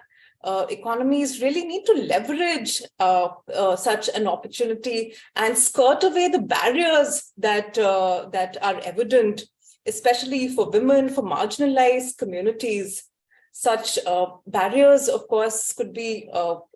It's very important that there are partnerships that are leveraged with the private sector, with civil society organization, especially for ensuring access to opportunities to women. We need skill development opportunities for. There's a lot of emphasis now on lifelong learning, on soft skills which are required, apart from the technical skills which a worker needs, technical skills, financial skills, and so on, skills which are to do with Industry 4.0. And so a lot of emphasis we need to continue to place on soft skills, on lifelong learning, on networking, on linking workers with other networks, with their peers, to enable them to learn from fellow workers. There's also an opportunity presented through, we know that there are self-help groups in rural areas which are very active in terms of creating some kind of skill development, some kind of initial, livelihood opportunities, or at least networking among women. So the digital gives us an opportunity to leverage the self-help group networks to link these women, with digital, with larger markets, with digital platforms. really tap on the cooperative model that has been popular in India in some contexts. So the same cooperative model can be leveraged also for the platform economy to help workers come together and help workers decide their own terms of conditions. So some experiments are already being done, which we are studying in the context of Kerala, Karnataka, and few other states, where the idea of platform cooperatives is being explored, also drawing on learnings in other country contexts where there have been successful examples of platform cooperatives. So that's something going ahead, that's something that we need to be leveraging upon. Also the fact that if you're talking about giving more opportunities, enabling women, opportunities for women, we also need to take care of the fact that women handle the major part of care burden. So along with skill training and employment linking opportunities for women, we also need to pay attention to creating, or strengthening our care infrastructure, strengthening industries coming together where there are office complexes and so on. Also for women who are working from home, initiatives that to take care of, to support them in terms of childcare, in terms of elderly care, so that they're encouraged and they're able to spend more time in paid work. I'll stop here and maybe take comments, questions later. Thank you very much. It also reminds me of the discussion we were having yesterday, actually, about the kind of the opportunities, but also the risks of especially this kind of remote or gig work for women, and how it can both offer opportunities to stay in work or to work, but can also be a trap, because then they are less able to get out of those caring roles and are kind of, kind of offers the opportunity to work from home, but then also not the opportunity to work, to engage more with work outside the home, because they can keep on taking on these caring responsibilities unless there is a care infrastructure that would support them to do that. So I think also maybe we can go, I'll call you Mr. Arjun, because then I don't have to butcher your last name again. But because I think your work as well is very much engaging gender and technology issues. So.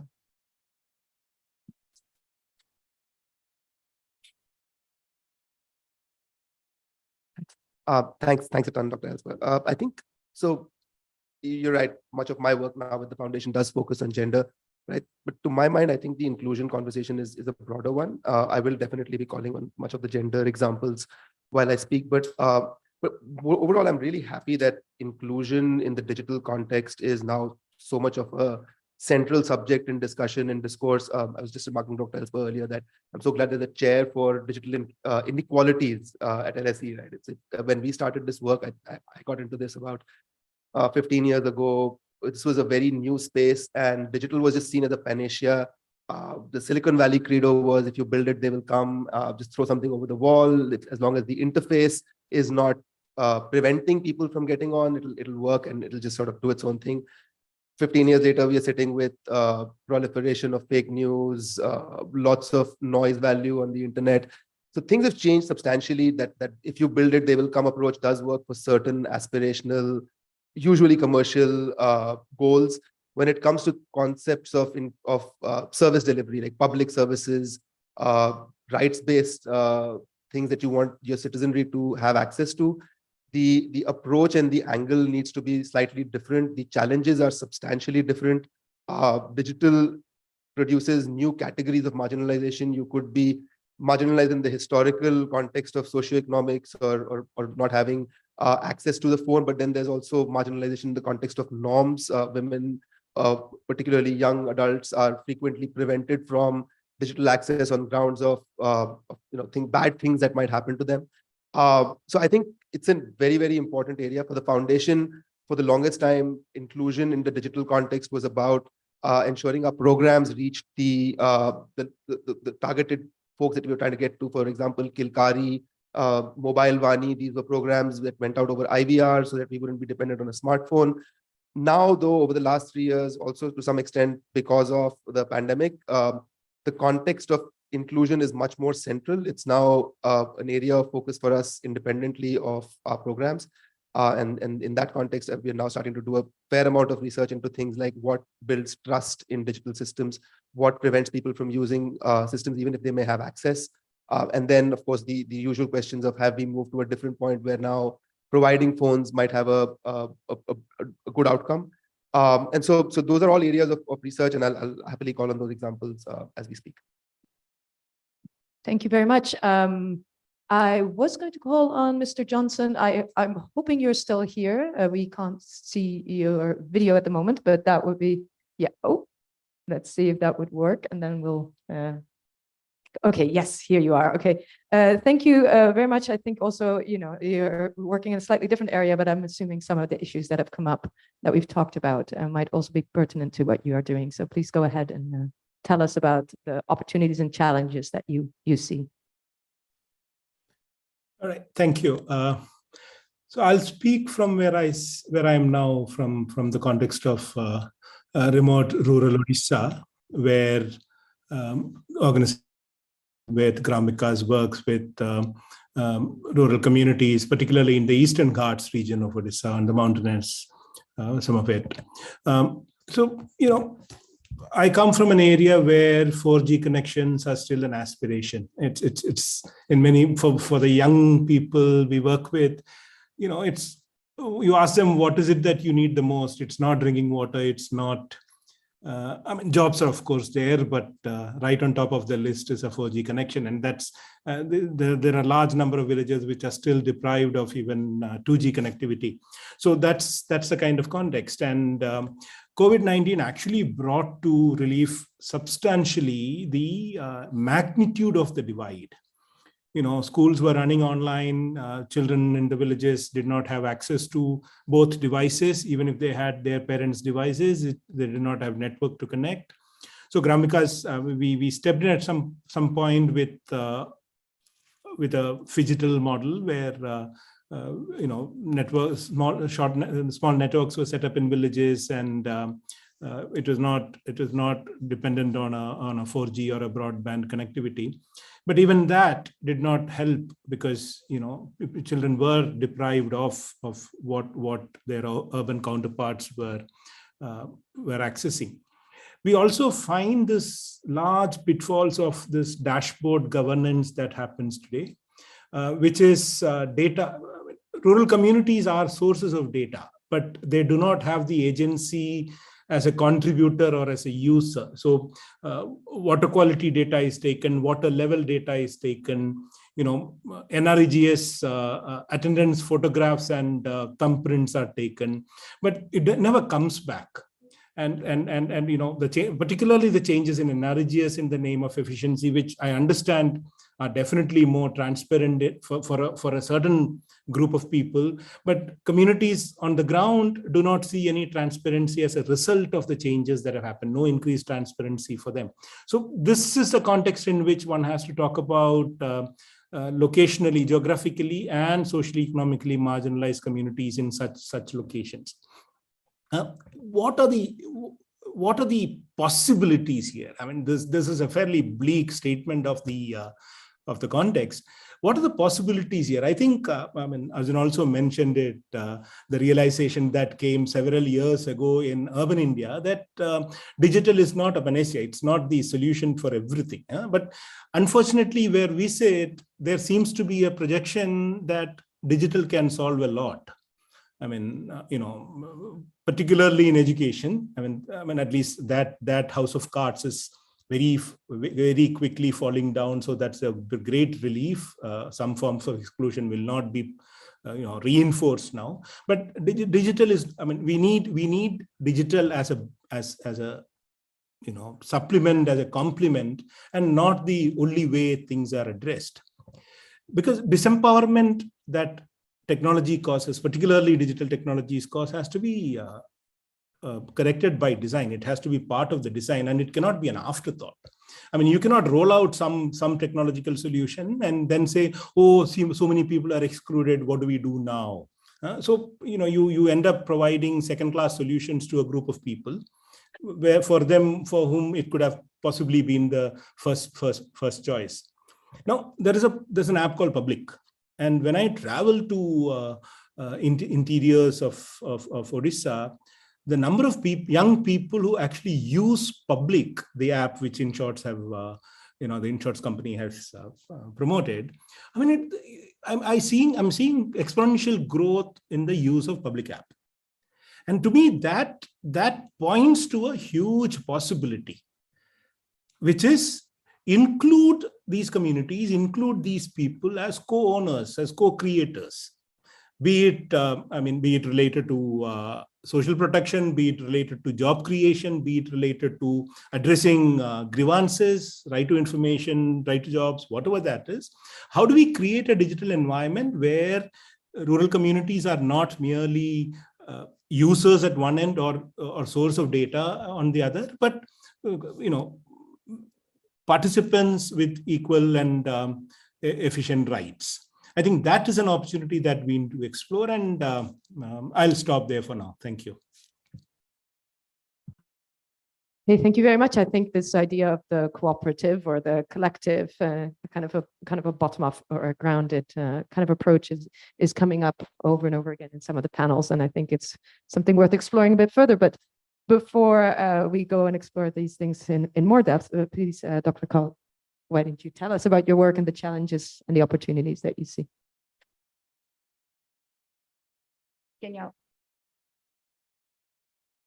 Okay, so I'm gonna, get right into it. So in my work as a researcher and an evaluator, so I work across different thematic areas, or education, financial services, social security, everything. So, and there is, there are certain trends that we are seeing as a measurement specialist in all of these areas, in terms of what is being funded, what is not being funded. And it was really nice to see Mr. Johnson mention the house of cards of EdTech or educational technology, and because those are the two big things, right? In digital, in digital development work, we are seeing a lot of emphasis on EdTech or educational technology, and of course livelihoods, or which is like financial services, etc. And these are the two areas where there's a lot of proliferation of digital and a lot of conversation around it. And we can speak about it in later how far they've gone and how successful it is, but that's further. The conversation that I want to have, or want to start off with, is basically grounded around three broad points. One is indigenization. Right, and this has come up across. I've heard it in my the previous panel that I was in. The speakers before me have spoken about indigenization. Now, what do we mean by indigenization?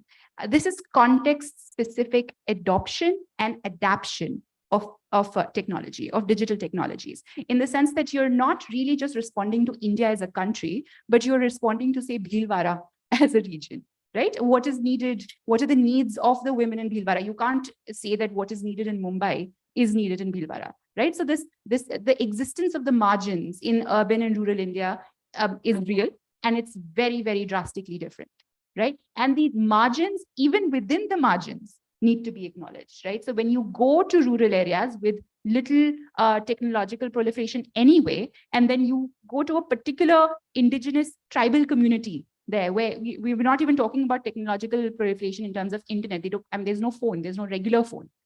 There's no, the phone connections over there, right? So what does digital mean for these different places is going to take a different connotation. So there is, what do these margins look like? And then, I think I heard Arjun say earlier that what is the inequity caused by digital itself, right? So that needs to be considered. Now, are we creating another layer of hierarchy when we're talking about digital services? That's another piece that we need to speak about when we're speaking about inequity in the margins in rural, urban, and then, of course, the digital divide, so to speak.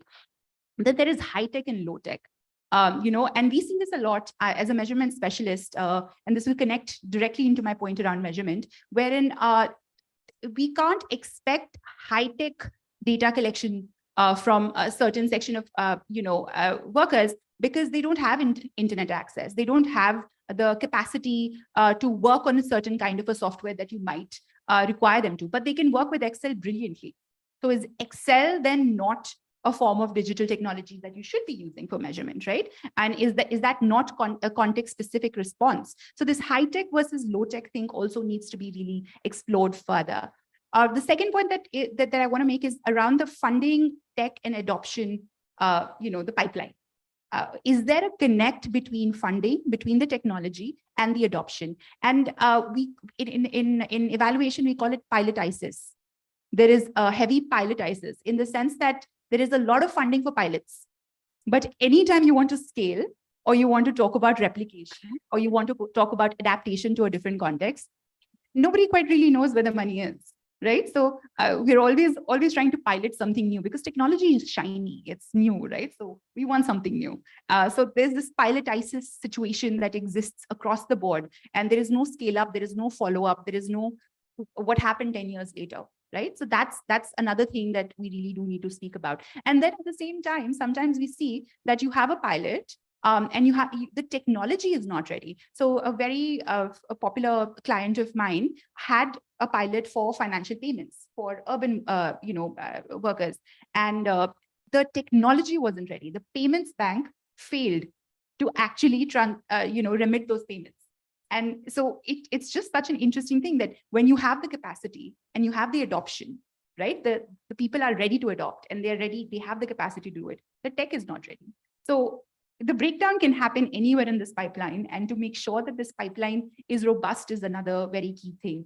Measurement is the final point, and I promise I'm going to stop talking about this. But an example I want to use here is actually from the foundations, the work that Arjun does, their work, wherein we're working on this livelihoods project, and what we're seeing is that even though there is no digital focus, we are still talking about something called the data CRP, or the cluster resource person who's collecting data for you, and they're doing it digitally, but it's not something that's highlighted, right? So measurement and the relationship that has with digital is also something that we want to go into. And at the same time, I have another project, which is a digital project. It's entirely digital. It's about parenting,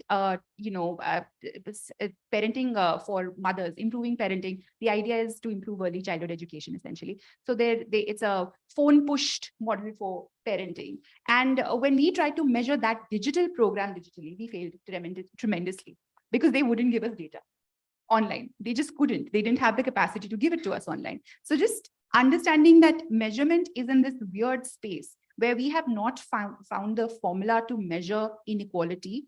We have not found the formula to understand and evaluate how do we measure empowerment? How do we measure all of these very, very slightly abstract constructs, right? And at the same time, now you're pushing us to measure digital, which is evolving and forever changing.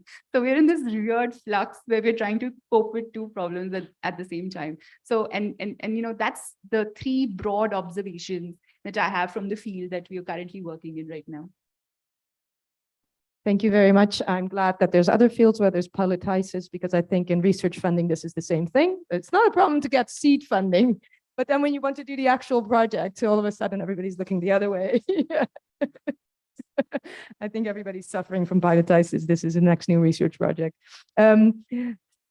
So I would like to actually start with a question for Dr. Khurana, if I may, because I thought, and actually this is also something that Mr. Johnson touched upon, and maybe both of you could answer to this question about this idea of self-help, cooperative, collaborative from the bottom up. Because one of the things that we've that we do know, even though we know very little about what is effective in this space, really, in terms of systematic evaluation, lack of data, but that we see that programs that are led, and this is again something that came up in the previous session, by people who are like the people who are supposed to be benefiting from this digitization are much more effective, also in terms of understanding the context. I used the word lived reality before, but in terms of also understanding the needs, not the needs of the people who are developing the technology or are implementing these initiatives, but how it might actually be useful or what the obstacles might actually be for the people on the ground. So I would like to invite, if I may, Dr. Khurana, if you're still there and you could contribute, for you to expand a little bit on this self-help group or the idea of the cooperative model and why you think that might be the most effective, and what you've seen in your work in terms of also maybe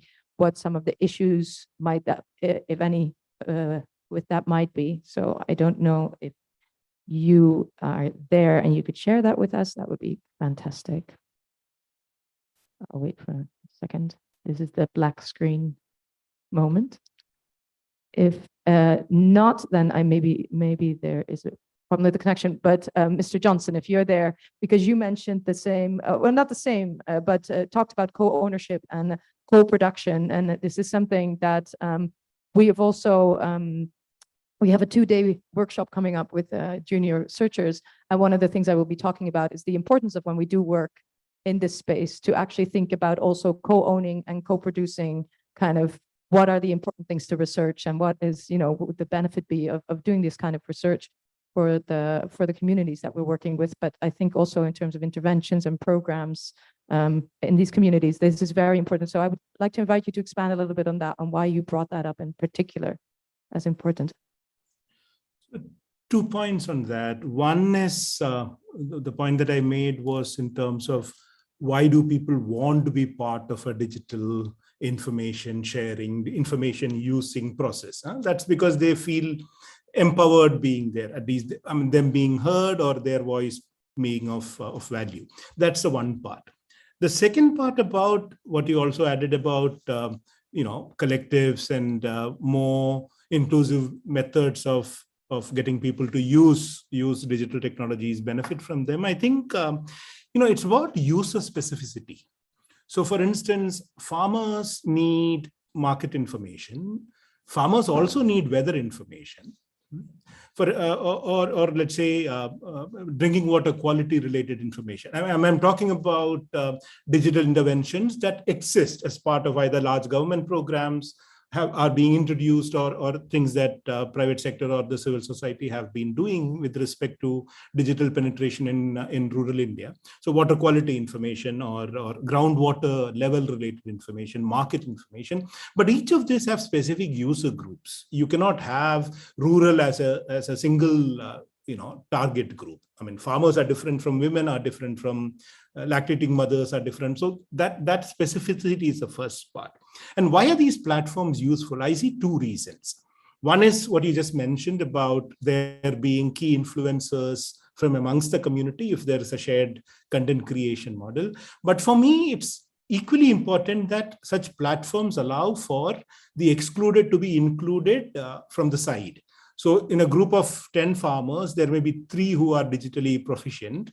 They get the information. The group allows for the remaining 7 to actually partake of the information, even without having access to a device or being digitally savvy. So the platforms create strong methods, locally owned methods of inclusion.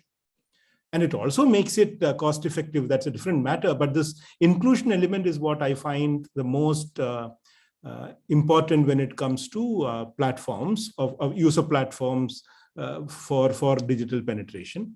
I'll stop there. Yeah, thank you very much. I think this idea of I think you mentioned as well, Mr. Arjun, the kind of that it goes beyond. It's like inclusion goes beyond just kind of the digital, and it's also kind of these network effects. I think is very interesting to think about this. You mentioned yourself, or maybe you didn't use those words, but that how I interpreted it is like a scarce resource in many of these communities, something that's for us a resource of abundance that we don't even think about. We turn on our phones and there's data and there's the internet or our tablets or devices, or when we go to work or we're at home, it's just there and we decide when you use it based on how it's used. But in many communities that we are working with, it is a scarce resource, and certain people have access to it that can then also like link to others in that space. And I think it links a bit to also the point of the margins within the margins, right? When we work in these communities, who in the intersection of kind of things that might complicate our lives, who is it that in the end takes that important role, right? Who is the kind of influencer node, central node, who within the margins has the power? So maybe both of you could comment on that a little. And Mr. Johnson, if you want to come in at a certain point, please do. It's kind of this interaction between the virtual and the analog here, but I would wonder, comment. This question of margins within the margins is a particularly important one. As I mean, speaking from the point of view of a donor agency, that's one of the big problems that we fight with, is that even within, I mean, if you were to say that we are solving for the excluded, even within the excluded, there's so much diversity, right? There's I mean, as I used to say in an early talk, is there's plenty of room at the bottom. There's always one community, one group, one segment that's not been designed for. And I'm a big believer in inclusion by design. But if you think about it, Aadhaar was designed as an inclusive system. The idea of biometrics was an inclusion play, that you don't need to know anything. It's literally your body which you carry with you. And then there have been debates about that, about the constitutional validity of it, consent and what role it plays, all of those things, right? So pretty much any solution that you come up with, I feel like the one element that's really important over and above inclusion by design and keeping those solutions at the beginning is also to have a very strong feedback mechanism that is actually usable by communities. Because unless you have that, you will always be at the mercy of your limited visibility at the time of design. And just sort of building on what Arjun was also saying, inclusion by design, right? Like that is very, very, it's something that we are hearing a lot more of, but I don't know if it's being done in the way that it's supposed to be being done, because it's quite like we had this moment in development when participatory methods became the thing. It was, we're all going to do participatory work, right? And then suddenly we saw that none of us was actually doing participatory work because it had become a co-option of the term. And I am a little fearful and cautious that inclusion by design is going to become one of those things which is going to be co-opted by gatekeepers, which is quite what happens when you do implementation. You go into the field, you will find 3 gatekeepers, and essentially they will become the new hierarchy. They'll become the new, lateral sort of heads of the people with access to the computers. And when you visit a school, the computer lab teacher is the one who has access to the computer lab, right? And everybody else has to ask her for permission and has to sort of go through this process of that. So inclusion by design, if it is done in a truly participatory way, if it is done in a way that is actually seeking to speak to the diversity of the margins or the margin within the margin, that, it might work. But it's just such a resource heavy space. Like it's such a difficult thing to do and to facilitate that I find a lot of people shirking away from it, right? It's just easier to say that we're doing it and do some sort of, superficial touch and go, and not really do it. So that's the space I'm in with regards to this whole, inclusion by design concept. Like who's included in that conversation about design in the first place? Yeah. Thank you. Thank you very much for the comments. So I think this is one of the interesting things as well when we talk about evaluation of successive interventions, or when we talk about, inclusion by design, we often measure it by, looking at the people who are using the platforms and asking them, do you like it? Is it good? Is there anything that we should change? And we forget that actually the people who are not using it are probably the ones that we want to be reaching, because for some reason those. So it's a very interesting kind of who gets to be the evaluator of whether programs are well designed is a very real issue, especially when we talk also about evaluation and learning lessons and improving programs. That often the people who might have the most to say are the ones that we're not actually talking to, because they are the hardest to reach. And I think that's an important point here. I think there was like some interesting in terms of opportunities, and sometimes we get blinded by tech and the shiny tech. You talked about high tech in that sense, and that sometimes very simple solutions or simple things that we don't even consider being kind of that advanced actually provide many more opportunities than some of the new systems that we're developing. You mentioned Excel, which is interesting because I, with another hat on, I worked a bit with kind of financial industries, where actually, if you talk to people who work in finance, Excel is still the one technology that allows them to do the most, right? So it's interesting to see those links between those two. But I wanted to follow up on another point, maybe also kind of if Mr. Johnson could come in there and and Arjun, is this idea of the pipeline and that anything can go wrong. And so I wonder, maybe we can comment a little bit on what do you see as the biggest in the pipeline of the projects rather than with the people on the ground, but in terms of organizational structures or the people who are doing this work on the ground. Where do you see the biggest obstacles? But also, I would really like some best practice case studies. Where have you seen really good examples of things that actually really did work in terms of organizational structures or funding, maybe, since some of you are also involved in that space.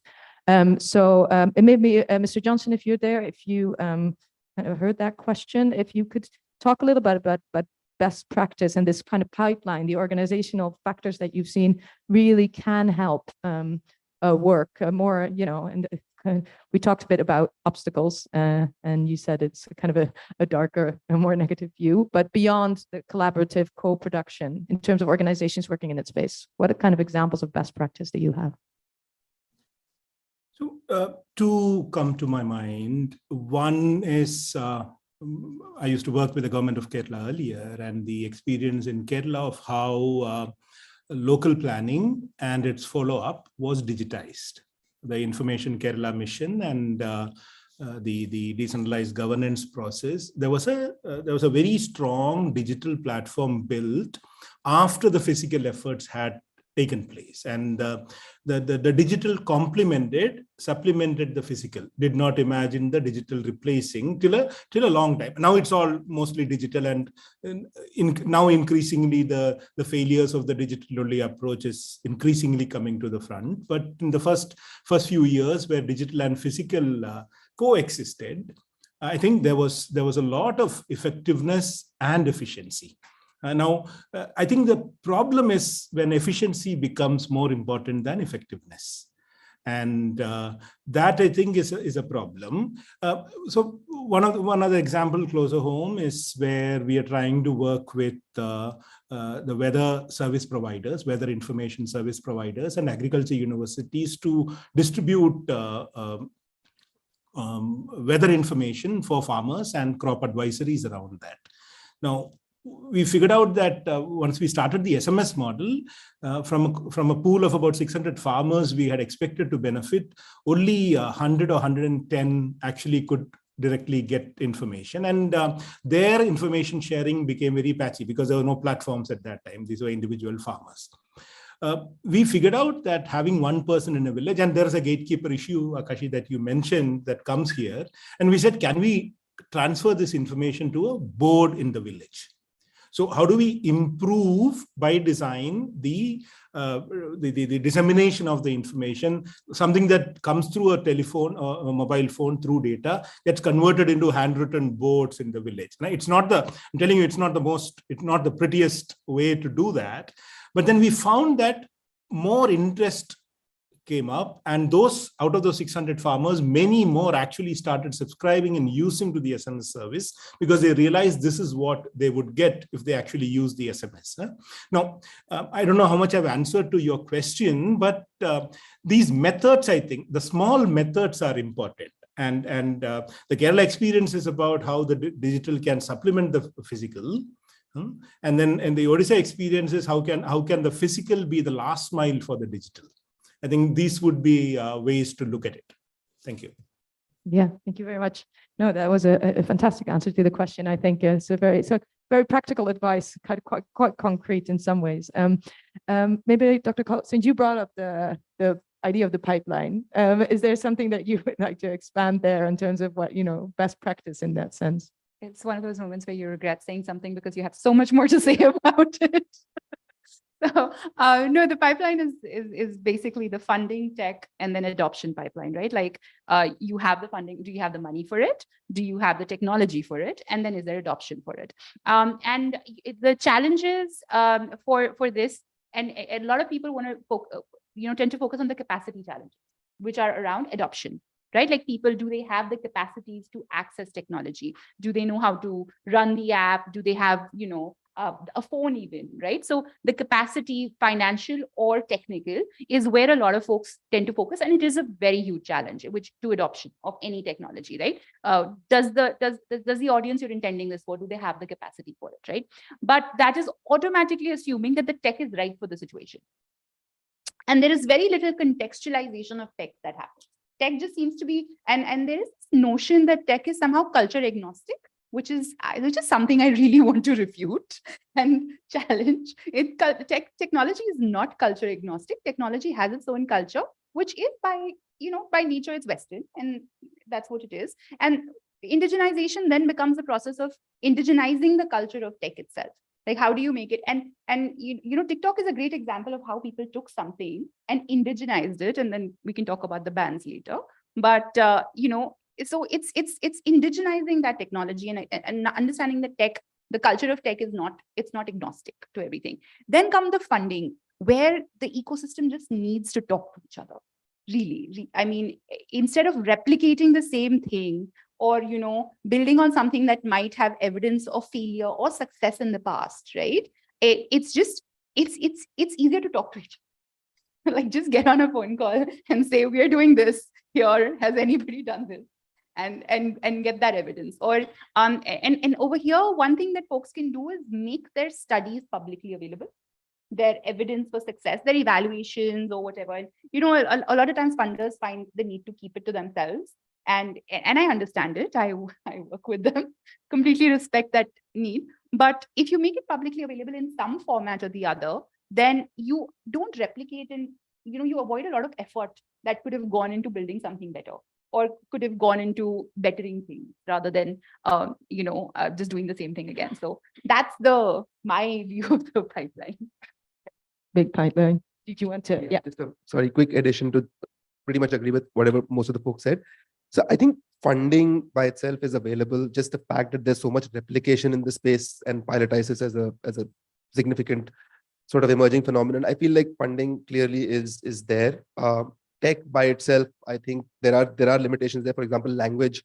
I mean, I've been at this language problem since 2003, 20 years now. It's not a solved problem. 2003, it was Bhasha India trying to put Hindi language into Microsoft Word. Right now, we are trying to figure out how to do better languages for large language models, right? So that problem has persisted in some way, shape, or form, no matter what that technology. So I think the tech definitely needs some further scrutiny in terms of, are we really finding ways to solve for market failures? If there is nobody who will consume a service in Kui or Kodok, does that mean that a program that is digital, that is public service oriented, should not be available in those languages, right? So that's the tech part. Capacity wise, I think it's both the organizational capacity. I see a lot of non-profit partners getting into stuff that if they had to scale, they would not be able to. That's from the non-profit side.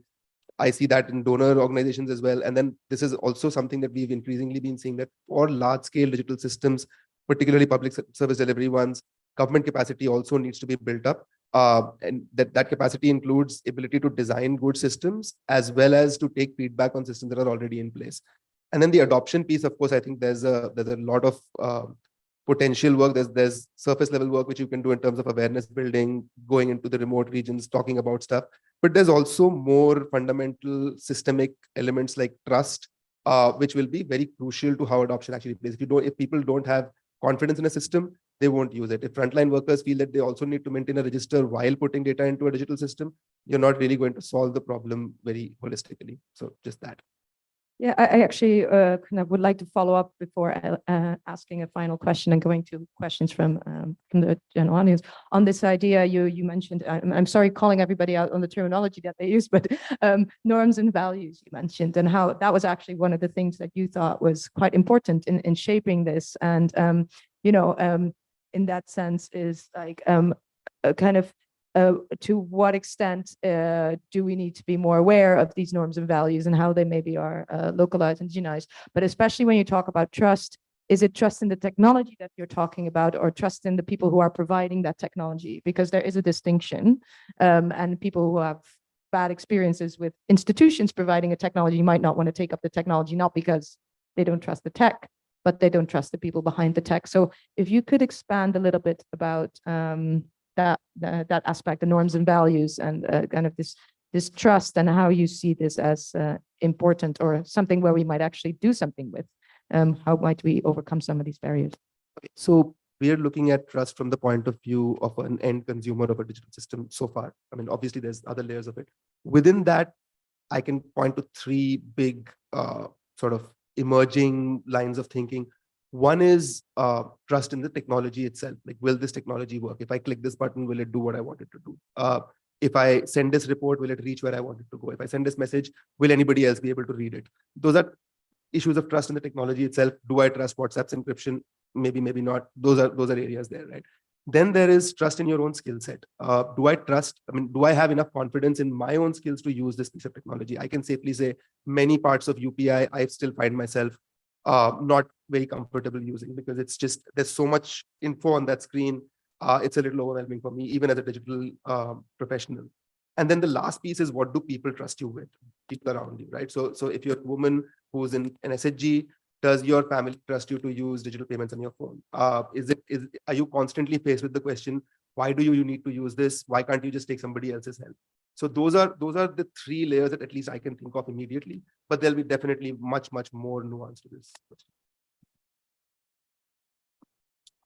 Okay, yeah, please do comment. To answer this, I want to go back to the previous panel that we had, where we spoke about the notion of being an assisted economy, right? We are at least 10, if not more, years away from being at a space where digital can exist by itself, right? It can't, in the current ecosystem that we have, cannot exist by itself. And it also speaks to my previous point of tech not being culture agnostic, right? Because as a culture, there is a certain level of rapport that somebody has to build with you in order for you to even trust a phone and a button and a number and whatever. Right? Like, no, you can go to somebody with and say that, press this, or you can push it on their phone. If you haven't built, or there is not a person pushing for it or advocating it, advocating for it in your life, or doing that, whole entire advocacy campaign around it, which is an in-person physical advocacy campaign, it's not going to work, because that's just how we operate largely as people. And so there is that assisted aspect to it, which to me, which the trust speaks to, right? Like, I mean, it may be the best technology in the world, but if the right person is not pushing it, and if you don't trust your sarpanch, or you don't like your sarpanch, you are not going to use it. Yeah, if the sarpanch doesn't like you, vice versa. So, who's pushing it also matters just about as much as what is being pushed. I mean, and then of course there's the issue of, what is being pushed being good or not, or all of that. But the assisted piece is the human in the machine, or the human around the machine, or behind the machine, are very important, as we know, both in design and in engagement with that. We talk a lot about who we imagine there to be. In a lot of the work that we do, we have had one study with young people who are not in education, employment, or training, one of the most kind of, excluded vulnerable groups in the UK. And we are seeing actually the same thing happening in our work that we're doing with the long-term unemployed or unemployed individuals from disadvantaged backgrounds in Spain, is that when they get rejected, or they don't get, actually, most of the time it's not even a rejection, they just don't get any message back when they've submitted their curriculum, right? They've learned how to do this. They use these online systems to find jobs. They're reasonably skilled in the digital sense, but they don't hear, and they interpret that saying as somebody was looking at their curriculum saying, oh, this person, no way, they don't even merit a response. Well, if somebody from higher education who's also seen other people be successful in getting jobs, they say like, oh, they probably had, a candidate in mind, or, there was probably 100, I'm just going to try again, right? But the other person would see that as a person, as if there was somebody personally saying, this is not the person. And the reaction of that was like, I'd rather go to the corner shop and somebody tell me, sorry, we're not going to offer you the job. I don't need anybody, or you're not the right profile, or actually, you need to get these kinds of skills, because they saw that as a sign of respect, right? So it's always in the interaction with the machine, people always imagine somebody or an institution representing that machine. And I think we should not forget that this is also the case, even if there's no human intermediary, that we imagine one to be there. I wanted to end with a question for all of you. which is a bit self-interested, I think, in terms of the DiSTO project, but also in terms of other researchers that are here, and maybe in terms of the interests that you have. It's about some piece of knowledge, if you would, if you can think about it, if there's one thing that you wish you really knew, like data that is lacking for you to be able to do your job better. You know, hopefully maybe it's a piece of research that we could do as researchers or academics, or kind of somebody in the room would say, like, actually, that was being a really interesting project. I want to take that up. But is there something like a lack of knowledge? We talked about the barriers that we know of, but something that you would say, if only I had more, you know, data on that, I would be able to maybe do a better job. It's a relatively complicated question, I think, but I would like you to reflect on that. And if you have to kind of think aloud, that's also fine. But yeah, if there's any kind of idea of what it is that you might be lacking. Okay, so I think one area that we are increasingly focusing on as far as our evidence gathering efforts go is more nuanced information about how people actually use digital. This may sound like there's a lot of data available already. GSMA does a report every year. TRI has its reports, but usage data is actually pretty scarce when it comes to anything which is non-big tech. So you'd probably be able to get a sense of what Google searches are popular, or what people are doing on Facebook. Even that will be largely gatekept by the big tech platforms.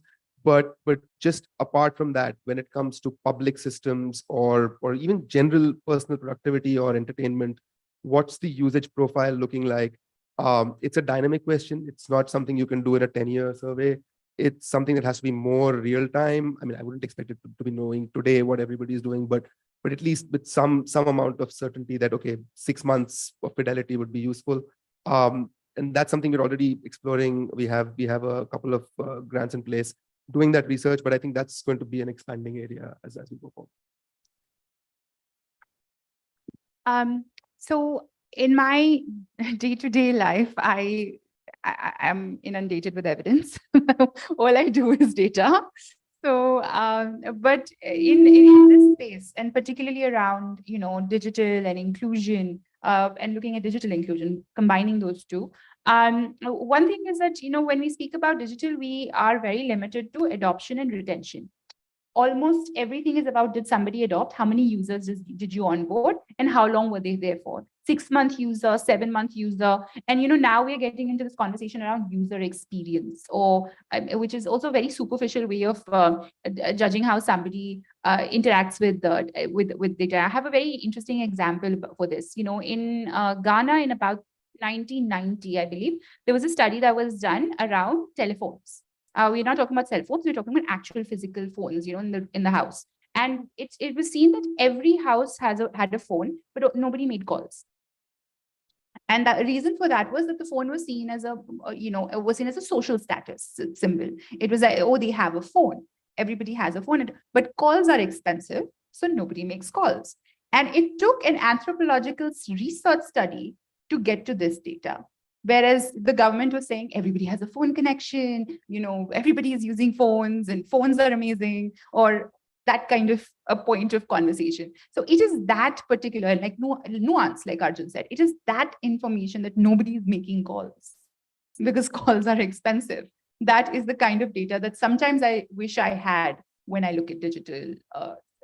Yeah, I think, I mean, good. That was a selfish question. And I think some of the stuff we might be able to do something with.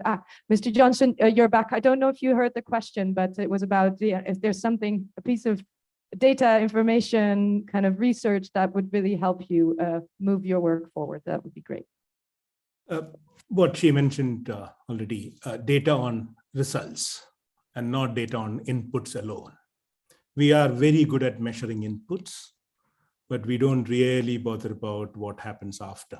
I mean, telephones in Ghana, LPG cylinders in Odisha, you know, you have plenty of information about what goes in, but very little about what it is actually contributed to or what difference it made. So that point of data would be very useful.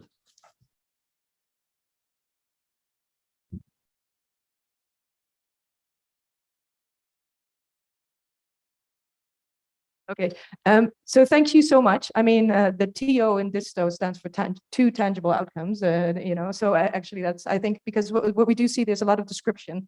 And I think in some sense we know to a large extent, even though it differs and there can be more nuance to that, who is not being able to get access, or maybe even what skills levels are less there, but we know much less about what actually happens then in that space and what the actual impact or outcomes of that be. So with that, I wanted to open it up for questions from the people here in the audience. So I think we have a question here and there. Maybe we'll take both questions and then we see if there could be a more general answer. Okay, thank you. Yeah. Hi, I'm Swati. I work with the Delhi government as fellow. So my question is basically, I'm connecting a couple of things. One, the labor market that we've been mentioning, and the funding that was briefly mentioned here. So I am sorry to take you back to the pandemic. I think India got mobilized about migrant workers precisely post-pandemic or during pandemic. And I was attached with district administration for the relief work. And that is where I realized certain things. For example, so there was a containment area. For those who do not know, containment areas basically where the population or the density of infected ones were higher as compared to others. So they were supposed to be confined to avoid others getting infected. And of course, when you confine them, they can't come out, and you have to, as a district administration or government, you have to take care of their needs. So we did not know how to even provide them the food or the dry ration. And it occurred to me, maybe the Aadhaar data can help. But unfortunately, the district did not have the Aadhaar data. So my question rises from here. It is the marginalized community that is often made to stand in queues to contribute to the database of the government, be it Aadhaar for welfare schemes and other things, and even for e-Shram data that was later captured for the migrant workers. But the kind of investment that the government has been making in creating database is not equivalent to providing for the services. There is e-Shram data for the creation of the database, but when it comes to providing welfare schemes, the forms, which is so lengthy, there is no mechanism or from the government to help them fill it. And now that, what I've understood is there are organizations based on donations and CSR have been helping bridging this gap. But the labor codes, which will define the fate of the laborers in India, although they have been passed by the parliament, but just not notified in the states. As per under that, or the social welfare scheme, the funding for social welfare schemes would be catered from the CSR funding. So the fund that was initially probably was being used to bridge this gap of helping the workers avail the welfare scheme could also be probably going to the government, but the government is not investing in digital inclusion. So my question is, from your individual experiences, though I thought this question is more to Dr. Khurana because she's associated with Niti Aayog, but if from your experiences, or anyone for that matter, can probably help me understand the fate of digital inclusion amid the policy that, or the law that has been passed. Thank you. You can ask your question as well, and then we'll take them together. So I would like to address my question to Dr. Kaul, actually. I really liked your point about if we're actually being true to inclusion by design when we're designing interventions. But I think when you're working with the government as an implementation partner, it's always a tussle between speed versus quality, right? So I have two questions, actually. So one is, if you have any thoughts on how do we manage implementation at the right time with the government, also ensuring that it's up to a certain level of quality, that we know that there is inclusion by design, also given the level of diversity that is there in our country. So that's my first question. And second is also related to the first question itself. Is there any unit of measurement or any formula for measurement of how do we calculate if we are being true to inclusion by design, right? Like, how do we know that, okay, this is the level that we have achieved and it's good enough for implementation and we can go ahead with that?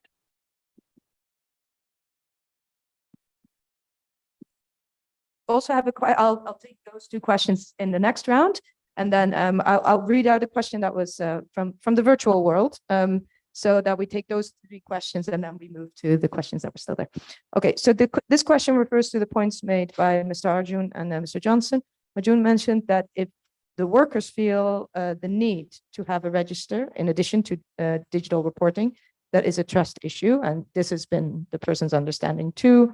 It seems a little bit like a duplication, right? The kind of several layers of trust that need to be won, I guess, is what is being implied here. However, the question continues.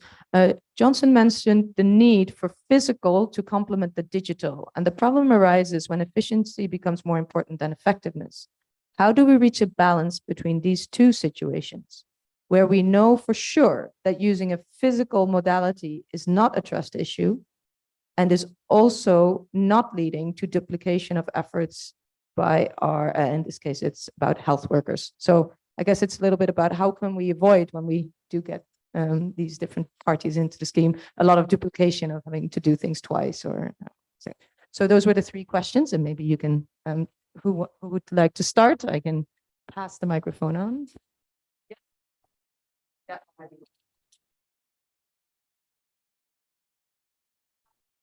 going to start with the first question that we had, right, about the humanitarian aid work that you were doing with and seeing that Aadhaar was not linked, or Aadhaar was, the district didn't have Aadhaar data at all. This is, doing this work at scale is very, very difficult. Like, we have to understand that we are living in a country where our last census was when, right? So doing this work in real world is very, very difficult, right? But, and I sort of posit this as a counter to your point in a way, we actually have very good data systems compared to our size and scale. If you look at, say, Manrega data systems, and what we have in terms of Manrega data, or for example, if you look at Bihar's Jivika database, or the SRLM, the State Rural Livelihood Mission database, not all states have maintained that same level of data integrity, of course, but for the size that we are dealing with, the place that we are at right now, in comparison to where we started, the progress has been slow but steady, and it is frustrating in the time of humanitarian crisis like the one that you mentioned. But nobody could really predict the pandemic or the scale of devastation that we're dealing with. And would a better data system have helped us deal with it better? Yes. But I really do think that in terms of where we are right now is not as bad as we genuinely think. And if we really were to look at our entire data ecosystem, the government data ecosystem, there are issues of fidelity, there are issues of timeliness, there are issues of, extent and state, but the level that we're at, it is not as bad as it really does seem. It's just the pandemic was a very, very particular, very, very grave situation to be in, to deal with a developing data system. Like, we are still a developing data system. So there's that. With regards to, a second point, and I'm, just going to end it there. A second point is that, DIAL, which is the Digital Impact Alliance, right? They put out a report in 2020. It was called the Global Digital Ecosystem Study. And OECD did a riff on that, and they put out another study and everything. And they came up with these 5 Ps, right? The 5 Ps of ensuring a good digital ecosystem. And the first one, you will not be surprised, is political will. Political will followed by translation to policy. So there is political will and policy. Those will always precede anything and everything. Right? So everything after that will be pricing, there'll be procurement, product, people, all of that will come after that. But if you can't generate the political will to do this at speed and at scale, then it's going to be quite a thing. But luckily we have political will. So that's currently it's there. It's a little, hidden in different spaces, but we have NDAP. Right? That's a sign of some level of political will working. But I think it's not as gloomy. It will take time. We're still a developing monitoring country in that way in terms of providing databases. So yeah.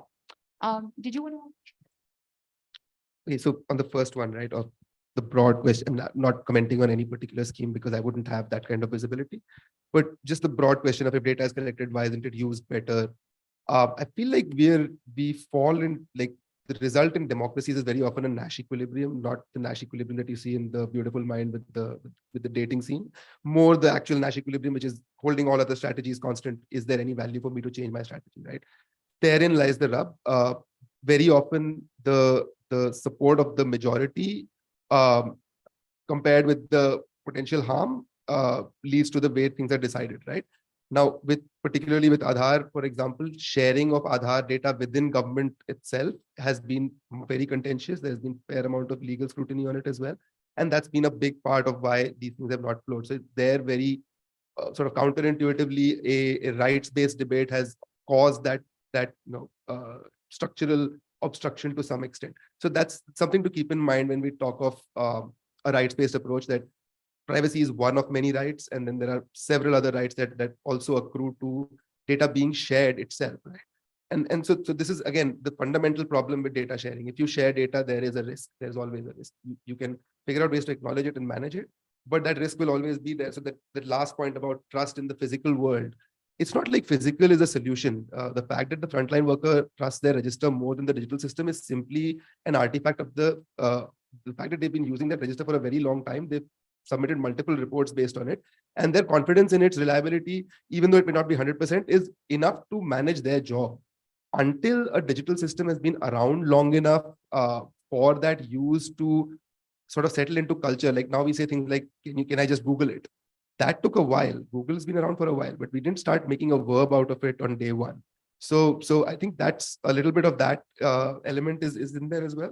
And then the last piece is the unit of measurements and thresholds. I think the threshold question for me is really that Nash equilibrium. Where does the political, social, economic requirement of the majority take over potential corner cases, which I don't know of today? The solution to that, to my mind, is to have that feedback system open for down the road solutions. Yeah, I wonder if you wanted to say something about that the issue of duplication when we have both the human and then maybe you can come also back to that question about digital. I feel like, look, duplication is a systemic element, right? I mean, even when you do disaster recovery, high availability systems within digital, you end up replicating data. I don't think we should look at duplication by default as a social evil, right? There's sometimes good cases for duplication. Absolutely, when it sort of adds on to time poverty of somebody who's providing a frontline service, very, very important. But I really feel that if we have to make that transition, there will be a certain phase where that duplication will be necessary to just maintain continuity. So that's my view on it. Thank you very much. If you want to answer the question on inclusion, and then we'll come to the last questions, I think, of the day. Right, great. So your question was around inclusion by design, right? And how the government can do it in terms of their work or how to make sure that they're responding to this inclusion by design piece. And then there was a piece around measurement for it, right? So I'm going to take the first one. It's very interesting because one of the biggest databases that we work for is the Ministry for Gram Panchayat, right? Gram Panchayat and MORD, rural development, because the basic unit of governance in India is the Gram Panchayat. And essentially, everything is supposed to happen at that level. But the way that we operate in terms of governance, that is a disbursal or an implementation level. You will send out funds through the Gram Panchayat. You will get your Awas Yojana, you'll get all of that through the Gram Panchayat, but very little planning and decision making is done at the Gram Panchayat level. Inclusion by design will essentially mean that what is in our constitution with regards to the Gram Panchayat will have to be actualized in practice in terms of governance, wherein the Gram Panchayat becomes the actual center for decision making for that particular area, because that is how you can be inclusive. Decentralization or localization of governance is one of the ways that we've seen inclusion essentially can be operationalized, right? But that is something that's again, like I said, the 5 Ps, political will, policy, all of that stands true here also. But that the Gram Panchayat has to become more central to It already is, like I said, with disbursement, but more central to planning. And how do we sort of make sure that they are a representative of the people they're claiming to represent, and that we don't have issues like, a female or a woman sarpanch being a stand-in for a husband, or, sarpanches being elected by virtue of strong-arming somebody. So there are issues there where we need to sort of solve for it, but that is one way that I think of it. Measurement for inclusion by design cannot be standardized. So anytime that you come to me and say that, what is a standard measure for this, I'll automatically say that inclusion by design is contextual, right? You can have a common minimum program for it. And I'm not referring to the political piece, but I'm talking about, you can have a common minimum program for an understanding of this is the bare minimum, right? But it has to be contextualized, because inclusion will look very different in different places. So that's my response to that. Thank you very much. We have been talking about something that is actually already in place in the non-digital realm, that is the equity audit, that every time a government needs to do kind of any policy, they need to make sure that there's no inequalities or inequities that come with it, and they have to, sometimes a tick box exercise. But maybe we can do the same thing for kind of the digital, right? So we have 2 more questions. I hope it's okay that we take those, because I would like to recognize that people have been waiting patiently to ask their questions. And I think then we can wrap up. So I don't know if the microphone is nearby. Yeah. Yeah. So we are talking about including digital inclusion of marginalized sections. So what about the language diversity in India? I guess it is a common question, because as you rightly mentioned, madam, that the digital is not a culture situation. It has its own culture, which is westernized. So that also includes English as a basic instructional language. So how we can address this language barrier in India, especially where even not just Indian language, we have Indian languages. So in that situation, what will be your take? And secondly, leave apart the language thing, even technically, if you go, so I'm PhD student of Pune University, Savitribai Phule Pune University. Till last couple of years, there was different response when I used to open the website, Pune University website, in Google Chrome and in Internet Explorer. Few functions were able to open on the Internet Explorer, and they were not able to open on Google Chrome. This was a situation for me. It was I had to struggle with the system. Then I got to know that it's a basically IE-based system website. So in that situation, the technical inaccessibility of the marginal, because they don't have the exposure of that knowledge. That's the one thing. And secondly, about the language barrier, please. Thank you. I'm Ishani from IT for Change. I wanted to build on her question, actually, which was speaking of institutional trust, system design, and so on, but specifically in the context of social audits, where we have seen success stories for social audits, again, entirely in analog systems, and I'm thinking of health in particular. But when we see a legacy system that's in place, people are comfortable enough entering data in XYZ format, and we've seen it work on a significant scale, albeit a small scale. But so when we have something like that, how do we then digitize that? And I do think one of the reasons for its success was because it didn't dismiss the importance of physical infrastructure, in that primary healthcare centers were again the focal point. So how do we build a social audit system which can incorporate, as you mentioned, the feedback mechanisms that are so important, but try to make it as easy as possible so that we've got legacy systems in place, but also make it like adaptive enough for the digital context? Thank you. Thank you. So I will leave the last word to our panelists who are still here and have been waiting very patiently. So that language question is one of my favorites, as I mentioned. It's something I've been at for the last 20 years, right? So 2003, Bhasha India was Microsoft's flagship program that was trying to solve some of these issues of Internet Explorer versus Chrome. There's a reason why IE is no longer with us. And the new browsers now incorporate Unicode by default, right? But if you see the pace of that technological change, it's at least 10 years in the making, right? So somewhere around 2013, 14, bulk of the browsers would support index text. There are still texts in languages which show up as boxes on Wikipedia. And that's going to remain a problem, right? And that's simply a problem of representation. The more usage that starts in a particular language. But what also tends to take precedence here is that somebody who's a primary speaker of, say, Bhojpuri or Bhili or Pui or Pudok would also have a second language simply by historical context, right? They would have been in a state school system which would have had Hindi and English, or at least Hindi for sure. So because that is already a phenomenon at the user level, any attempts to expand that, I mean, if I launch, I mean, we are currently doing research. So there's a large project that we are doing, which is fundamentally aiming to identify gender bias in responses generated by large language models in different Indian languages, right? That by itself, if you see, it's a nuance upon nuance kind of a thing. Even within that, what we are finding is that the vocabulary for certain concepts is not there in languages which are not mainstream. So just that translation, not at a linguistic level, but at a conceptual level, is a very, very hard one. And so that's one of the big challenges that we see. That said, there's ongoing work. We have work going on with IISc, with Karya Incorporated. Both of these are supporting us in collecting voice samples in different Indian languages with the intent that, with 1,000 hours or 10,000 hours, you can then start making good speech rec models.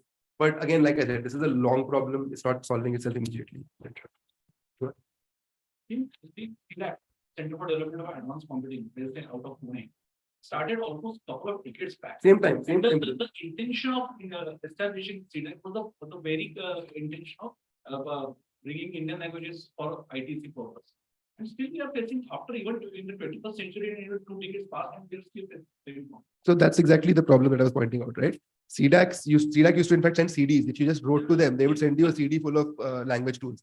It's phenomenal, right? I mean, unheard of that somebody randomly writes with their address and government sends back a stack of CDs, right? And 10 CDs, not cheap at the time. But so it's not for lack of effort. It's simply an adoption question as well, right? Because of this dual language connotation that's already set in, folks who show up at a digital interface typically have 2 languages. And so even they will default to using something which is easier for them to get onto, rather than looking for something in their own language. I mean, culturally, it's a problem. I feel functionally, it's more of a Procrustean thing that it's already imposed upon us, that we have few languages which are more common and those just proliferate easier.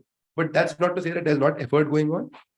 What I suspect though is that until we reach that threshold of user base in each of these languages, that will remain an issue. For example, if you think about Tamil and Malayalam and other South Indian languages, they made it to digital very, very quickly, much ahead of some of the other ones. So that's user base.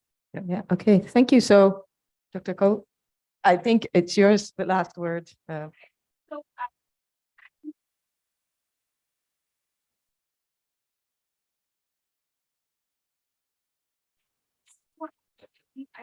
We work a lot in very, very rural areas.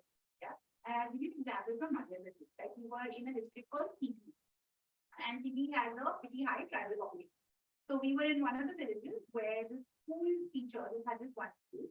So the school teacher had to enroll children from the tribal neighborhood, right? And she didn't speak the language. She's a teacher from that district, from TV. She doesn't speak the language of the tribal group that lives there, right? We are dealing with this linguistic issue at such a large scale in our day-to-day non-digital life. We still haven't been able to solve it. And how many years have Madhya Pradesh has existed since prior to independence, right? So, and they have existed in the same neighborhood for 50 plus years, if not more. And they still haven't been able to, resolve for the language issue there. And digital technology is still relatively new. We are still sort of, getting stuff in Hindi. We are still sort of getting stuff in Tamil and Telugu and what you call the major languages by virtue of the number of people who speak it, right? So in that sense. So to expect it to proliferate in a way where we don't even have a major speaker base, where within the village also you have maybe 5 speakers, and it's just it'll take time. So the answer to that is it's just something that will take time. And I've seen promise in the heritage language projects in, say, the United States, where they institutionalize these libraries around not languages that are not even spoken anymore. So that piece, I think I see some promise where we can borrow a little bit from there with regards to how do we make it accessible. It's also about increasing representation of people in technology of those language speakers. If we don't have those language speakers in technology, then the technology itself will not be replicated in those languages. So that's that piece. And I believe you had a question around social audits and digitizing. I'm going to quickly respond to that. One thing, if it's not broken, why fix it? If something is working very, very well, the need to fix it arises when you have either evidence of it being more efficiency, which is the monetary cost and aspect of it, or effective, in that it is getting me more information of a different type or more nuanced, etc. Right? So my motto with digital inclusion in things like social audits or data collection is that we are not at a stage where everything can be digitized very quickly at scale and immediately. So we really have to take these small leaps of saying that maybe they can enter data at the end of the day. And it's in places where my team can't use a CAPI or a computer-assisted program, right, to enter data. What I do is that you enter it physically. At the end of the day, let's go to a computer and you put it on there for me, right? So there are steps to this process. And like I said, large scale, it will not happen. It will need to be a slower process of making sure we are ready for it. And it's giving us something of value that we were not getting earlier. Take the comparative number I would ask you to consider is how long after Gutenberg invented the Bible did the first book in Hindi get printed, right? By contrast, we are doing much better. There is a Unicode font for Gondi as well now. It's a matter of community organizations also pushing for the user. As Dr. said, it's about usage, and that heritage identity question is where the language piece will come up. I think on the social audit part, just adding a last bit, there is examples of good feedback collecting mechanisms already. I can give you a case in point is NRLM's current large digital architecture. I think IT for Change has also looked at that at some point before. It's a good example, but I think we're definitely looking for better and more.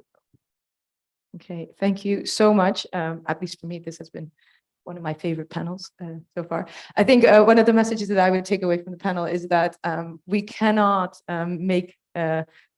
hope for an inclusive digital unless we make increase digital inclusion, not just in terms of access and literacy, but actually active creation of content. And it was very valuable to hear also about this, the kind of push and the need to feel represented in this digital space through not just language, because language is culture, and that's a very important point, I think, to think of in the processes of designing technology. Unless the design includes people with various experiences, we're not going to create an inclusive digital space as either.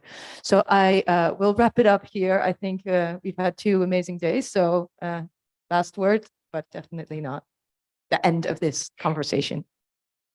I would now like to call upon my colleague Kunal, lead research and research operations at PDAG, to deliver the vote of thanks.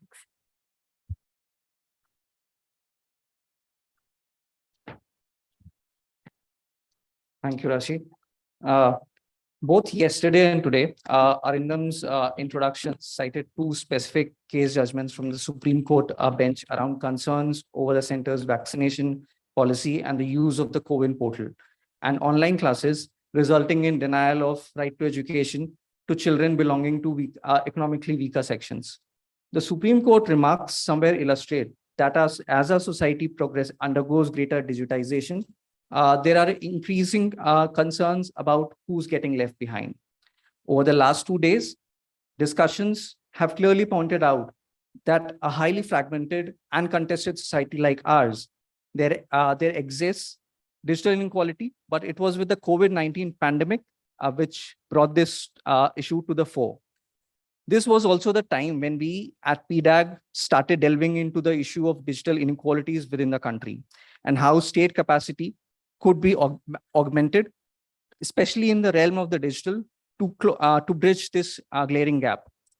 Our initial conversations with Dr. Helsper at LSE and Dr. Arul at IGNU helped in structuring some of the key priority themes under the DiSTO initiative in India to delineate the trajectories of digital inequalities, especially inequalities replicated as outcomes of the increased digitization of everyday life within the country. After almost 15 months of deliberation, today we are here with all of you with this 2-day symposium as an introductory step of the DiSTO India initiative. Over the course of the last 2 days, we have been witness to insightful, engaging, and grounded conversations through a diverse group of panelists. And a common running theme through all of this has been, and I would like to quote Dr. Helsper here, there are multiple layers and gradations of exclusion, not just haves and have-nots. This 2-day symposium is about to close in a while, but we have a 2-day early career researchers-led participatory workshop tomorrow and day after at IGNOU. This week marks the beginning of the DiSTO India chapter, with the work and activities around DiSTO India to begin henceforth. We look forward to having most of you, if not all, as future collaborators in this initiative, be it researchers, policy practitioners, implementing organizations, as well as philanthropists, to help us take the initiative forward. We also understand that we might have missed out on having other key individuals and organizations who are also doing some incredible work within this space. We look forward to all of you to spread the word about DiSTO India and assist us to reach out to the right people. By the end of the next month, we plan to bring out the symposium report, which will be available on the DiSTO India website. At the end, I would like to express my gratitude to all panelists and participants who over the last 2 days have joined us to engage and deliberate and put forth their views around the overarching themes for the symposium. The symposium would not have been possible without the guidance of Dr. Helsper, since the first interaction Arindam had with her in March 2022. It has been a superb learning effort in close collaboration with Dr. Helsper and Dr. Arul at IGNOU, and also the LSE team at the DiSTO team at LSE. And obviously my colleagues at PDAG, a team of very motivated and dedicated young practitioners and researchers. So a special mention to you all. A special word of thanks to the entire team at IHC here for ensuring a smooth conduct over the last 2 days, with hopes to reconnect sooner rather than later. Thank you. Now I would like to request all of you, you could join us at the stage for a group photograph before we close.